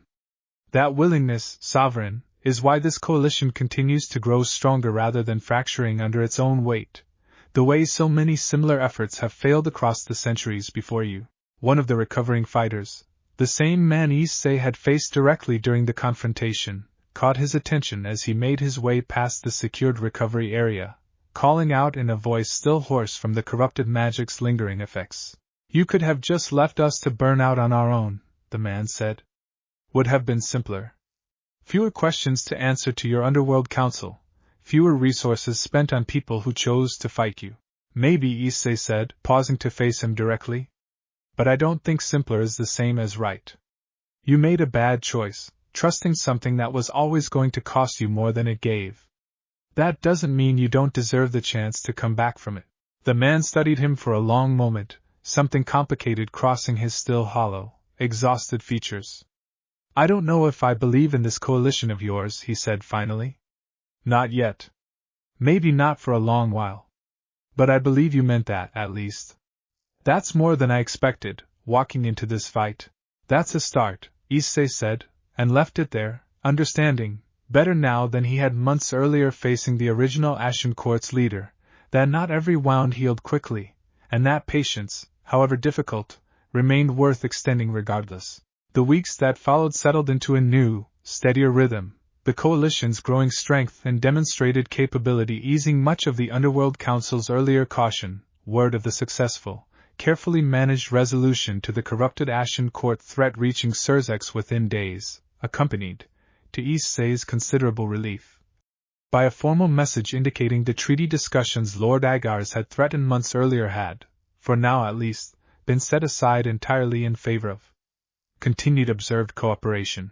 On a quiet evening nearly 4 months after the original awakening, Issei found himself once more in the familiar training clearing outside Ko, though the gathering that evening carried a different quality than the simple training sessions of those first uncertain weeks.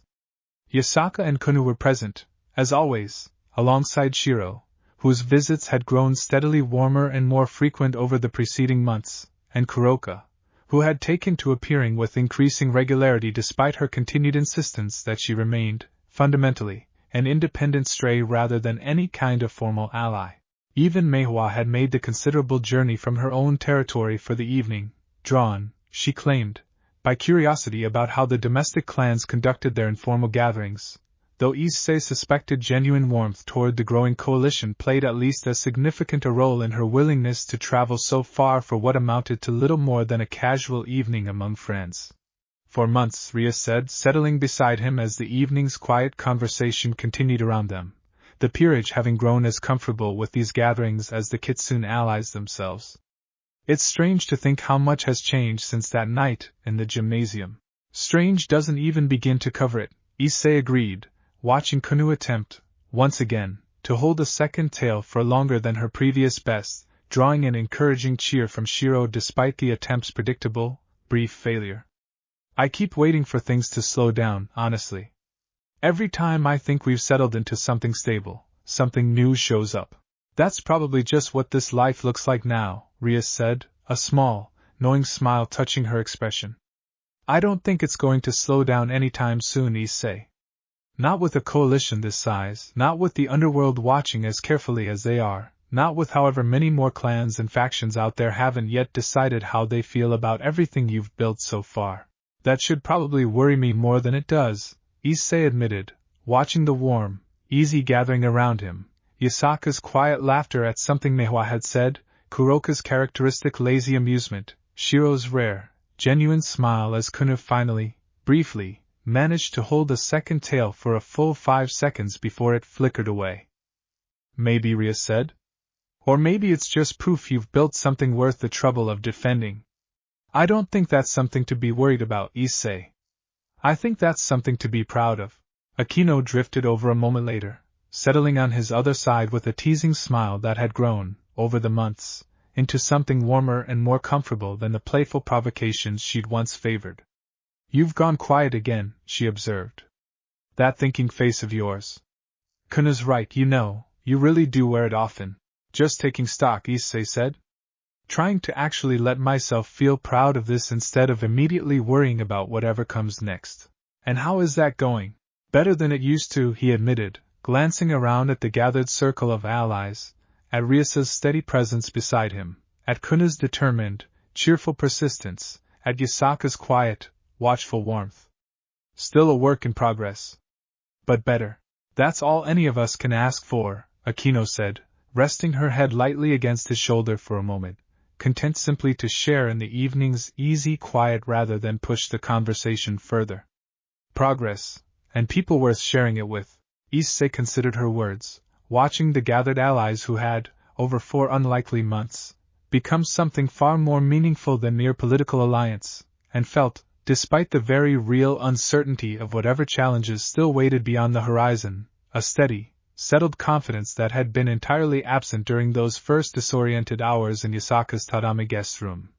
For months and an entire transformed life ago, whatever came next, whether from the underworld's continued watchful caution, from clans and factions still deciding where their loyalties might eventually settle, or from threats not yet even glimpsed on the horizon, Issei understood now, with a certainty that felt earned rather than simply hoped for, that he would not be facing any of it without the steady, growing family of allies who had chosen, again and again, freely and without coercion, to stand beside him. He thought, briefly, of that first exhausted night in Yasaka's tatami guest room, certain then that the strange power now living inside him was a burden he would have to learn to carry mostly alone, one more responsibility layered atop an already complicated life. Looking now at the wide, warm circle gathered around the clearing, laughter mixing easily between clan matriarchs and stray cats and mountain shrine keepers and devils alike, he understood how wrong that early assumption had been. The bloodline had never asked him to carry anything alone. It had simply, patiently, shown him exactly how many people were willing to help carry it with him, provided he was only honest enough, and humble enough, to let them. Kunou, having finally abandoned her tail practice for the evening, wandered over to flop down beside Issei with her usual lack of ceremony, studying the gathered group with an expression more thoughtful than her typical bright enthusiasm usually allowed. There's a lot more people now, she observed. Than there used to be, I mean. When it was just you and Mother and me, in that clearing, right after you woke up. It's strange, having so many more people around. Strange good, or strange bad? Issei asked. Strange good, Kunou decided, after a moment's consideration. Though I still think I like being the very first one best. Nobody else gets to have that, no matter how many more people show up.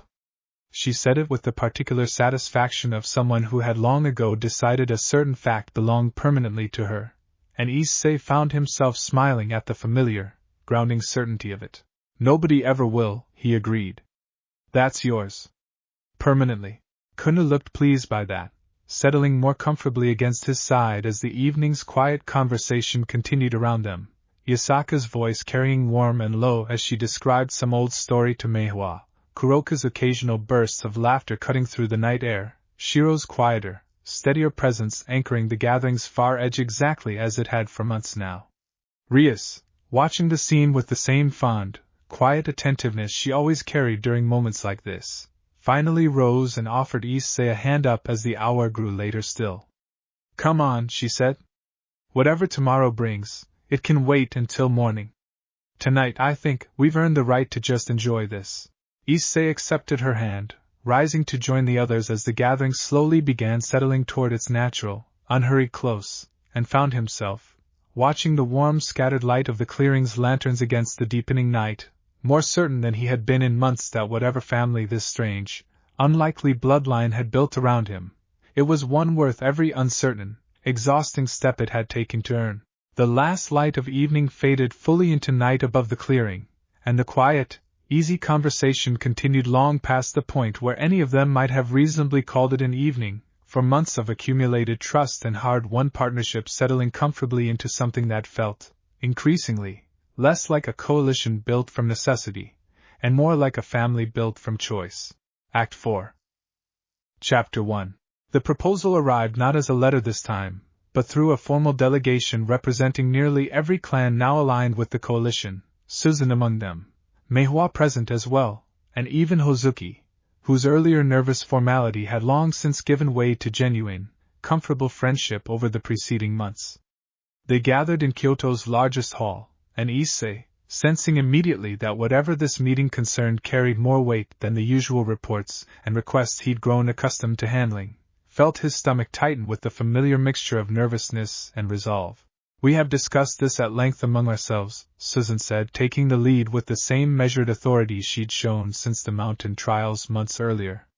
"Every clan now formally aligned with your coalition, domestic and continental both, believes the time has come for a formal coronation.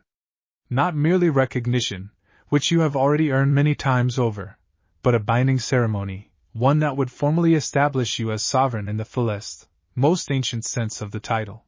"What does that actually change?" Issei asked.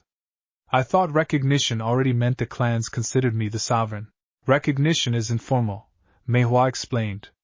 "A matter of individual clans choosing, one by one, to extend trust and alliance.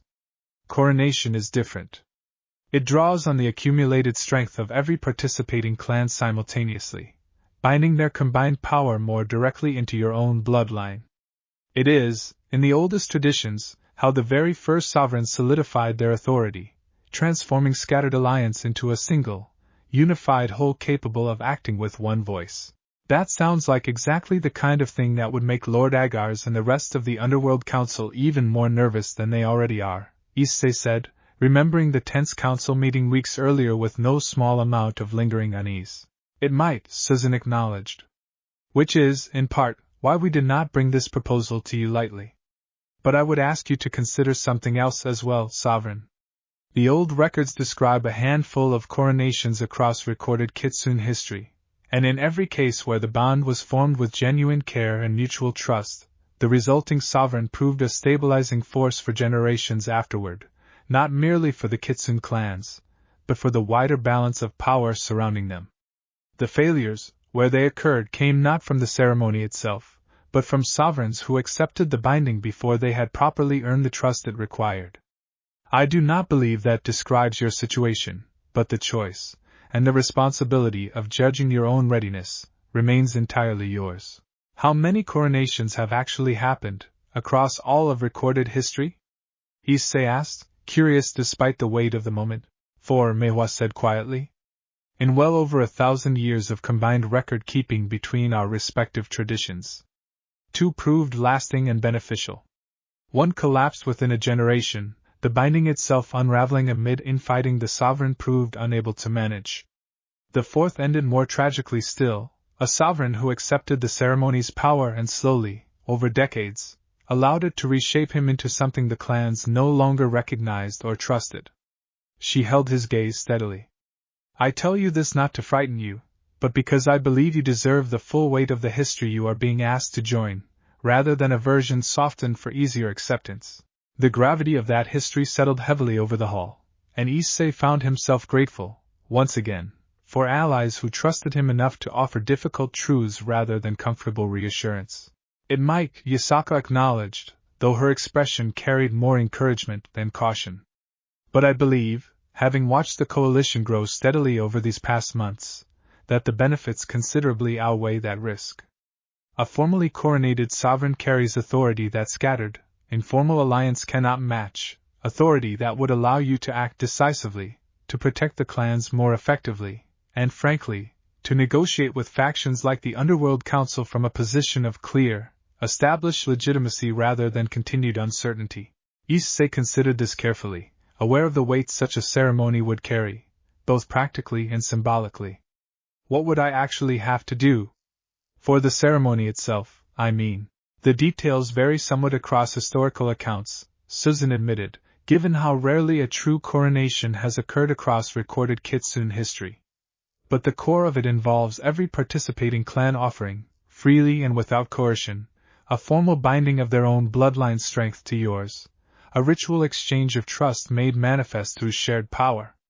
It is not something that can be forced or rushed. Every clan must choose it individually, and the ceremony itself, once begun, cannot easily be undone. That's a big commitment, Issei said slowly. For everyone involved, not just me. It is, Meiwa agreed. Which is precisely why we have not brought this proposal to you lightly, nor without extensive discussion among ourselves first. Every clan currently gathered in this hall has already agreed, individually, that they are willing to make that commitment. We came to you today not to ask whether the clans are ready, sovereign, but whether you are. The question hung heavily in the hall, and Issei found himself, not for the first time since the awakening began, deeply aware of how much had changed since that first exhausted, disoriented conversation in Yasaka's tatami guest room. He glanced toward Rias, standing quietly near the hall's edge alongside the rest of his peerage, and found her expression carrying the same careful, thoughtful support she'd offered through every major decision of the preceding months. She gave the smallest, most private of nods, not an answer offered on his behalf, but a quiet reminder that whatever he chose, she would stand behind it fully. I need some time to think about this properly, Issei said finally. Not because I doubt any of you, or because I'm not grateful for the trust you're offering. But something this permanent deserves more than a quick answer, especially when it affects every clan involved, not just me. That is precisely the kind of careful consideration we hope to see, Susan said, something like approval settling into her expression. Take the time you need, Sovereign. The ceremony, when it happens, should happen because you are certain, not because you felt pressured into a decision this significant. As the formal gathering began to disperse, Hozuki lingered near the hall's edge, waiting until most of the other representatives had withdrawn before approaching Issei directly, his earlier nervous formality long since replaced by the easy comfort of genuine friendship. You looked considerably more composed handling that than I expected, Hozuki said, a teasing note in his voice that would have been unthinkable during their very first meeting on the street outside Ko Academy. I remember when you could barely manage 2 sentences of proper ceremony without looking like you wanted to bolt for the nearest exit. I've had a lot of practice since then, Issei said, laughing despite the weight still sitting in his chest from the coronation proposal. Doesn't mean this one isn't still terrifying, though. Terrifying and worth doing are not mutually exclusive, Hozuki said, more seriously now. My father has spoken of little else these past weeks besides how thoroughly you've earned this. He was among the most skeptical clan heads when this all began, if you'll recall. Watching him now, fully in favor of binding our clan's strength directly to yours, that tells you something about how far you've actually come, even if it doesn't always feel that way from where you're standing. Thank you, Issei said, for sticking with me since that very first awkward street corner conversation. I don't think I properly thanked you for that, back at the start. You thanked me plenty, Hozuki said, smiling. Mostly by proving, again and again, that the trust was worth extending. That's a better thank you than words alone would have been anyway. He offered a final, considerably more relaxed bow than his earlier ceremonial ones had ever carried, and withdrew to rejoin the rest of the Inari delegation, leaving Issei alone in the quieting hall with the considerable weight of the decision still ahead of him. Chapter 2. The morning after the coronation proposal, Issei gathered the full peerage in the clubroom, aware that a decision this significant deserved their honest input before he settled on any answer of his own. Ria sat at her usual place behind the desk, though her posture carried more of a listener's attentiveness than her typical commanding presence, clearly determined to let this particular conversation unfold on Issei's terms rather than her own. I wanted you all to hear this from me directly, Issei said, laying out the coronation proposal as clearly as he could manage, the permanence of the binding, the vulnerability it would create during the ceremony itself, the authority it would grant him afterward. This affects all of you too, not just me. If I go through with it, I'll have more responsibility, more visibility, probably more danger too. I wanted to know what you all actually think, before I make a decision this big. Kaneko spoke first, characteristically brief but carrying unmistakable conviction. You've already been carrying that responsibility. The ceremony just makes it official. Doesn't change what you do either way. She's right, Kiba added. You've never really needed a formal title to act the way a sovereign should. But I understand wanting the clans to have that clarity, that stability. It probably makes things easier for them, even if it doesn't change much for you personally. Akino considered the question more carefully, her usual playful demeanor giving way to genuine thoughtfulness. I worry a little about the ceremony's vulnerability, honestly. Every clan gathered in one place, you at the center unable to fully defend yourself mid-ritual. That's exactly the kind of opportunity our enemies have shown themselves eager to exploit. That's a fair worry, Issei admitted. We'd need to plan around it carefully. We will, Ria said, finally speaking, her tone carrying quiet confidence. Whatever you decide, Issei, we'll make sure it's protected properly. That's not in question. The real question is only whether you're ready for what comes after, and I think, watching you handle every challenge this bloodline has thrown at you so far, that you already know the answer, even if you're still working up the nerve to admit it out loud. Gasper, who had remained quiet through most of the discussion, finally offered a small, hesitant addition. I think you should do it. Not because it would be easy. Because I've watched you make hard, permanent choices before, and you always think about everyone else first. I don't think a coronation is going to change that. I think it's just going to give more people a reason to trust it. Issei looked around at the gathered peerage, at the quiet, steady confidence each of them offered in their own way, and felt something settle more firmly in his chest, the same accumulating certainty that would, over the following days, finally carry him toward his decision. The days that followed brought a quieter, more reflective atmosphere to Issei's usual routine, evening training sessions with Yasaka giving way, more often than not, to long conversations about what a formal coronation would actually mean, not just for the practical authority it would grant him, but for the deeper responsibility it represented. I keep thinking about the 9 Peaks trials, Issei admitted, during one such conversation, sitting beside Yasaka in the familiar training clearing as evening settled slowly around them. About what Renj told me, at the end. That power recognized and validated without direction is exactly what broke that clan generations ago. A coronation feels like exactly that kind of validation. I don't want it to become the thing that changes who I am. That fear, Yasaka said gently, is precisely why I believe you are ready for it, even as you hesitate. The sovereigns who lost themselves to power did not fear that loss the way you do. They assumed, wrongly, that earning validation meant they had already proven themselves permanently, rather than understanding, as you clearly do, that the work of staying honest and humble never actually finishes. What if I make a mistake, once the ceremony's done? Something that can't be undone, like Susan said. You will, Yasaka said simply, without any attempt to soften the honesty of it. Not because you are careless, but because every leader, however wise or careful, eventually makes mistakes.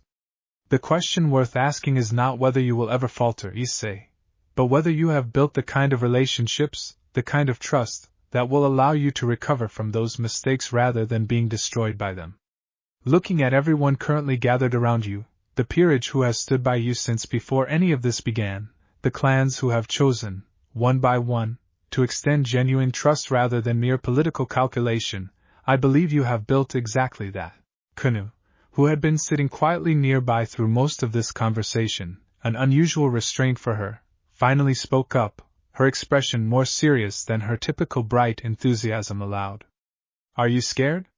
She asked bluntly. Of the coronation, I mean. You can tell me. I won't think less of you for it.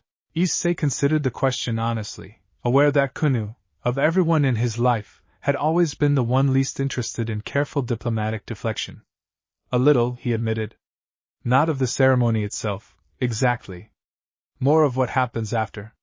Once it's done, once every clan's strength is bound to mine, there's no taking it back. That's a lot of trust to be responsible for. Good, Kunou said, with characteristic bluntness. Mother says being a little scared of responsibility means you understand it properly.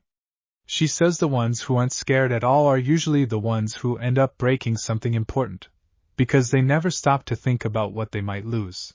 Your mother's very wise, Issei said, glancing toward Yasaka, who allowed herself a smile, fond smile at her daughter's characteristically direct summary of a lesson considerably more nuanced in its original telling. I know, Kunou said, entirely unself-conscious about the agreement, exactly as she always was. I'm going to be exactly that wise myself, someday. Once I stop falling in the training stream so often. Despite the weight of the preceding conversation, Issei found himself laughing, grateful, as always, for the particular grounding normalcy Kunou brought even to the heaviest of discussions. It was later that same evening, as the training clearing's quiet conversation wound down, that a new arrival appeared at the edge of Kyoto's hidden district, drawing considerable attention among the gathered clan representatives still present for the ongoing coronation discussions. A young woman with 9 tails the color of deep autumn red, distinct from both Yasaka's warm gold and Meihua's iridescent black, approached with a confident, curious energy entirely her own. So this is where all the excitement has been happening, she said, studying the hidden district with open interest before her attention settled on Issei directly. I'm Heian. My clan, the Biko line, has watched the Kitsune coalition's growth from across the sea for months now, debating whether to formally reach out. I decided, eventually, that debating accomplishes considerably less than simply showing up and seeing for myself. You're from Korea, Yasaka said, recognition crossing her expression. The Gumiho lineage. I confess I had not expected direct contact from your clans, given how independently the Gumiho traditions have typically operated. We have our own history, and our own reasons for keeping largely separate from the Japanese Kitsune clans, Heian said, a faint, wry smile touching her expression. Old grievances, mostly, going back further than either of us probably wants to unpack over a first meeting. But word of a sovereign who resolved a 1,000-year separation with the Joei clan, who chose understanding over conquest even when conquest would have been the easier path, that reached us too, eventually. I wanted to see for myself whether the reports held up. And what have you seen so far? Issei asked, curious despite the sudden addition of yet another unfamiliar political dimension to an already complicated week.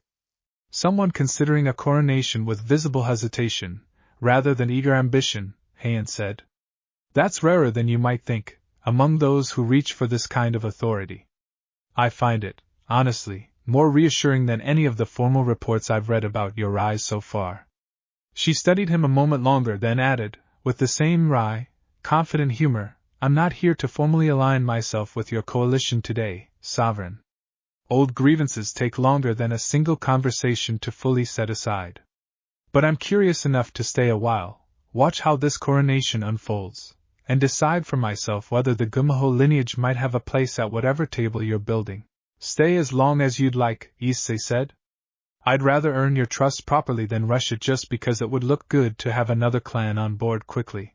Heian's smile widened slightly at that, something genuine replacing the earlier wry amusement. That answer alone puts you ahead of every other claimant to significant power I've encountered in my considerable lifetime, Sovereign. I look forward to watching what you do next.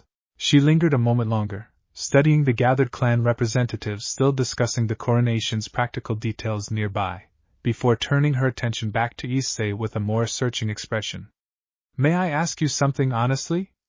What do you actually know about why the Gumiho lineage separated from the Japanese Kitsune clans in the first place? Nothing, really, Issei admitted. Yasaka mentioned old grievances, but she didn't go into detail, and I didn't want to push before I understood the situation better. That restraint is noted, and appreciated, Heian said. The short version, since the full history would take considerably longer than an afternoon to properly unpack, is that centuries ago, during a period of considerable conflict between various spirit factions across the region, several Japanese Kitsune clans allied themselves with forces that ultimately did our lineage significant harm, whether through direct action or simple, convenient indifference while the harm was being done. My ancestors never fully forgave that indifference, and the distance it created between our lineages calcified into tradition long before anyone still living today had any say in it. That's a heavy thing to carry across that many generations, Issei said. It is, Heian agreed. And it's not something I expect a single coronation, however impressive, to simply erase. But I will say this, Sovereign. Watching you these past days, I don't see indifference in you. I see someone actually trying to understand grievances before dismissing them, actually willing to let old wounds take the time they need rather than rushing toward a tidy resolution just because tidy resolutions look better in the historical record. That, more than any single grand gesture, is what might eventually convince my clan's elders the distance is worth closing. I hope it does, Issei said. Whenever your clan's ready. I'm not going anywhere. Chapter 3. The decision to proceed with the coronation, when Issei finally reached it after nearly a week of careful reflection, came not from any single moment of clarity but from an accumulation of quiet certainty, conversations with Yasaka and Rias and Meihua, careful consideration of Ren's ancient warning, and ultimately, a steady, growing confidence that the relationships he had built across the preceding months provided exactly the foundation necessary to carry this kind of permanent responsibility without losing himself to it. But before the coronation could proceed, a new complication arrived, one that made the Underworld Council's earlier caution feel almost gentle by comparison. Shiro brought the warning this time, her expression carrying an urgency Issei had rarely seen from her even during the tensest moments of the preceding months. The remnants of the old exorcist orders, she said. The ones connected to whoever trained the Ashen Cardinal, all those months ago. They've been quiet since his defeat, but word has reached my clan's watchers that they've been rebuilding, and that news of your planned coronation has pushed them toward action they'd previously been debating. What kind of action? Rias asked, her strategic instincts immediately engaged.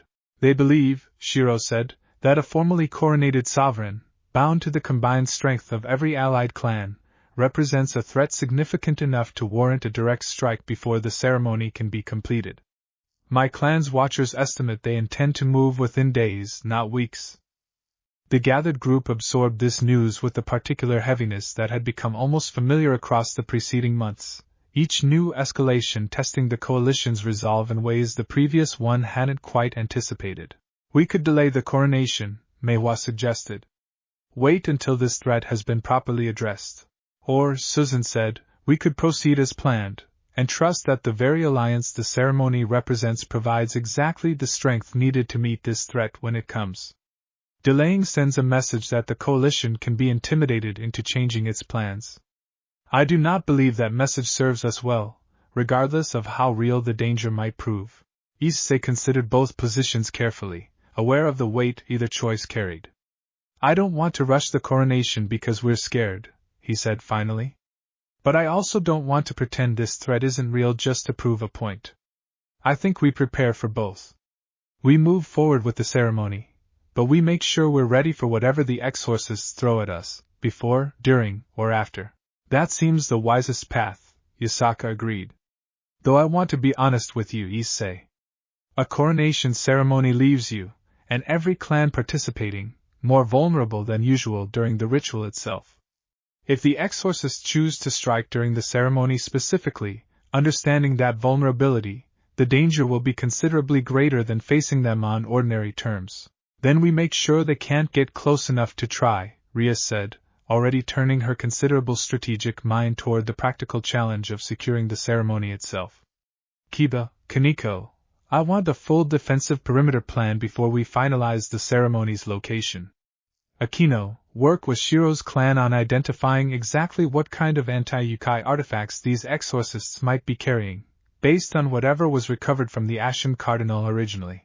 Later that evening, once the immediate planning had settled into its early stages, Issei found Asia waiting quietly near the clubroom, her expression carrying the same thoughtful worry he remembered from the night before the Nine Peaks trials months earlier. You don't have to pretend you're not worried, she said gently, once he'd settled beside her. I can tell. You get this same look every time something big is coming. I'm trying not to let it show too much, Issei admitted. Everyone's already carrying enough, planning the ceremony, preparing for the exorcists. I don't want to add my own nerves on top of that. I don't think that's how it works though, Asia said. Hiding what you're feeling doesn't actually make it lighter for anyone else to carry. It just means you're carrying it alone instead of sharing it. And I don't think that's ever really been your way, not with the rest of us. Issei considered her words, recognizing in them an echo of the same lesson Yasaka had offered weeks earlier about the coronation's true purpose, the deliberate, ongoing choice to accept help rather than assuming strength required solitary endurance. You're right, he admitted. I am worried. About the ceremony, about the exorcists, about whether I'm actually ready for any of this the way everyone seems to think I am. For what it's worth, Asia said, I think you are. Not because you're never scared, but because you keep choosing to try anyway, every single time, even when you're scared. She offered a small, warm smile. That's always been the thing about you, Issei. Long before any of this bloodline business started. The quiet reassurance settled something in his chest that the day's considerable planning and preparation hadn't quite managed to reach, and Issei found himself, not for the first time, deeply grateful for the steady, grounding presence of a peerage that had never once wavered through every uncertain turn of the preceding months. The preparations that followed occupied the next several days with an intensity that reminded Issei uncomfortably of the tense weeks before the original confrontation with the Ashen Court, though this time the stakes felt considerably higher, not just his own safety but the safety of every clan representative who would be gathered, vulnerable and exposed, for the ceremony itself. Lien arrived during this period as well, having traveled ahead of Meihua specifically to offer the Jiuwei clan's assistance in countering the exorcist's specialized artifacts. My clan has faced holy weapons of this design before, she explained, laying out a series of careful diagrams during one of the planning sessions. Centuries ago, though the underlying principles remain largely unchanged. These artifacts rely on sustained, focused intent to disrupt Yokai magic effectively. Break that focus, even briefly, and their effectiveness collapses considerably. How do we break their focus? Rias asked, studying the diagrams with careful attention. Coordinated pressure, Lien said. A wielder maintaining that level of focused intent cannot simultaneously defend themselves effectively.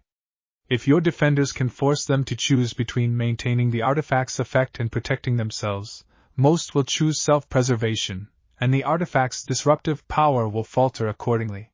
That's useful, Aquino said, already turning the information over with clear strategic interest. It means we don't need to overpower them directly, just force them into that choice consistently enough to keep the artifacts from ever fully engaging.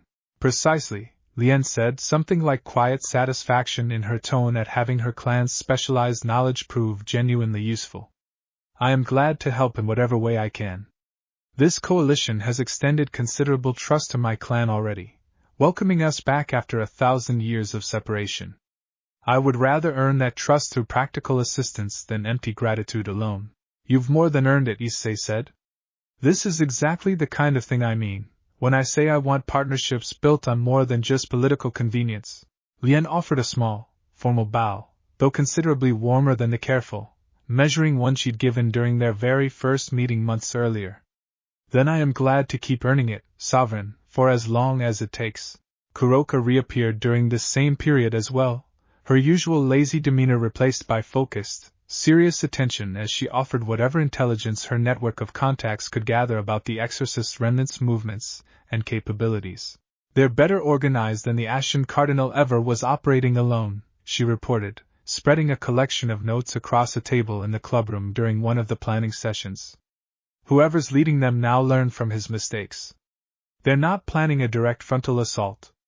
Word is they're aiming for something more targeted, a strike meant to disrupt the ceremony itself rather than simply overwhelming your defenses through brute force. Disrupted how? Issei asked. Don't know the specifics yet, Kuroka admitted. But if I had to guess, based on what little intelligence we've gathered, they're probably targeting the ritual's binding mechanism directly.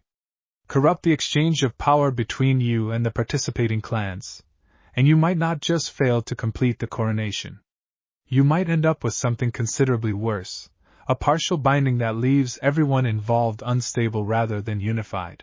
The gravity of that possibility settled heavily over the gathered group, and Issei found himself, not for the first time, grateful beyond measure for the depth of allies now surrounding him, each bringing knowledge and capability that no single clan, however powerful, could have provided alone.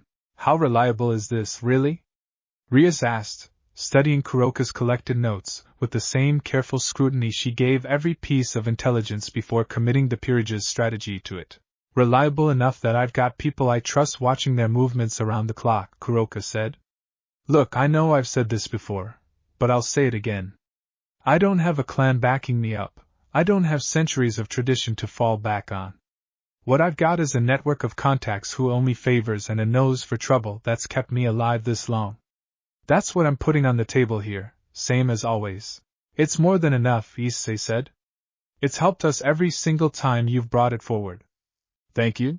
Kuroka's usual deflecting grin faltered just slightly at the direct gratitude, though she recovered quickly, waving a hand dismissively even as something warmer lingered beneath the gesture. Don't mention it, Naya. Just make sure this coronation of yours actually happens the way it's supposed to. I didn't spend the last few days chasing down exorcist movements just to watch you get derailed at the finish line. Then we make sure they never get close enough to try, Issei said, steadying himself with the same resolve that had carried him through every previous crisis. Whatever it takes. Chapter 4. The coronation ceremony's chosen location, a sacred grove nestled deep within Yasaka's own territory, protected by generations of accumulated wards and further reinforced by Shiro's clan's specialized defensive magic, buzzed with quiet, focused activity as the appointed day finally arrived.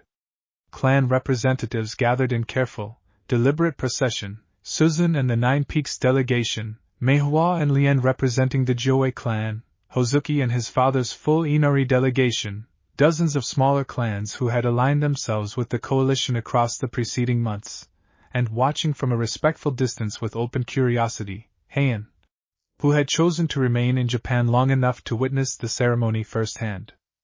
Issei stood at the grove's center, dressed in ceremonial robes that felt simultaneously foreign and strangely appropriate, the weight of the moment settling over him with a gravity that made even the Underworld Council meeting feel comparatively minor by comparison. Are you ready? Rias asked quietly, standing close beside him in the final moments before the ceremony's formal beginning, her peerage gathered protectively around the grove's perimeter alongside the defensive forces Kiba and Kaneko had spent days carefully coordinating. As ready as I think I can be, Issei admitted. Which might not be saying much, honestly. It's saying quite a lot, actually, Rias said, a small, warm smile touching her expression despite the tension of the moment. You've faced ancient trials, armed rebellions, corrupted magic, and an entire Underworld Council's suspicion, all in the span of a few short months, and you've met every single one of those challenges with the same honest, careful resolve. If anyone is ready for this, Issei, it's you. Nearby, Shiro made a final pass along the grove's perimeter, checking each ward with the meticulous attention she brought to everything involving her clan's protective magic. She paused near Issei on her way past, offering a rare, direct nod of acknowledgement. The wards will hold, she said simply. I have layered them 3 times over what my clan typically considers sufficient for an event of this scale. Whatever comes today, it will not breach this perimeter easily. I trust you, Issei said, and meant it fully, remembering the quiet, careful watchfulness she'd shown since their very first conversation in Kyoto months earlier, a caution that had gradually, steadily transformed into one of the deepest, most reliable trusts he'd built throughout this entire journey. I know, Shiro said, something almost like warmth breaking through her usual careful reserve. That trust is, I think, the reason I am standing here today instead of watching safely from my mountain shrine, the way my clan's traditions would have once demanded of me. She held his gaze a moment longer than strictly necessary before continuing her methodical check of the grove's defenses, leaving Issei with a small, steadying reassurance that carried him more easily into the ceremony's formal beginning. The ceremony began with Yasaka stepping forward first, her 9 golden tails spreading wide as she spoke the old, formal words that Suzun had spent the preceding days carefully teaching Issei to understand, a binding declaration of trust freely given, the accumulated strength of the Kyoto clan's bloodline offered, formally and permanently, to the sovereign's authority. Issei felt the exchange the moment it began, a warm, steady pulse of power flowing into him, distinct from anything he'd experienced during the earlier informal alliances, deeper and more permanent, like a thread woven directly into the fabric of his own bloodline rather than simply extended alongside it. One by one, the gathered clans followed, Suzun's declaration carrying the weight of the 9 Peaks trial's hard-won trust, Mehua's voice steady and formal as she spoke words that bridged 1,000 years of separation, smaller clan after smaller clan adding their own threads to the growing, accumulating weight of power settling into Issei's bloodline. He felt it building steadily, not overwhelming exactly, but significant, a gathering strength that made the 9 tails flaring visibly behind him pulse with increasing intensity, as each new bond formed. It was midway through the ceremony, as Hozuki's father completed the Gremory clan's formal declaration, that the first sign of the anticipated attack arrived, a sharp, sudden disturbance in the grove's carefully maintained wards, Shiro's protective magic flaring urgently as something began pressing hard against the ceremony's defensive perimeter. "They're here," Kaneko called out, already moving toward the disturbance alongside Kiba, both of them positioning themselves protectively between the gathering ceremony and whatever threat approached. "The ceremony cannot stop now," Susan said urgently, her voice carrying clearly despite the mounting tension. "A binding interrupted mid-ritual is considerably more dangerous than either completing it or never beginning it at all. We must finish, regardless of what comes." Issei felt the weight of that warning settle heavily alongside the accumulating power already flowing into him, aware suddenly of just how vulnerable this moment truly was, exposed and mid-transformation, unable to fully defend himself while the ceremony's binding remained incomplete. "Then finish it," Ria said, her voice carrying the same fierce, protective determination Issei remembered from the very first battle in the Gymnasium months earlier. "We'll hold the perimeter. Whatever it takes." The exorcist assault, when it fully materialized, proved considerably more sophisticated than the earlier confrontations with either the original Ashen Cardinal or the Ashen Court's corrupted remnants, a coordinated strike involving multiple attackers wielding artifacts specifically designed to disrupt Yokai magic rather than simply overpower it through raw force. Kiba's blades met the first wave with practiced precision, Kaneko's enhanced strength anchoring the perimeter's most vulnerable point, Akino's lightning splitting the grove's tense atmosphere as she worked to counter the specialized anti-Yokai artifacts before they could reach close enough to disrupt the ceremony directly. Kuroka arrived partway through the confrontation as well, having positioned herself at the grove's outer edge specifically to intercept exactly this kind of targeted strike, her claws finding gaps in the exorcist's coordinated defense with the same efficient, wild grace she'd shown during the earlier confrontation with the corrupted Ashen Court remnants. "Keep going," she called toward Issei, even as she moved to intercept another attacker pressing dangerously close to the ceremony's perimeter. "We've got this covered, Naya. Just focus on finishing what you started." An exorcist wielding a spear wrapped in shimmering, disruptive sigils broke briefly through Kaneko's defense, pressing dangerously close to the ceremony's inner circle before Kiba intercepted him with a precisely timed strike, sending the artifact skittering harmlessly across the grove's stone floor. "That was closer than I'd like," Kiba admitted, breathing hard, resetting his stance to meet the next attacker already closing in behind the first. "They're targeting the perimeter's weakest points deliberately," Akino called out, her lightning arcing across the grove to intercept a second attacker attempting to exploit the same gap. "Whoever's coordinating this has studied our formation carefully.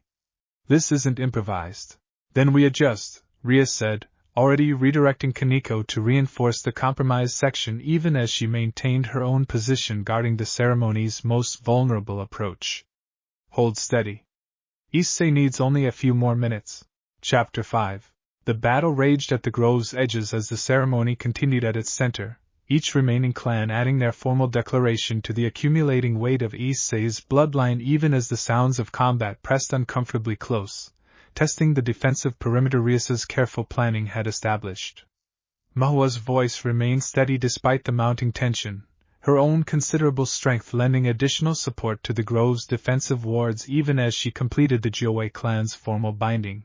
Lien proved the value of her earlier intelligence quickly, coordinating with Akino to isolate one of the exorcists carrying a heavily reinforced artifact, the two of them pressing from opposite angles until the wielder was forced to choose between maintaining the artifact's disruptive focus and defending himself from Akino's crackling lightning.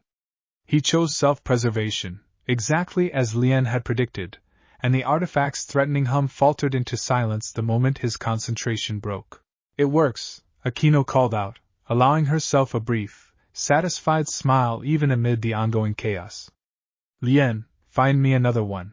"Already looking," Lien replied, already moving toward the next visible threat, her earlier careful reserve entirely replaced by focused, capable determination.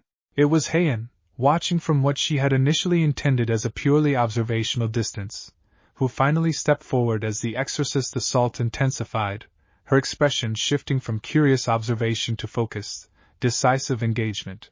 "I said I wasn't here to formally align myself today," she called out, moving to intercept an exorcist who had nearly breached the perimeter's weakest point, her 9 autumn red tails flaring with sudden, considerable force. "But I didn't say I wouldn't help defend a ceremony I actually want to see succeed." Her intervention, combined with the coordinated defense Ryasa's peerage in Kuroka had already established, finally began turning the tide of the perimeter battle, the exorcist's sophisticated but ultimately overextended assault crumbling under the combined weight of defenders who, individually powerful, proved considerably more dangerous working together than any single exorcist artifact had been designed to counter. At the perimeter's edge, the exorcist's apparent leader, a figure cloaked in reinforced holy vestments considerably more advanced than anything the original Ashen Cardinal had carried, pressed forward personally as his coordinated assault began faltering, clearly determined to reach the ceremony's center regardless of the mounting cost. "You cannot complete this binding," he called out, his voice carrying the same fanatic certainty Issei remembered from the original Cardinal's final confrontation months earlier. "A unified sovereign, bound to the full strength of dozens of clans, threatens the very balance the old orders have sworn to protect." "Funny," Kuroka said, intercepting his advance directly, claws flashing in the grove's dimming light. "Last group that tried using that exact argument on him ended up needing considerably more healing than you're about to." The leader's response came fast, a burst of disruptive energy meant to counter Kuroka's strike directly, but Heian arrived at exactly that moment, her autumn red tails intercepting the burst with practiced, considerable control, redirecting its force harmlessly into the grove's already reinforced wards. "2 against 1 seems hardly fair," the leader said, backing away slightly as he reassessed the sudden shift in the confrontation's balance. "You brought 24 against a handful of defenders protecting an unarmed ceremony," Heian said, her earlier wry humor replaced entirely by focused, cold precision. "I think we can manage uneven odds just fine." At the ceremony's center, the final clan completed its declaration, the accumulated weight of every participating bloodline settling fully into Issei's own, and the 9 tails flaring behind him blazed suddenly brighter, pale golden fire deepening into something richer and more complex, threads of every participating clan's unique signature woven visibly through the light, Yasaka's warm gold, Susan's pure white, Mihua's iridescent black, dozens of smaller clans' distinct colors all merging into a single, unified whole that had never existed in quite this form before. "It's done," Susan said, her voice carrying quiet, profound satisfaction despite the battle still raging at the grove's edges. "The coronation is complete." The surge of power that followed rippled outward from Issei in a wave that Issei felt more than consciously directed, an instinctive response to the danger still pressing against the ceremony's defenders, and the remaining exorcists, caught in the wave's edge, found themselves suddenly facing a sovereign whose strength had just multiplied considerably beyond anything they had prepared for. The leader, still pressing forward despite the shifted balance, found himself facing Issei directly as the newly coronated sovereign crossed the grove's remaining distance in a handful of strides, the accumulated strength of dozens of bonded clans lending his movements a controlled, overwhelming certainty that made the leader's earlier fanatic confidence falter visibly. "This is not the end of the old order's resistance," the leader said, even as he raised his weapon in a defense that both of them understood, in that moment, would not prove sufficient. "You may have won today, Sovereign, but you have made yourself a target that will not be forgotten." "Maybe," Issei said, meeting his stance with the same steady calm the 9 Peaks trials had taught him to hold even amid genuine danger. "But I'd rather be a target for trying to build something good than safe because I never tried at all." The exchange that followed lasted only seconds, the leader's defense crumbling entirely under the weight of a strength that had, only minutes earlier, not yet fully existed, and Issei, exactly as he had chosen in every previous confrontation, ensured the defeat left the man unconscious rather than dead, understanding even amid the heat of battle that the coronation's true test lay not in the strength it granted him, but in how carefully he continued choosing to wield it. The battle's conclusion came swiftly after that, The exorcist's coordinated assault, already weakening under the combined defense of Issei's peerage and allies, collapsing entirely as the newly coronated sovereign's full strength made itself felt across the grove. Issei moved to the perimeter himself now, the accumulated power of dozens of bonded clans flowing through him with a clarity and control that felt, remarkably, more stable rather than overwhelming, exactly as Yasaka had promised during their earlier conversations about what coronation would actually mean.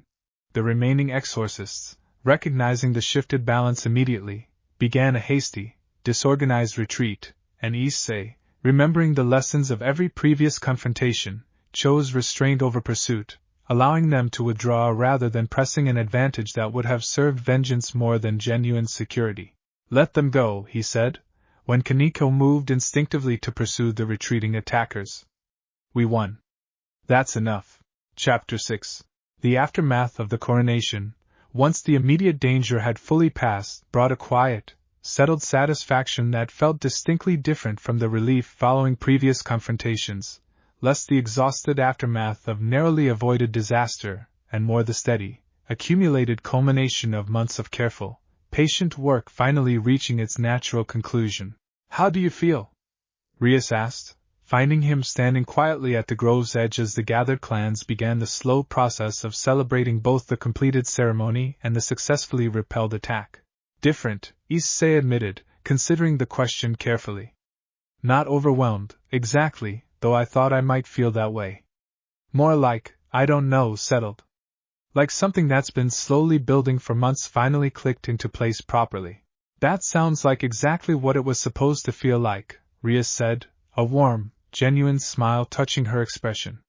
"You've earned this, Issei. Every step of it."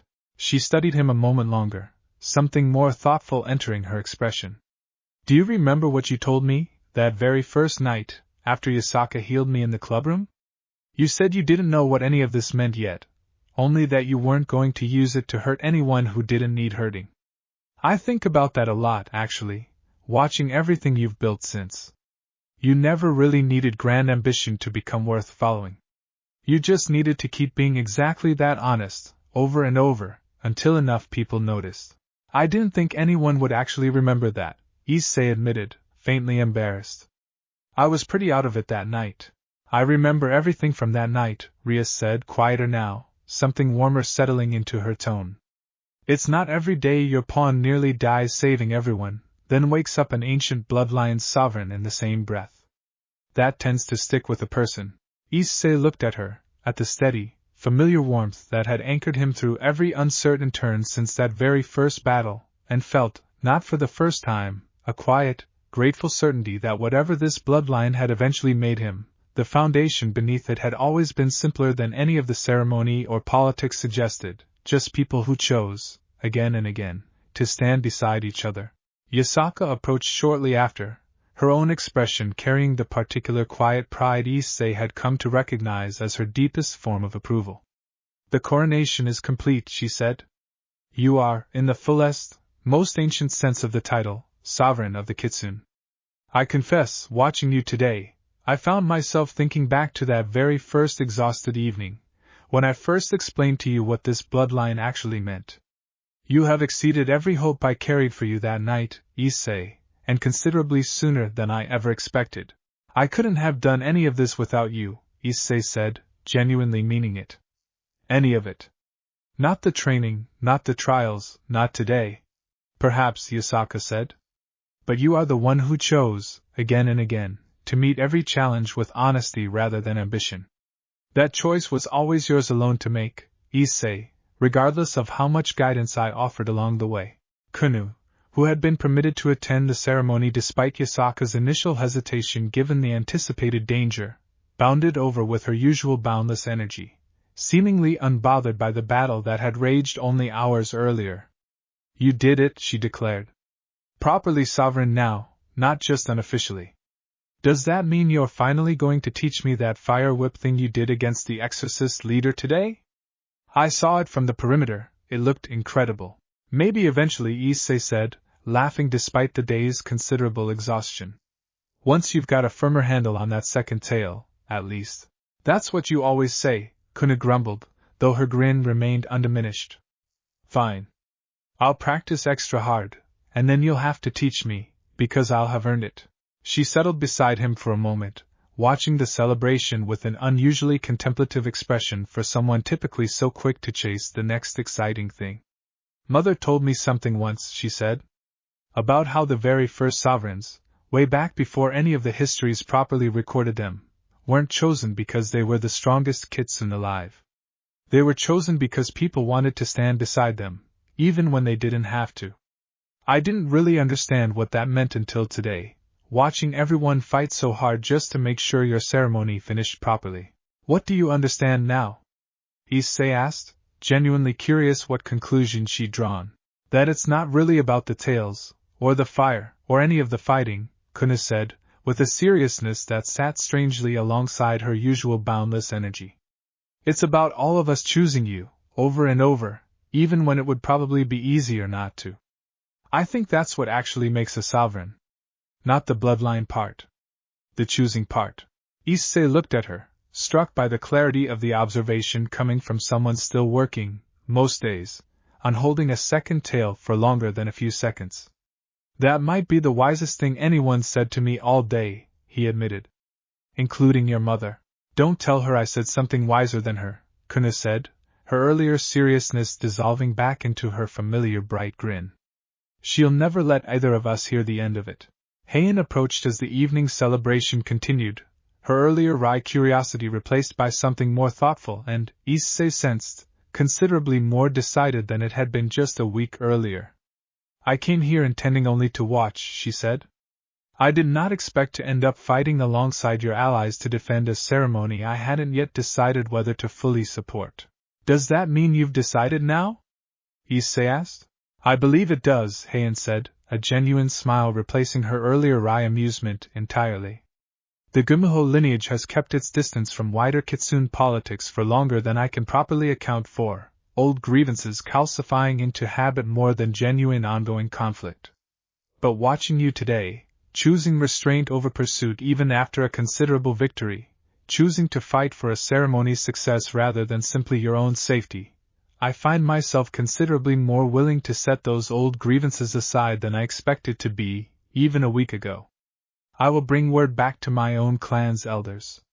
I believe, given time, the Biko line may yet find its own place within this coalition you've built.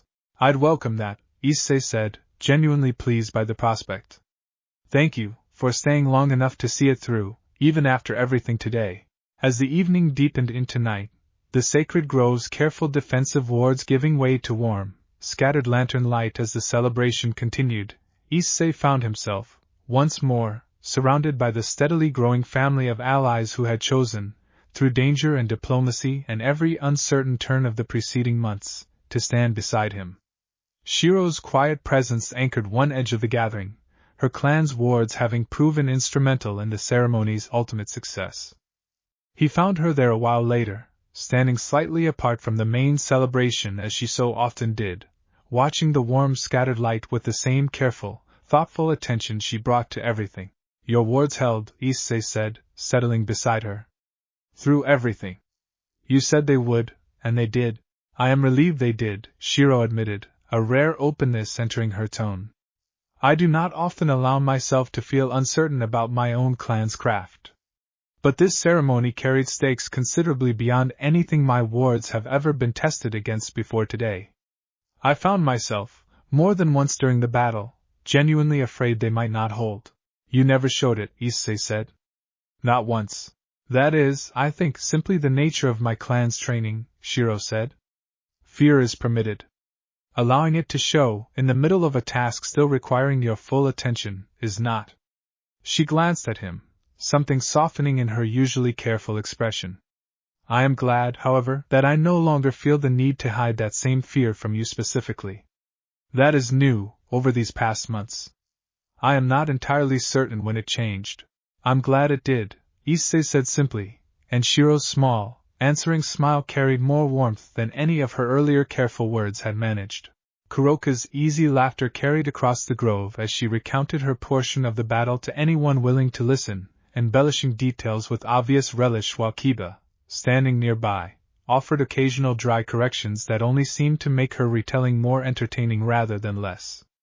Meihua and Susan spoke together with the comfortable ease of leaders who had, over the preceding months, become genuine colleagues rather than merely cautious political allies, their conversation carrying the particular warmth of old friends rather than the careful formality that had marked their very first meeting.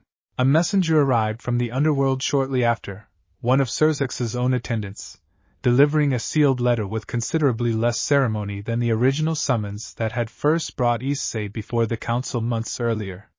Rias read through it quickly, her expression shifting from cautious wariness to something more relieved as she reached its conclusion. "It's from my brother," she said. "He's already heard about the coronation, and about the exorcist attack. He says the council's reaction has been mixed, unsurprisingly, but that your handling of the ceremony, choosing restraint over pursuit even after the exorcist's defeat, has done more to ease Lord Agarz's concerns than months of careful diplomacy managed on its own." "What does that mean, practically?" Issei asked. "It means," Rias said, reading further, "that Surzex is formally recommending the council abandon any further treaty discussions entirely. He's proposing instead a standing partnership between the underworld and your coalition, formal cooperation rather than oversight." She looked up, a genuine smile spreading across her expression.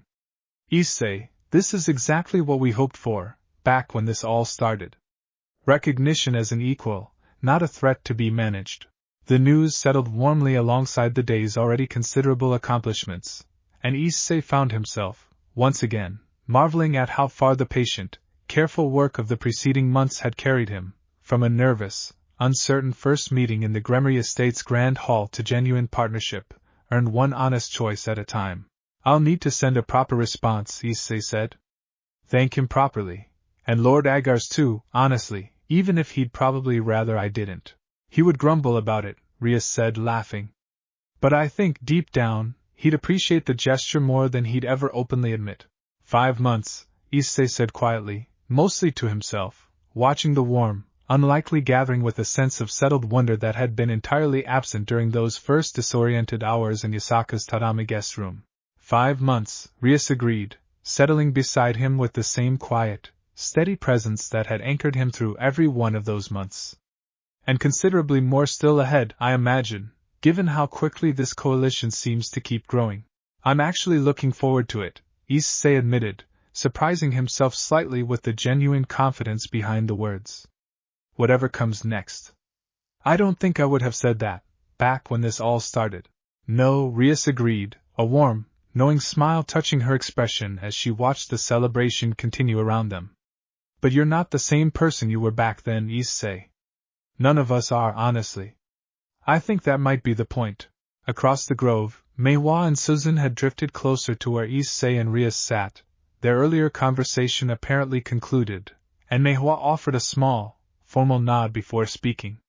"I wanted to say, before the evening runs entirely away from us, that watching this coalition complete its coronation today has settled a question I have carried since long before I ever traveled to Japan. I came here uncertain whether the old stories of decent, trustworthy sovereigns were simply comforting fiction, softened by centuries of retelling into something better than the reality ever was. I no longer carry that uncertainty.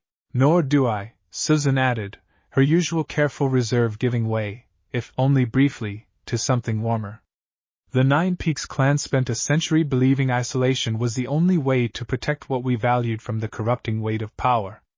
I confess I did not expect a boy barely out of his own adolescence to prove that belief wrong so thoroughly, and in so short a span of time.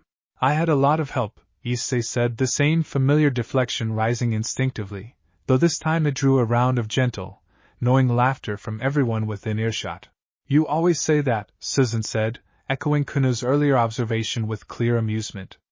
"Perhaps it is time you simply accepted it as true, rather than treating it as modesty. You did have help. You also chose, at every turn, to deserve it." The last light of the sacred grove's lanterns burned steadily against the deepening night, and the celebration continued long past the point where any of them might have reasonably called it an evening. 5 months of accumulated trust, hard-won trials, and steadily deepening bonds finally settling into something that felt, at last, less like an unfinished journey still searching for its shape, And more like a foundation solid enough to build whatever came next upon, together, exactly as it had always been meant to be. Act 5. Chapter 1. The invitation from the Gregory arrived barely a week after the coronation, delivered not through any of the increasingly familiar channels Issei had grown used to, paper birds or sealed Gremory letters or formal clan delegations, but through a single black feather that drifted down onto the clubroom windowsill one quiet afternoon, unfurling into a note written in a hand Issei didn't recognize. "That's Azazel's handwriting," Rias said, glancing at the note over his shoulder with an expression that mixed wary familiarity with genuine curiosity. "Governor General of the Fallen Angels. If he's reaching out personally, rather than through formal channels, that usually means he's more curious than concerned." "Curious about what, exactly?" Issei asked, though he suspected he already knew the answer. "You, obviously," Rias said. "A sovereign carrying both Draconic and Kitsune bloodlines simultaneously isn't just politically significant, Issei. It's scientifically unprecedented. Azazel has spent centuries studying sacred gears and the various forces that shape supernatural power. Something like your bloodline is exactly the kind of puzzle he wouldn't be able to resist investigating." The note itself, when Issei finally read it properly, carried a casual, almost playful tone entirely different from the careful formality of the Underworld Council's earlier summons. "Come by the Gregory whenever convenient," it read. "No agenda beyond genuine curiosity, and maybe a decent conversation about dragons and foxes that doesn't involve anyone trying to kill anyone else for once. Bring Drake along too, tell him I still owe him that drink from 3 centuries ago. He sounds considerably less intimidating than Lord Agar's," Issei admitted, though something in Yasaka's expression, upon hearing the invitation relayed later that evening, suggested the casual tone might be somewhat deceptive.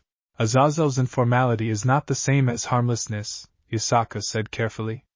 "He is, by most accounts, one of the most brilliant minds currently active among any of the 3 biblical factions, and considerable brilliance rarely comes without its own particular dangers. That said, I do not believe this invitation carries hostile intent. Azazel's reputation, whatever else might be said of him, does not include a history of unprovoked aggression toward those who simply interest him." "Should I go?" Issei asked.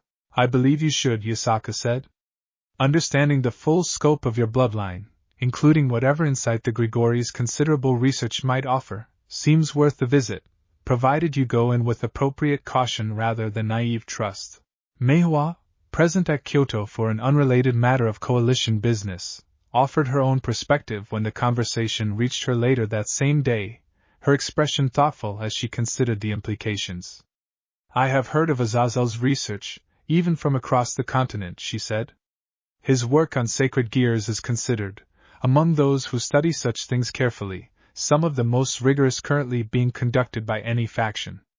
If he has taken genuine interest in your bloodline, Issei, I suspect the insight gained could prove valuable well beyond simple curiosity satisfied." "You don't think there's any risk in it?" Issei asked. "There is always some risk in allowing anyone to study you closely," Meihua said honestly. "But I have found, across my considerable years, that the greater risk usually lies in refusing understanding out of caution alone. Knowledge, properly gathered and properly shared, tends to serve better than ignorance, even when the process of gathering it carries its own uncertainty." "That's a fair point," Issei admitted. "It is also," Meihua added, with a small, knowing smile, rather convenient advice for someone who has spent the past several months encouraging you to seek out exactly this kind of careful, patient investigation whenever new questions arise. I confess I may be somewhat biased toward that particular approach." Issei laughed despite the day's lingering nervousness about the upcoming meeting, grateful, as always, for the steady, thoughtful counsel that had become such a familiar and welcome part of his daily life across the preceding months. Drake, who had remained quiet through most of Issei's public activities since the coronation, finally stirred, his voice carrying a note of genuine amusement Issei rarely heard from the ancient dragon. "He does owe me that drink, partner. 300 years is a long time to let a debt like that sit unpaid. I would not object to collecting it, if you are willing to make the trip." "I didn't realize you two actually knew each other," Issei said, surprised. "Every dragon of significance eventually crosses paths with Azazel," Drake said. He has an irritating habit of collecting fascinating creatures and fascinating problems in equal measure, and dragons tend to qualify as both. I will say, for what it is worth, that his curiosity has never once led him to betray a confidence or misuse information gathered from those he studies. Whatever else you might hear about him, that reputation has held steady across centuries. The trip to the Gregory's territory, arranged for the following week once Issei's schedule allowed, carried a markedly different atmosphere than either the formal Underworld Council meeting or the careful, ceremonial proceedings of the Kitsune clans. Rias accompanied him, along with Kunou, whose own connection to the fallen angel faction through her mixed heritage made her uniquely positioned to help navigate whatever cultural nuances the visit might require. The evening before their departure, Issei found himself in the clubroom later than usual, the rest of the peerage gathered in the kind of easy, comfortable quiet that had become familiar over the preceding months. Kaneko, curled in her usual corner with a plate of sweets balanced on her knee, spoke up without looking away from the book in her lap. "You're nervous about this one," she observed. "Different kind of nervous than the Underworld Council. More curious nervous. Is it that obvious?" Issei asked, managing a tired laugh. "A little," Kiba said, glancing up from where he'd been carefully maintaining one of his blades. "Though I think it's a reasonable kind of nervous to have. Azazel's reputation isn't exactly comforting, even setting aside whatever he might actually want from this meeting. Brilliant minds tend to see people as puzzles first and individuals second, at least until they've proven otherwise." "Do you think he'll try anything?" Gasper asked quietly, his own anxieties about unfamiliar powerful figures clearly stirring beneath the question. "I don't think so," Rias said, settling into her usual seat with a thoughtful expression. "Azazel has never shown a pattern of overt hostility toward those he studies, at least not according to any of the reports my family has gathered over the years. But I'll be there the entire time, and so will Kunou. Whatever he actually wants from this conversation, Issei won't be facing it alone. None of us have had to face much of anything alone these past 5 months," Issei said, glancing around at the gathered peerage with genuine gratitude. "I don't expect that to change just because this particular meeting happens somewhere new." Asia, who had been quietly listening near the room's edge, finally spoke, her voice carrying the same gentle steadiness that had anchored Issei through so many uncertain nights across the preceding months. "Whatever he tells you tomorrow, about the bloodline, about where it actually comes from, I hope you remember that it doesn't change who you already are. However complicated the answer turns out to be." "I'll remember," Issei said, meaning it fully, and the quiet, easy comfort of the clubroom settled something in his chest that made the following day's uncertain journey feel considerably less daunting than it had only hours earlier. Chapter 2. The Gregory's headquarters proved considerably less formal than Issei had expected, a sprawling complex that felt more like a combination of research laboratory and eccentric scholar's private library than any kind of formal seat of power. Azazel himself met them personally at the entrance, his casual demeanor, an easy grin immediately confirming everything Yasaka's careful description had suggested. "Security," he said warmly, extending a hand that Issei shook with careful, uncertain politeness. "And looking considerably more interesting than the last time I checked in on your progress, if the reports about 9 tails and a formal coronation are anything to go by.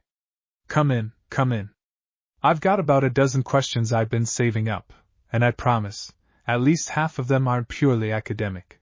His attention shifted briefly toward Kunou, his easy grin softening into something warmer and more familiar. "And Kunou. It's been a while. You're looking well, considerably more settled than the last time our paths crossed." "I could say the same about you, though I suspect settled isn't quite the word for someone who still hasn't cleaned up half these rooms," Kunou said, a fond, teasing note entering her voice that Issei hadn't heard directed at anyone outside the peerage before. "Fair," Azazel said, laughing. "Organization has never been my strongest virtue. Come in, all of you." "I appreciate the honesty," Issei said, following him into the complex's winding corridors, Rias and Kunou close behind. "Honesty's usually the fastest way to get someone to actually trust you enough to be useful," Azazel said, leading them into a spacious study cluttered with books, scrolls, and what appeared to be several partially disassembled sacred gear replicas scattered across various tables. Also, frankly, easier to remember than a carefully constructed lie. Have a seat. Drake, I trust you remember that drink I owe you. I remember, Drake's voice rumbled, carrying clear, ancient amusement. 300 years is a considerable interest rate to have accrued on a single favor. I'll make good on it eventually, Azazel said, waving a hand dismissively before settling into a chair across from Issei with genuine, focused interest. Now tell me. What does it actually feel like, carrying both bloodlines simultaneously? I've studied dozens of theoretical models for dual inheritance across supernatural bloodlines, and every single one of them predicted instability, conflict between the two natures, eventually forcing one to dominate the other. You seem to have avoided that entirely, which frankly shouldn't be possible according to everything I understand about how these things typically work. Issei considered the question carefully, aware that Azazel's genuine scientific curiosity, however casually delivered, deserved an equally genuine answer. It doesn't feel like conflict, he said. It feels more like, I don't know, two different ways of understanding the same thing. The dragon answers command, straightforward and direct. The fox answers truth, whatever's actually true underneath whatever I'm trying to do in the moment. They don't really compete for control. They just show up for different reasons. Fascinating, Azazel said, leaning forward with obvious interest, already scribbling notes onto a nearby scrap of parchment. That suggests the bloodlines aren't actually integrating in the way every theoretical model assumed, forced coexistence within a single system. They're operating in parallel, drawing on entirely separate wells of power that simply happen to share a single vessel. That's considerably more elegant than anything I would have predicted, and honestly, it raises some interesting questions about where exactly this compatibility originated.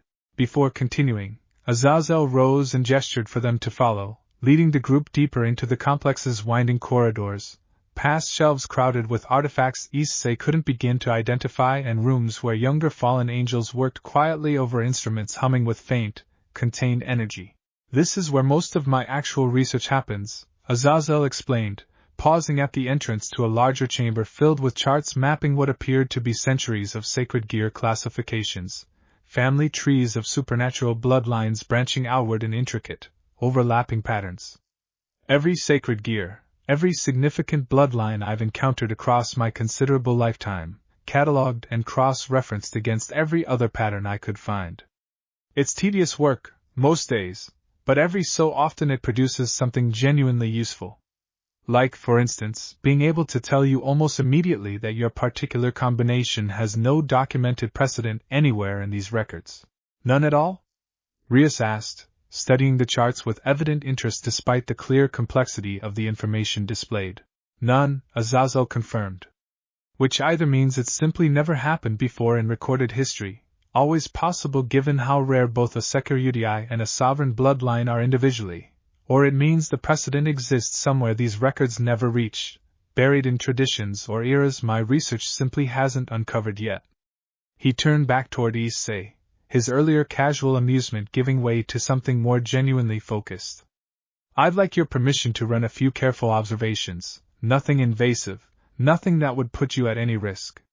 Simply monitoring the way your bloodlines interact under controlled conditions. It would help me understand this compatibility considerably better, and frankly, I suspect the understanding might prove useful to you as well, eventually.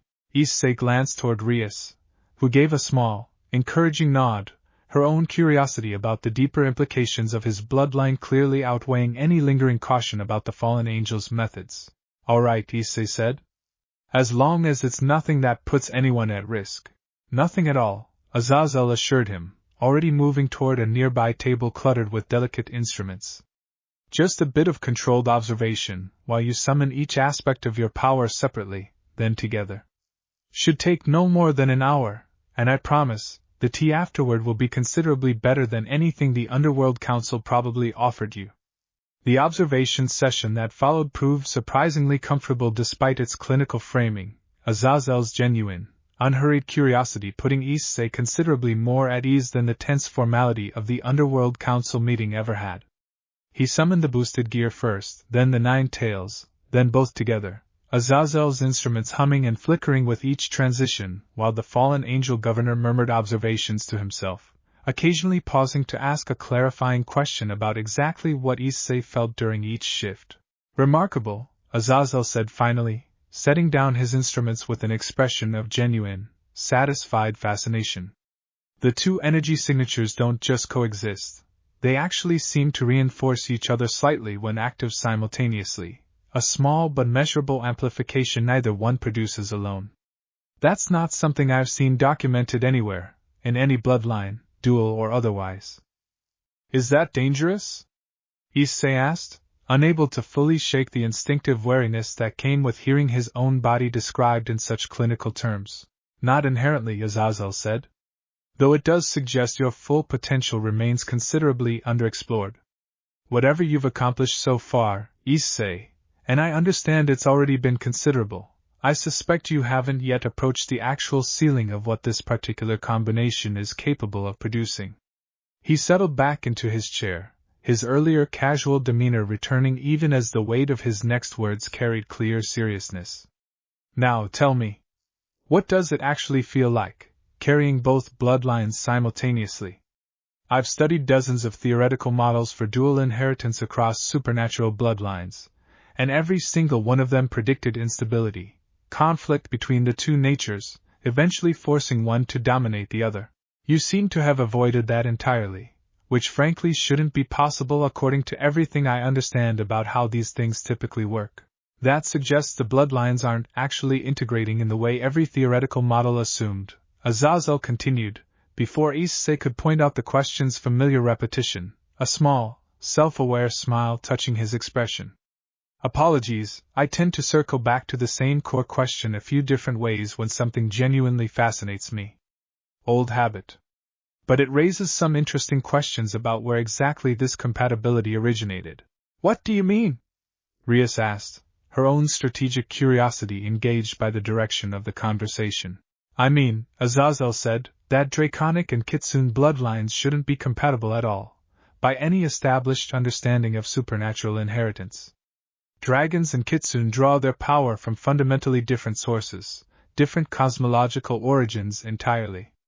For the two to coexist this cleanly within a single person suggests either an extraordinary coincidence, which I don't particularly believe in, or a deeper connection between the two bloodlines that predates recorded history entirely. Rias studied Azazel's cluttered charts a moment longer, her expression carrying the particular focus she brought to any problem worth taking seriously. If you're right, and there's a deeper connection here that predates recorded history, doesn't that mean the underworld's own records might hold fragments too? Devils have their own considerably long history, even if it doesn't stretch back quite as far as whatever era you're describing. An excellent thought, Azazel said, genuine appreciation coloring his tone. I'd actually love access to the Gremory family's older archives, if that's something you'd be willing to arrange. Most of the underworld's ruling houses guard their oldest records rather jealously, understandably, but a joint research effort between our respective factions could accelerate this considerably faster than either of us working in isolation. I'll speak with my brother, Rias said. Given everything else currently in motion between the underworld and Issei's coalition, I don't imagine he'll object to formalizing some manner of research cooperation, especially if it means better understanding a potential threat before it becomes an active one. That would be enormously helpful, Azazel said. And selfishly, it would give me an excuse to finally get properly acquainted with archives I've been curious about for centuries, but never quite found the right diplomatic opening to request. Issei, listening to the exchange with a small, tired smile, found himself once again struck by how naturally this kind of cross-faction cooperation had begun to feel, a marked contrast to the wary, careful positioning that had defined nearly every interaction between devils, fallen angels, and kitsune clans only 5 months earlier. It's strange, he said. How much easier this all feels now, compared to how impossible it would have sounded back when this first started. That's rather the point of everything you've been building, isn't it? Azazel said, with a knowing, approving smile. Trust tends to compound, once enough of it accumulates in the right places. I imagine that's precisely why old, dormant things start paying attention. A world where devils and fallen angels and kitsune clans actually cooperate rather than simply tolerate each other is exactly the kind of world that makes ancient catastrophes considerably harder to succeed. Chapter 3. The revelation settled heavily over the study, and Issei found himself, not for the first time since the awakening began, confronting yet another layer of complexity he hadn't anticipated needing to understand. What kind of deeper connection? Issei asked. Azazel rose, moving toward one of the study's cluttered shelves and retrieving an old, weathered scroll that he unrolled carefully across the table between them. There are old records, he said, fragmentary and incomplete, referencing a period long before the current biblical factions established their present structure, when the world's supernatural forces existed in considerably less organized configurations. Some of those records mention an entity, referred to only obliquely, that predates both dragons and kitsune as separate categories entirely, a kind of primordial spirit that some scholars believe eventually fractured, over unimaginable spans of time, into the various draconic and Yokai bloodlines we recognize today. Issei leaned forward, studying the scroll's faded, unfamiliar script despite understanding almost nothing of the actual writing. What does it actually say? About this entity, I mean.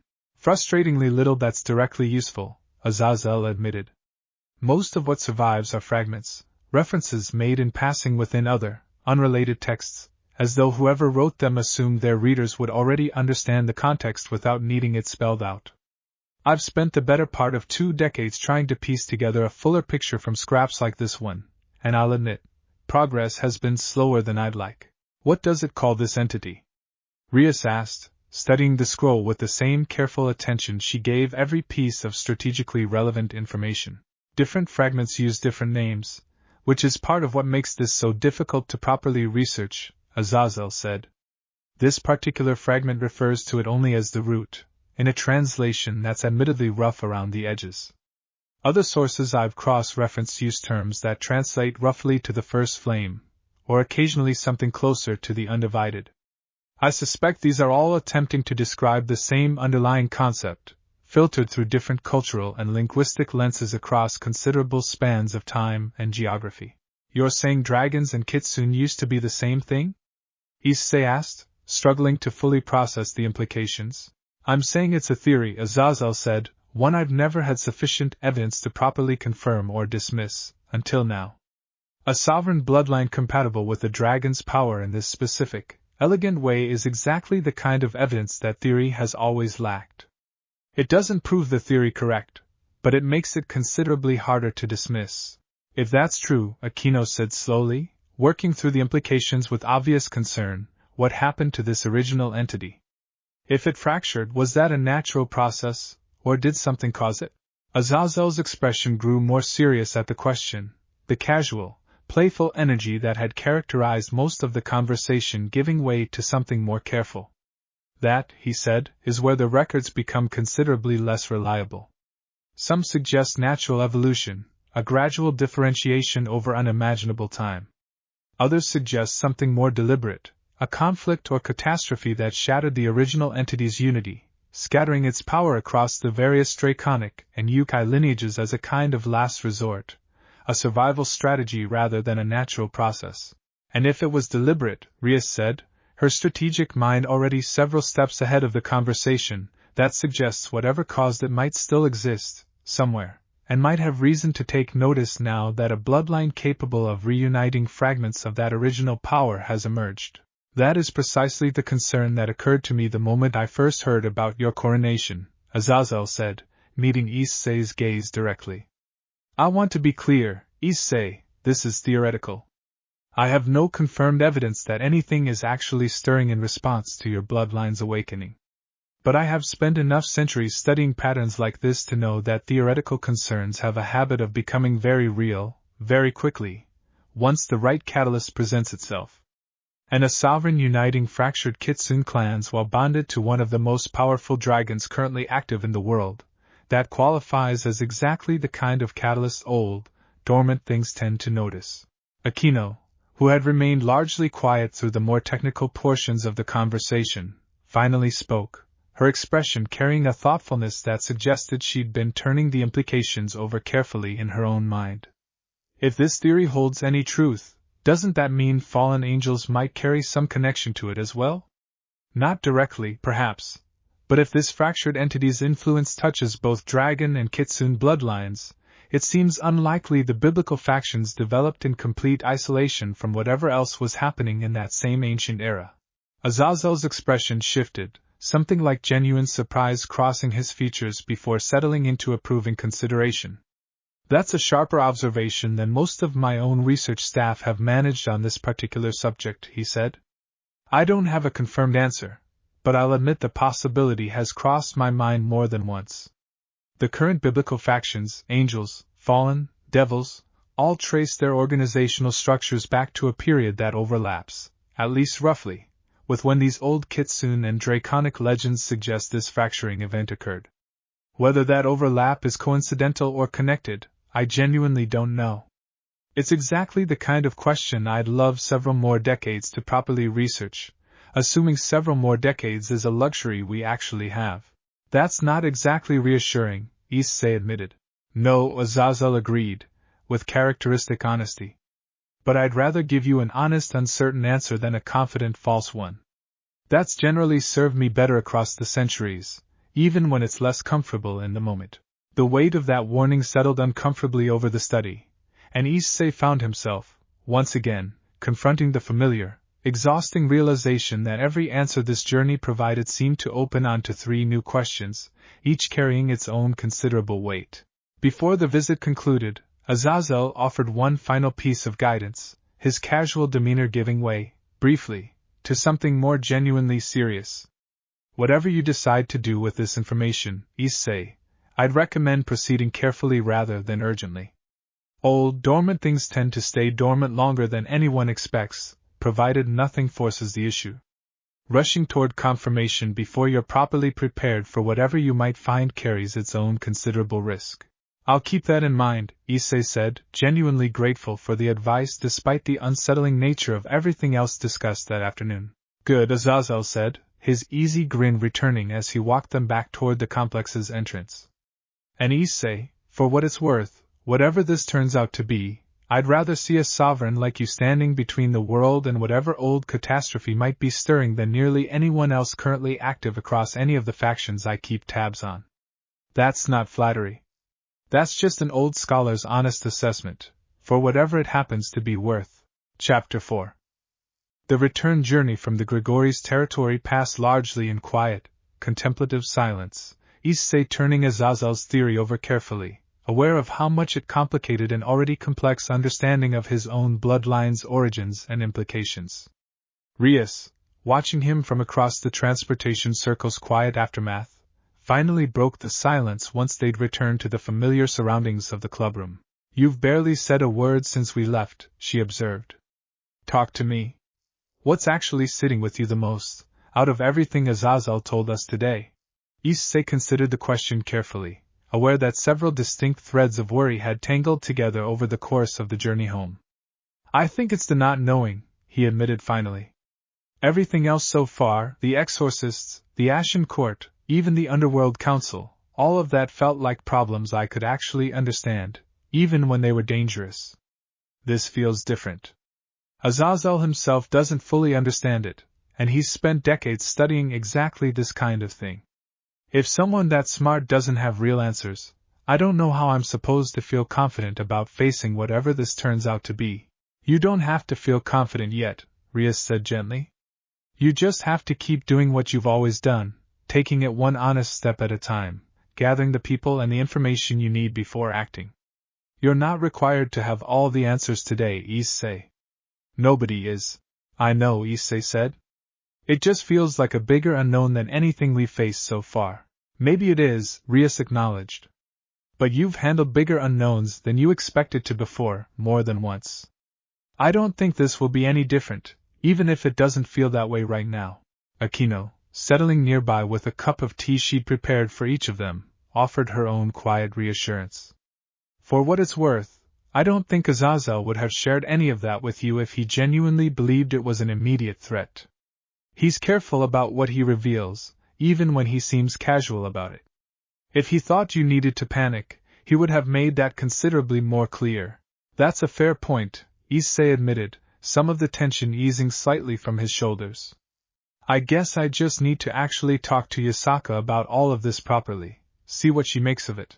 It was Yasaka, upon hearing the full report later that evening, whose reaction finally gave the theoretical concern more concrete shape. There are old kitsune legends, she said slowly, her expression carrying a gravity Issei had rarely seen from her, that I always assumed were simple folklore, cautionary tales meant to teach young kitsune about the dangers of unchecked ambition. They describe a great seal, maintained across generations by successive sovereigns, protecting something the legends call only the Fractured One, a being whose fragmented power gave rise to both dragon and kitsune bloodlines, and whose reunification, should it ever occur, would herald considerable catastrophe. You think that's the same thing Azazel was describing? Issei asked. I think it would be foolish to assume otherwise, given how closely the details align, Yasaka said.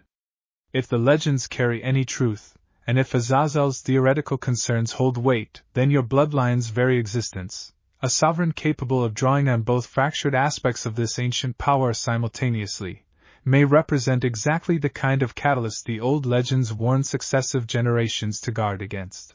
Meiwa, present for the conversation given her own clan's deep historical knowledge, nodded slowly, her expression thoughtful. The Gremory clan carries similar legends, she said, though considerably more fragmented than what Lady Yasaka describes. We speak of a seal maintained at the world's edges, tended by scattered guardians across generations, though our own records never specified exactly what the seal contained. If both traditions point toward the same underlying truth, I believe this warrants serious, immediate investigation rather than simply theoretical concern. Kunou, who had been listening quietly from her usual spot near the edge of the room, finally spoke, her expression more solemn than her usual bright energy typically allowed. Is this the kind of thing that could actually hurt you? Not like the exorcists, or even the Ashen Court. Something bigger than that? I don't know yet, Issei admitted, unwilling to offer false reassurance to someone who had always valued his honesty above comfortable deflection. Honestly, it might be. That's part of why we need to understand it properly, rather than just hoping it stays quiet on its own. Then I want to help, Kunou said immediately, her earlier solemnity giving way to determined resolve. Whatever it turns out to be. Kunou, Yasaka said gently, this is not the same as training in the clearing, or even attending a formal gathering.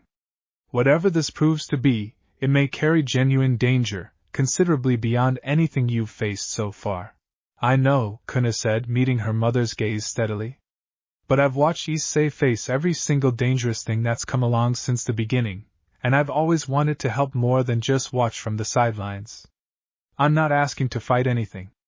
I just don't want to be left out of understanding what we're actually dealing with. Issei considered her request carefully, recognizing in it an echo of his own early insistence on facing every challenge directly rather than allowing others to shoulder the burden alone. I think, he said slowly, there's a difference between fighting whatever this turns out to be, and helping us understand it. If your mother's comfortable with it, I don't see why you couldn't be involved in that second part, at least. Yasaka studied her daughter for a long moment, something complicated crossing her expression, pride and protective worry both clearly present in equal measure. We will discuss the specifics carefully, she said finally. But I will not simply exclude you from something this significant to our family's history, Kunou, provided you understand and respect whatever boundaries we establish together. I understand, Kunou said, her earlier determined solemnity breaking into a small, grateful smile. Thank you, Susan, who had traveled to Kyoto specifically upon hearing word of Azazel's revelation, added her own considerable historical knowledge to the gathering conversation. The Nine Peaks clan's own founding legends speak of guardianship, though we never fully understood, across all our generations of careful record-keeping, exactly what that guardianship originally protected. I always assumed it referred symbolically to protecting the clan's own bloodline purity, a common enough theme across old kitsune traditions. I wonder now whether the truth was considerably more literal than any of us understood. Do your records mention anything about how the guardianship was actually maintained? Issei asked. Practically, I mean. If past sovereigns were involved somehow. Fragments only, Susan admitted. References to periodic renewal, ceremonies conducted at intervals too irregular to properly track across the considerable span of recorded history. If a seal genuinely exists, and if past sovereigns were responsible for maintaining it, it would explain gaps in our founding records that have puzzled clan historians for generations, sudden absences of documented sovereign activity that we always assumed simply reflected incomplete record-keeping rather than deliberate, private work. That's a lot of history hiding behind gaps nobody thought to question, Rias observed. History often hides exactly where no one thinks to look carefully enough, Susan said. I believe, given everything we have learned today, it is well past time several of us looked considerably more carefully. Where would we even start looking? Issei asked. The old records mention a location, Yasaka said. A place the ancient sovereigns called the Veiled Threshold, said to exist at the intersection of several ley lines significant to both draconic and kitsune power. I confess I always assumed it was purely mythological, a symbolic location rather than an actual physical place. But given everything we've learned today, I believe it warrants direct investigation. I don't love the idea of going looking for trouble we're not even sure exists yet, Issei admitted. During one of the planning sessions, Rias and the rest of his peerage gathered alongside Yasaka, Meihua, Susan, and, having traveled back specifically upon hearing the news, Shiro and Kuroka both. None of us love it, Rias said. But I think, given what we've learned, waiting for confirmation to arrive on its own terms carries more risk than seeking it out carefully on ours. She's right, Kuroka added, her usual lazy demeanor entirely absent given the gravity of the conversation. Better to know what we're actually dealing with than to keep guessing until something forces the issue on its own timeline. I want the investigation itself kept small, Susan said, her measured authority settling over the planning session with familiar weight. A large expedition risks drawing exactly the kind of attention we're trying to avoid, both from whatever might be sleeping within that seal and from factions who would view a sovereign investigating ancient, unstable power with considerable alarm. How small are we talking? Rias asked. Small enough to move carefully and quietly, Susan said. Issei, obviously, and whoever from his peerage he trusts most for this kind of uncertain reconnaissance. Lady Yasaka, given her direct knowledge of the relevant legends. Matriarch Meihua, whose clan's own traditions may prove essential to interpreting whatever we find. And I would suggest Shiro, whose clan's specialized ability to sense ley line activity will prove invaluable in actually locating the site. I'll come as well, Kuroka said immediately. Not exactly essential to the ley line business, but I've got a nose for trouble that's proven useful more than once, and I'm not about to sit this one out. Issei glanced around the gathered group, weighing Susan's careful logic against his own instinct to bring as many trusted allies as possible into something this uncertain. I think that's a reasonable group, he said finally. Rias, Kaneko, and Kiba from the peerage if that works. I want people who can move quietly and adapt fast if things go sideways, and I trust the three of you most for exactly that. Agreed, Rias said, already turning her attention toward the practical logistics of the coming expedition. Akino and Asia stay behind to coordinate with the rest of the coalition, in case anything requires immediate attention while we're away. Gasper as well, though I suspect he'll want a say in that arrangement himself.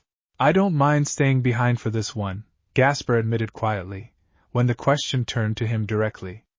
I think, honestly, I'd rather help make sure everything here stays steady while you're gone, than risk freezing up somewhere this uncertain.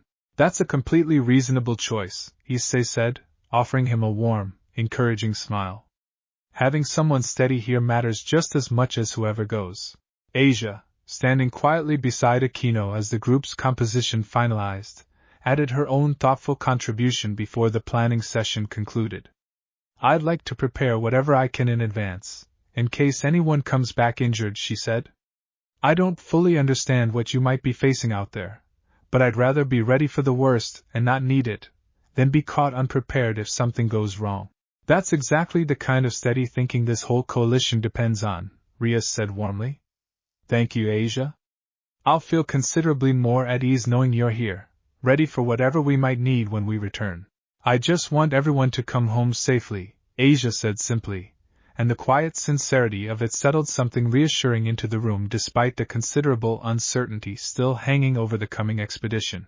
The decision to investigate the veiled threshold, made carefully over the following days with input from the full coalition of allies who had gathered around Issei across the preceding months, carried a different quality than the more immediate, reactive crises the coalition had faced so far, a proactive step into genuinely uncertain territory, seeking out a threat that remained, for now, entirely theoretical. Chapter 5. The journey toward the veiled threshold's suspected location took the better part of 3 days, the small, carefully chosen group moving quietly through territory that grew progressively wilder and less familiar with each passing hour, Shiro's careful, methodical tracking of faint ley line disturbances guiding them steadily deeper into mountains that appeared on no maps Issei had ever seen, Kitsune or otherwise. "How does your clan even sense something like this?" Issei asked, during a quiet evening's rest on the second night, watching Shiro carefully consult a small, worn compass unlike anything he recognized, its needle drifting in slow, deliberate patterns that bore no relationship to any cardinal direction. "Old training, passed down through generations of shrine keepers," Shiro explained. "My clan has always maintained a particular sensitivity to ley line convergences, originally developed to protect our own small mountain shrine from disruptions that might otherwise go unnoticed until considerable damage had already occurred. I never expected that same sensitivity to prove useful for something on this scale." "I'm glad it did," Issei said. "I don't think we'd have found this place at all without you." Shiro glanced up from her compass, something quietly pleased crossing her usually careful expression. "It is good, I think, to finally put my clan's smaller, often overlooked traditions towards something this significant. For a long while, I worried our particular skills would remain little more than a curiosity, useful only within our own modest shrine's boundaries. This feels considerably more meaningful." Kuroka, stretched out lazily nearby despite the tension of their purpose, offered a small, teasing grin. "Careful, Shiro. Keep talking like that and you'll start sounding as sentimental as our sovereign over there." "Perhaps that is not entirely a bad thing," Shiro said, with a rare, dry humor that drew a surprised laugh from Kuroka despite herself.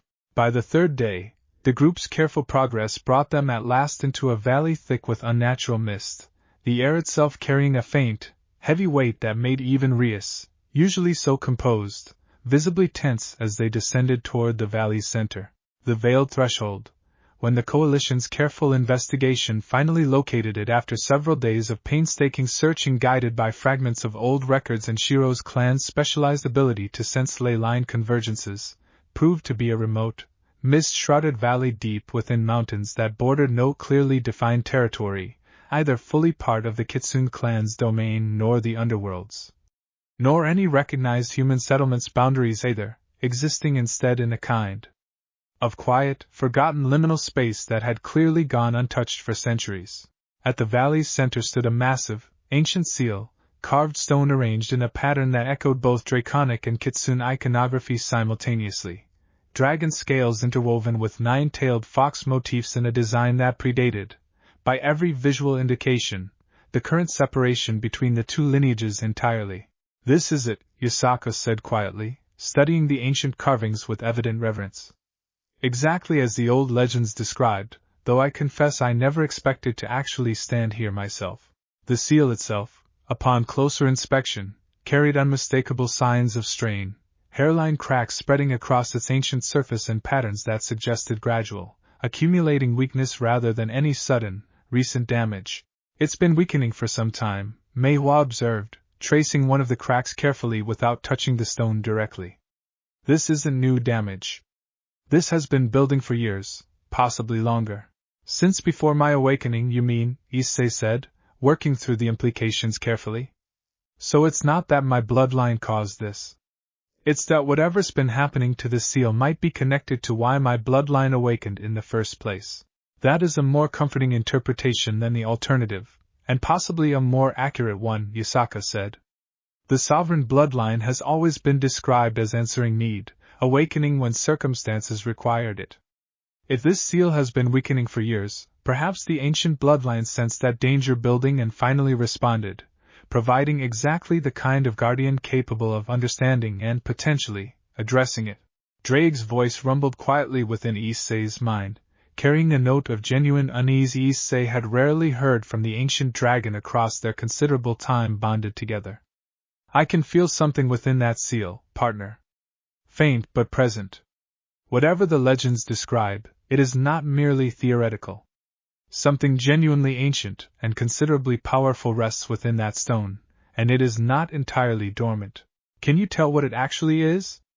Issei asked quietly, relaying Drake's observation to the gathered group. Not with any certainty, Drake admitted. Only that it feels, in some indefinable way, both familiar and utterly foreign simultaneously. As though I am sensing an echo of something that once contained pieces of my own nature, alongside considerable elements that share nothing recognizable with dragons at all. The gathered coalition absorbed this information with the particular heaviness that had accompanied every previous major escalation, and it was Suzan, finally, who spoke the question hanging over the entire investigation. If the seal is weakening, and if it has been weakening for years rather than as a direct result of the coronation, what do we actually do? Reinforcing an ancient seal we barely understand carries its own considerable risk. But leaving it to continue weakening unchecked seems considerably more dangerous still. Kaneko, who had remained quiet throughout most of the valley's exploration, her enhanced senses clearly straining against whatever unsettling presence lingered within the seal's stone, finally spoke, her voice carrying more unease than her usual flat, composed tone typically allowed. It doesn't feel like the corrupted magic from the Ashen Court's remnants. It doesn't feel like anything I've sensed before, honestly. Older. Heavier. Like standing near something that's been waiting a very long time. Waiting for what? Kiba asked, his hand resting instinctively near one of his blades despite the seal showing no immediate sign of active threat. I don't know, Kaneko admitted. But I don't think it's finished waiting yet. Whatever's actually inside that seal, I don't think it's ready to wake up fully. Not yet. That aligns with what Drake described, Issei said, relaying the observation to the rest of the group. Familiar and foreign at the same time. Not fully dormant, but not actively stirring either. Somewhere in between. Rias studied the ancient seal carefully, her strategic mind clearly working through the implications with the same careful thoroughness she brought to every significant decision. If it's genuinely somewhere between dormant and awake, that gives us a narrow window to act, but it also means whatever we do here needs to be done carefully. Rushing a solution before we understand what we're actually working with could accelerate exactly the outcome we're trying to prevent. Agreed, Meiwa said. Which is why I believe a careful, non-invasive reinforcement, rather than any attempt at full restoration, represents our wisest course of action today. We do not yet understand this seal well enough to risk anything more ambitious. Chapter 6. The debate that followed, careful and thorough despite the mounting tension of standing so close to something so ancient and uncertain, ultimately settled on a cautious first step rather than any dramatic, immediate action. Meiwa's clan, carrying the most extensive historical knowledge of ley line magic among the gathered allies, proposed a careful, non-invasive reinforcement, drawing on the coalition's now considerable combined strength to stabilize the seal's existing structure without attempting anything as risky as a full restoration, which none of them properly understood well enough to attempt safely. This will not solve the underlying problem, Meiwa cautioned, as the group began the careful, painstaking work of channeling controlled energy into the ancient seal's weakened points. But it should buy us time, months at minimum, possibly longer, to properly research what we're actually dealing with before circumstances force a more immediate response. Meiwa guided the process with careful, methodical precision, positioning each member of the group at specific points around the seal's perimeter, explaining in quiet, focused detail exactly how much energy to contribute and at what pace, cautioning repeatedly against rushing any part of the delicate work. Too much force applied too quickly could crack the seal further rather than reinforcing it, she warned. We are not trying to overpower whatever rests within. We are simply trying to steady the walls holding it back. Issei took his position at the seal's central point, closest to the ancient stone itself, and felt, the moment he began channeling energy into the weakened structure, an unusual sensation entirely unlike anything he'd experienced training with Yasaka or fighting through any of the Coalition's previous confrontations, a strange, layered awareness of both his draconic and kitsune power responding simultaneously to the ancient stone structure, as though some deep, instinctive part of both bloodlines recognized this work as fundamentally, intimately familiar. You feel it too, Drake observed quietly. This seal was not built by kitsune alone, nor dragons alone.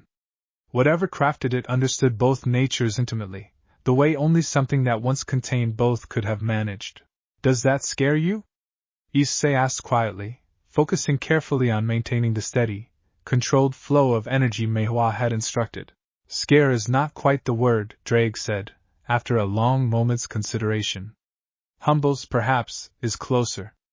I have lived a very long time, partner, and encountered very few things that made me feel genuinely small in the face of history I do not fully understand. This is one of them.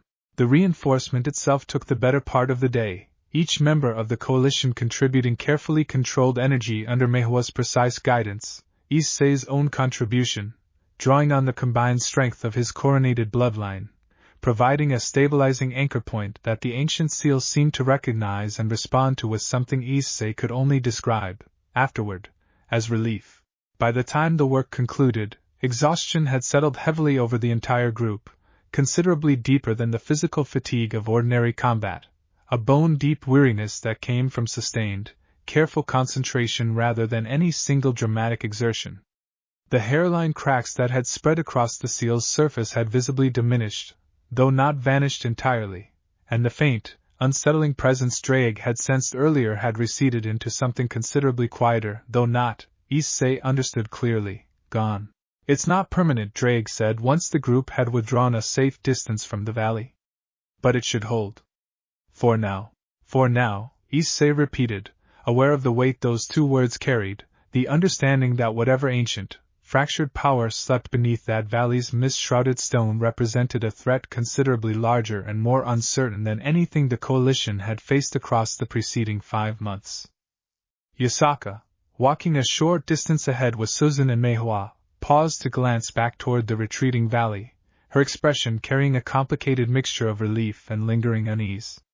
I will need to consult the oldest records in Kyoto's archives more thoroughly, she said, once Issei and the rest of the group caught up with her. If there is any further guidance the ancient sovereigns left behind regarding this seal, any indication of what actually caused its weakening, or what a fuller restoration might eventually require, I intend to find it. I'll help however I can, Meihua offered. My clan's own archives, incomplete as they are, may hold fragments that complement whatever Kyoto's records provide. Between the two traditions, we may yet piece together a fuller picture than either could manage alone. Thank you both, Issei said. Honestly, I don't think I'd know where to even begin researching something like this on my own. You do not need to, Yasaka said gently. That is, I think, precisely the point of everything this coalition has built across these past 5 months. You are not meant to carry every burden alone, Issei, research included. As the group made their way back toward more familiar territory, the mountains gradually giving way to Yasaka's own lands, Rias fell into step beside him, her expression thoughtful despite the day's considerable exhaustion. How are you feeling, after all of that? She asked. Honestly? A little overwhelmed, Issei admitted. Everything we've built so far, the coalition, the coronation, all of it, it feels like it might just be the beginning of something a lot bigger than I understood when I agreed to any of it. Maybe it is, Rias said. But I think, looking at everyone who stood in that valley with you today, Meihua and Suzun and Yasaka, Shiro and Kuroka, your entire peerage, that whatever this eventually becomes, you're not facing it with any less support than you've had at every single step so far. If anything, you have more now than you did 5 months ago, considerably more. Issei considered her words, watching the mist-shrouded mountains fade slowly behind them as the group continued their journey home, and felt, despite the very real weight of the day's discoveries, the same steady, grounding confidence that had carried him through every previous escalation since a ruined gymnasium had first cracked open an ancient bloodline. We'll figure it out, he said, meaning it fully. Whatever it actually is, however big it turns out to be. We've figured out everything else so far. Yes, Rias agreed, a small, warm smile touching her expression despite the day's lingering uncertainty. We have. And I don't see any reason that's going to stop being true now. Kuroka fell into step on his other side, her usual lazy energy returning now that the immediate tension of the valley had eased into the quieter work of the journey home. For what it's worth, she said, that whole ancient primordial fractured spirit business is exactly the kind of thing that would send most people running for the hills, Naya. You're taking it better than I expected. I don't feel like I'm taking it particularly well, Issei admitted, managing a tired laugh. Mostly I just feel tired. And a little scared, honestly, if I'm being fully honest about it. Good, Kuroka said, with characteristic bluntness. Means you're taking it seriously instead of pretending it's smaller than it is. That's usually how these things go sideways, people convincing themselves something's manageable before they've actually understood what they're managing. Shiro, walking a short distance behind them, added her own quiet observation as the group continued their descent from the mountains. My clan has a saying about work like what we did today. A seal reinforced is not a problem solved, only a problem given room to be solved properly. I believe that captures today rather well. I like that, Issei said. Room to solve it properly. That feels a lot less overwhelming than just, we fixed it, or we didn't. It is meant to, Shiro said, allowing herself a small, rare smile. My clan has never much cared for tidy resolutions to complicated problems. We have found, across generations, that the tidy version rarely survives contact with reality for very long. By the time the group finally emerged from the mountains into Yasaka's more familiar territory, evening had settled fully into night, and the small, quiet procession made its way toward the nearest of Yasaka's residences with the particular, comfortable exhaustion that came from a day spent confronting something genuinely significant, and, for now at least, successfully managing it. Kunou met them at the residence's entrance, having clearly waited anxiously for their return despite Yasaka's earlier promise to send word the moment the investigation concluded safely. You're back, she said, relief evident in her voice despite her attempt at composed dignity. Was it very scary? Mother wouldn't tell me much before you left, only that it was important. It was a lot of things, Issei said, offering her a tired but genuine smile. Scary sometimes. Important, definitely. But we're okay. Everyone's okay. Good, Kunou said, some of her earlier tension easing visibly. You'll tell me everything tomorrow, once you've actually slept. I want the whole story, not just the parts that sound less frightening for my benefit. Deal, Issei said, laughing despite his exhaustion, grateful, as always, for the small, grounding normalcy she brought even to the heaviest of days. Later, once the household had settled fully into quiet and most of the group had finally retired for the night, Issei found Yasaka alone on the residence's outer veranda, watching the star-scattered sky with the same thoughtful stillness she carried into every significant moment. You should be resting, she said, without turning, though her tone carried warmth rather than reprimand.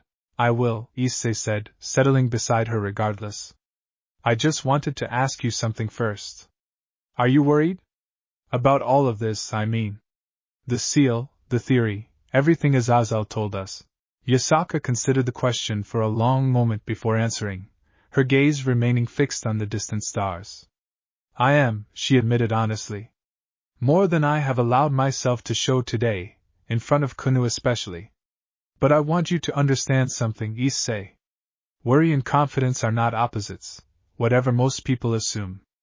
I have watched you meet every previous challenge this bloodline has placed before you, and I have watched you do it not by pretending the danger wasn't real, but by facing it honestly, carefully, and with people you trust standing beside you. I see no reason that pattern should fail you now, whatever this fractured, ancient thing eventually turns out to be. Thank you, Issei said quietly. For always being honest with me, even when it would probably be easier not to be. That, Yasaka said, finally turning to offer him a small, warm smile, has always been the foundation of everything we have built together, Issei, since that very first exhausted night in this very house. I do not intend to abandon it now, regardless of how large the challenges ahead might prove to be. They sat together in comfortable silence a while longer, the quiet night settling gently around them, before Issei finally rose to find his own rest, carrying with him the same steady, grounded confidence that had carried him through every uncertain turn of the preceding 5 months.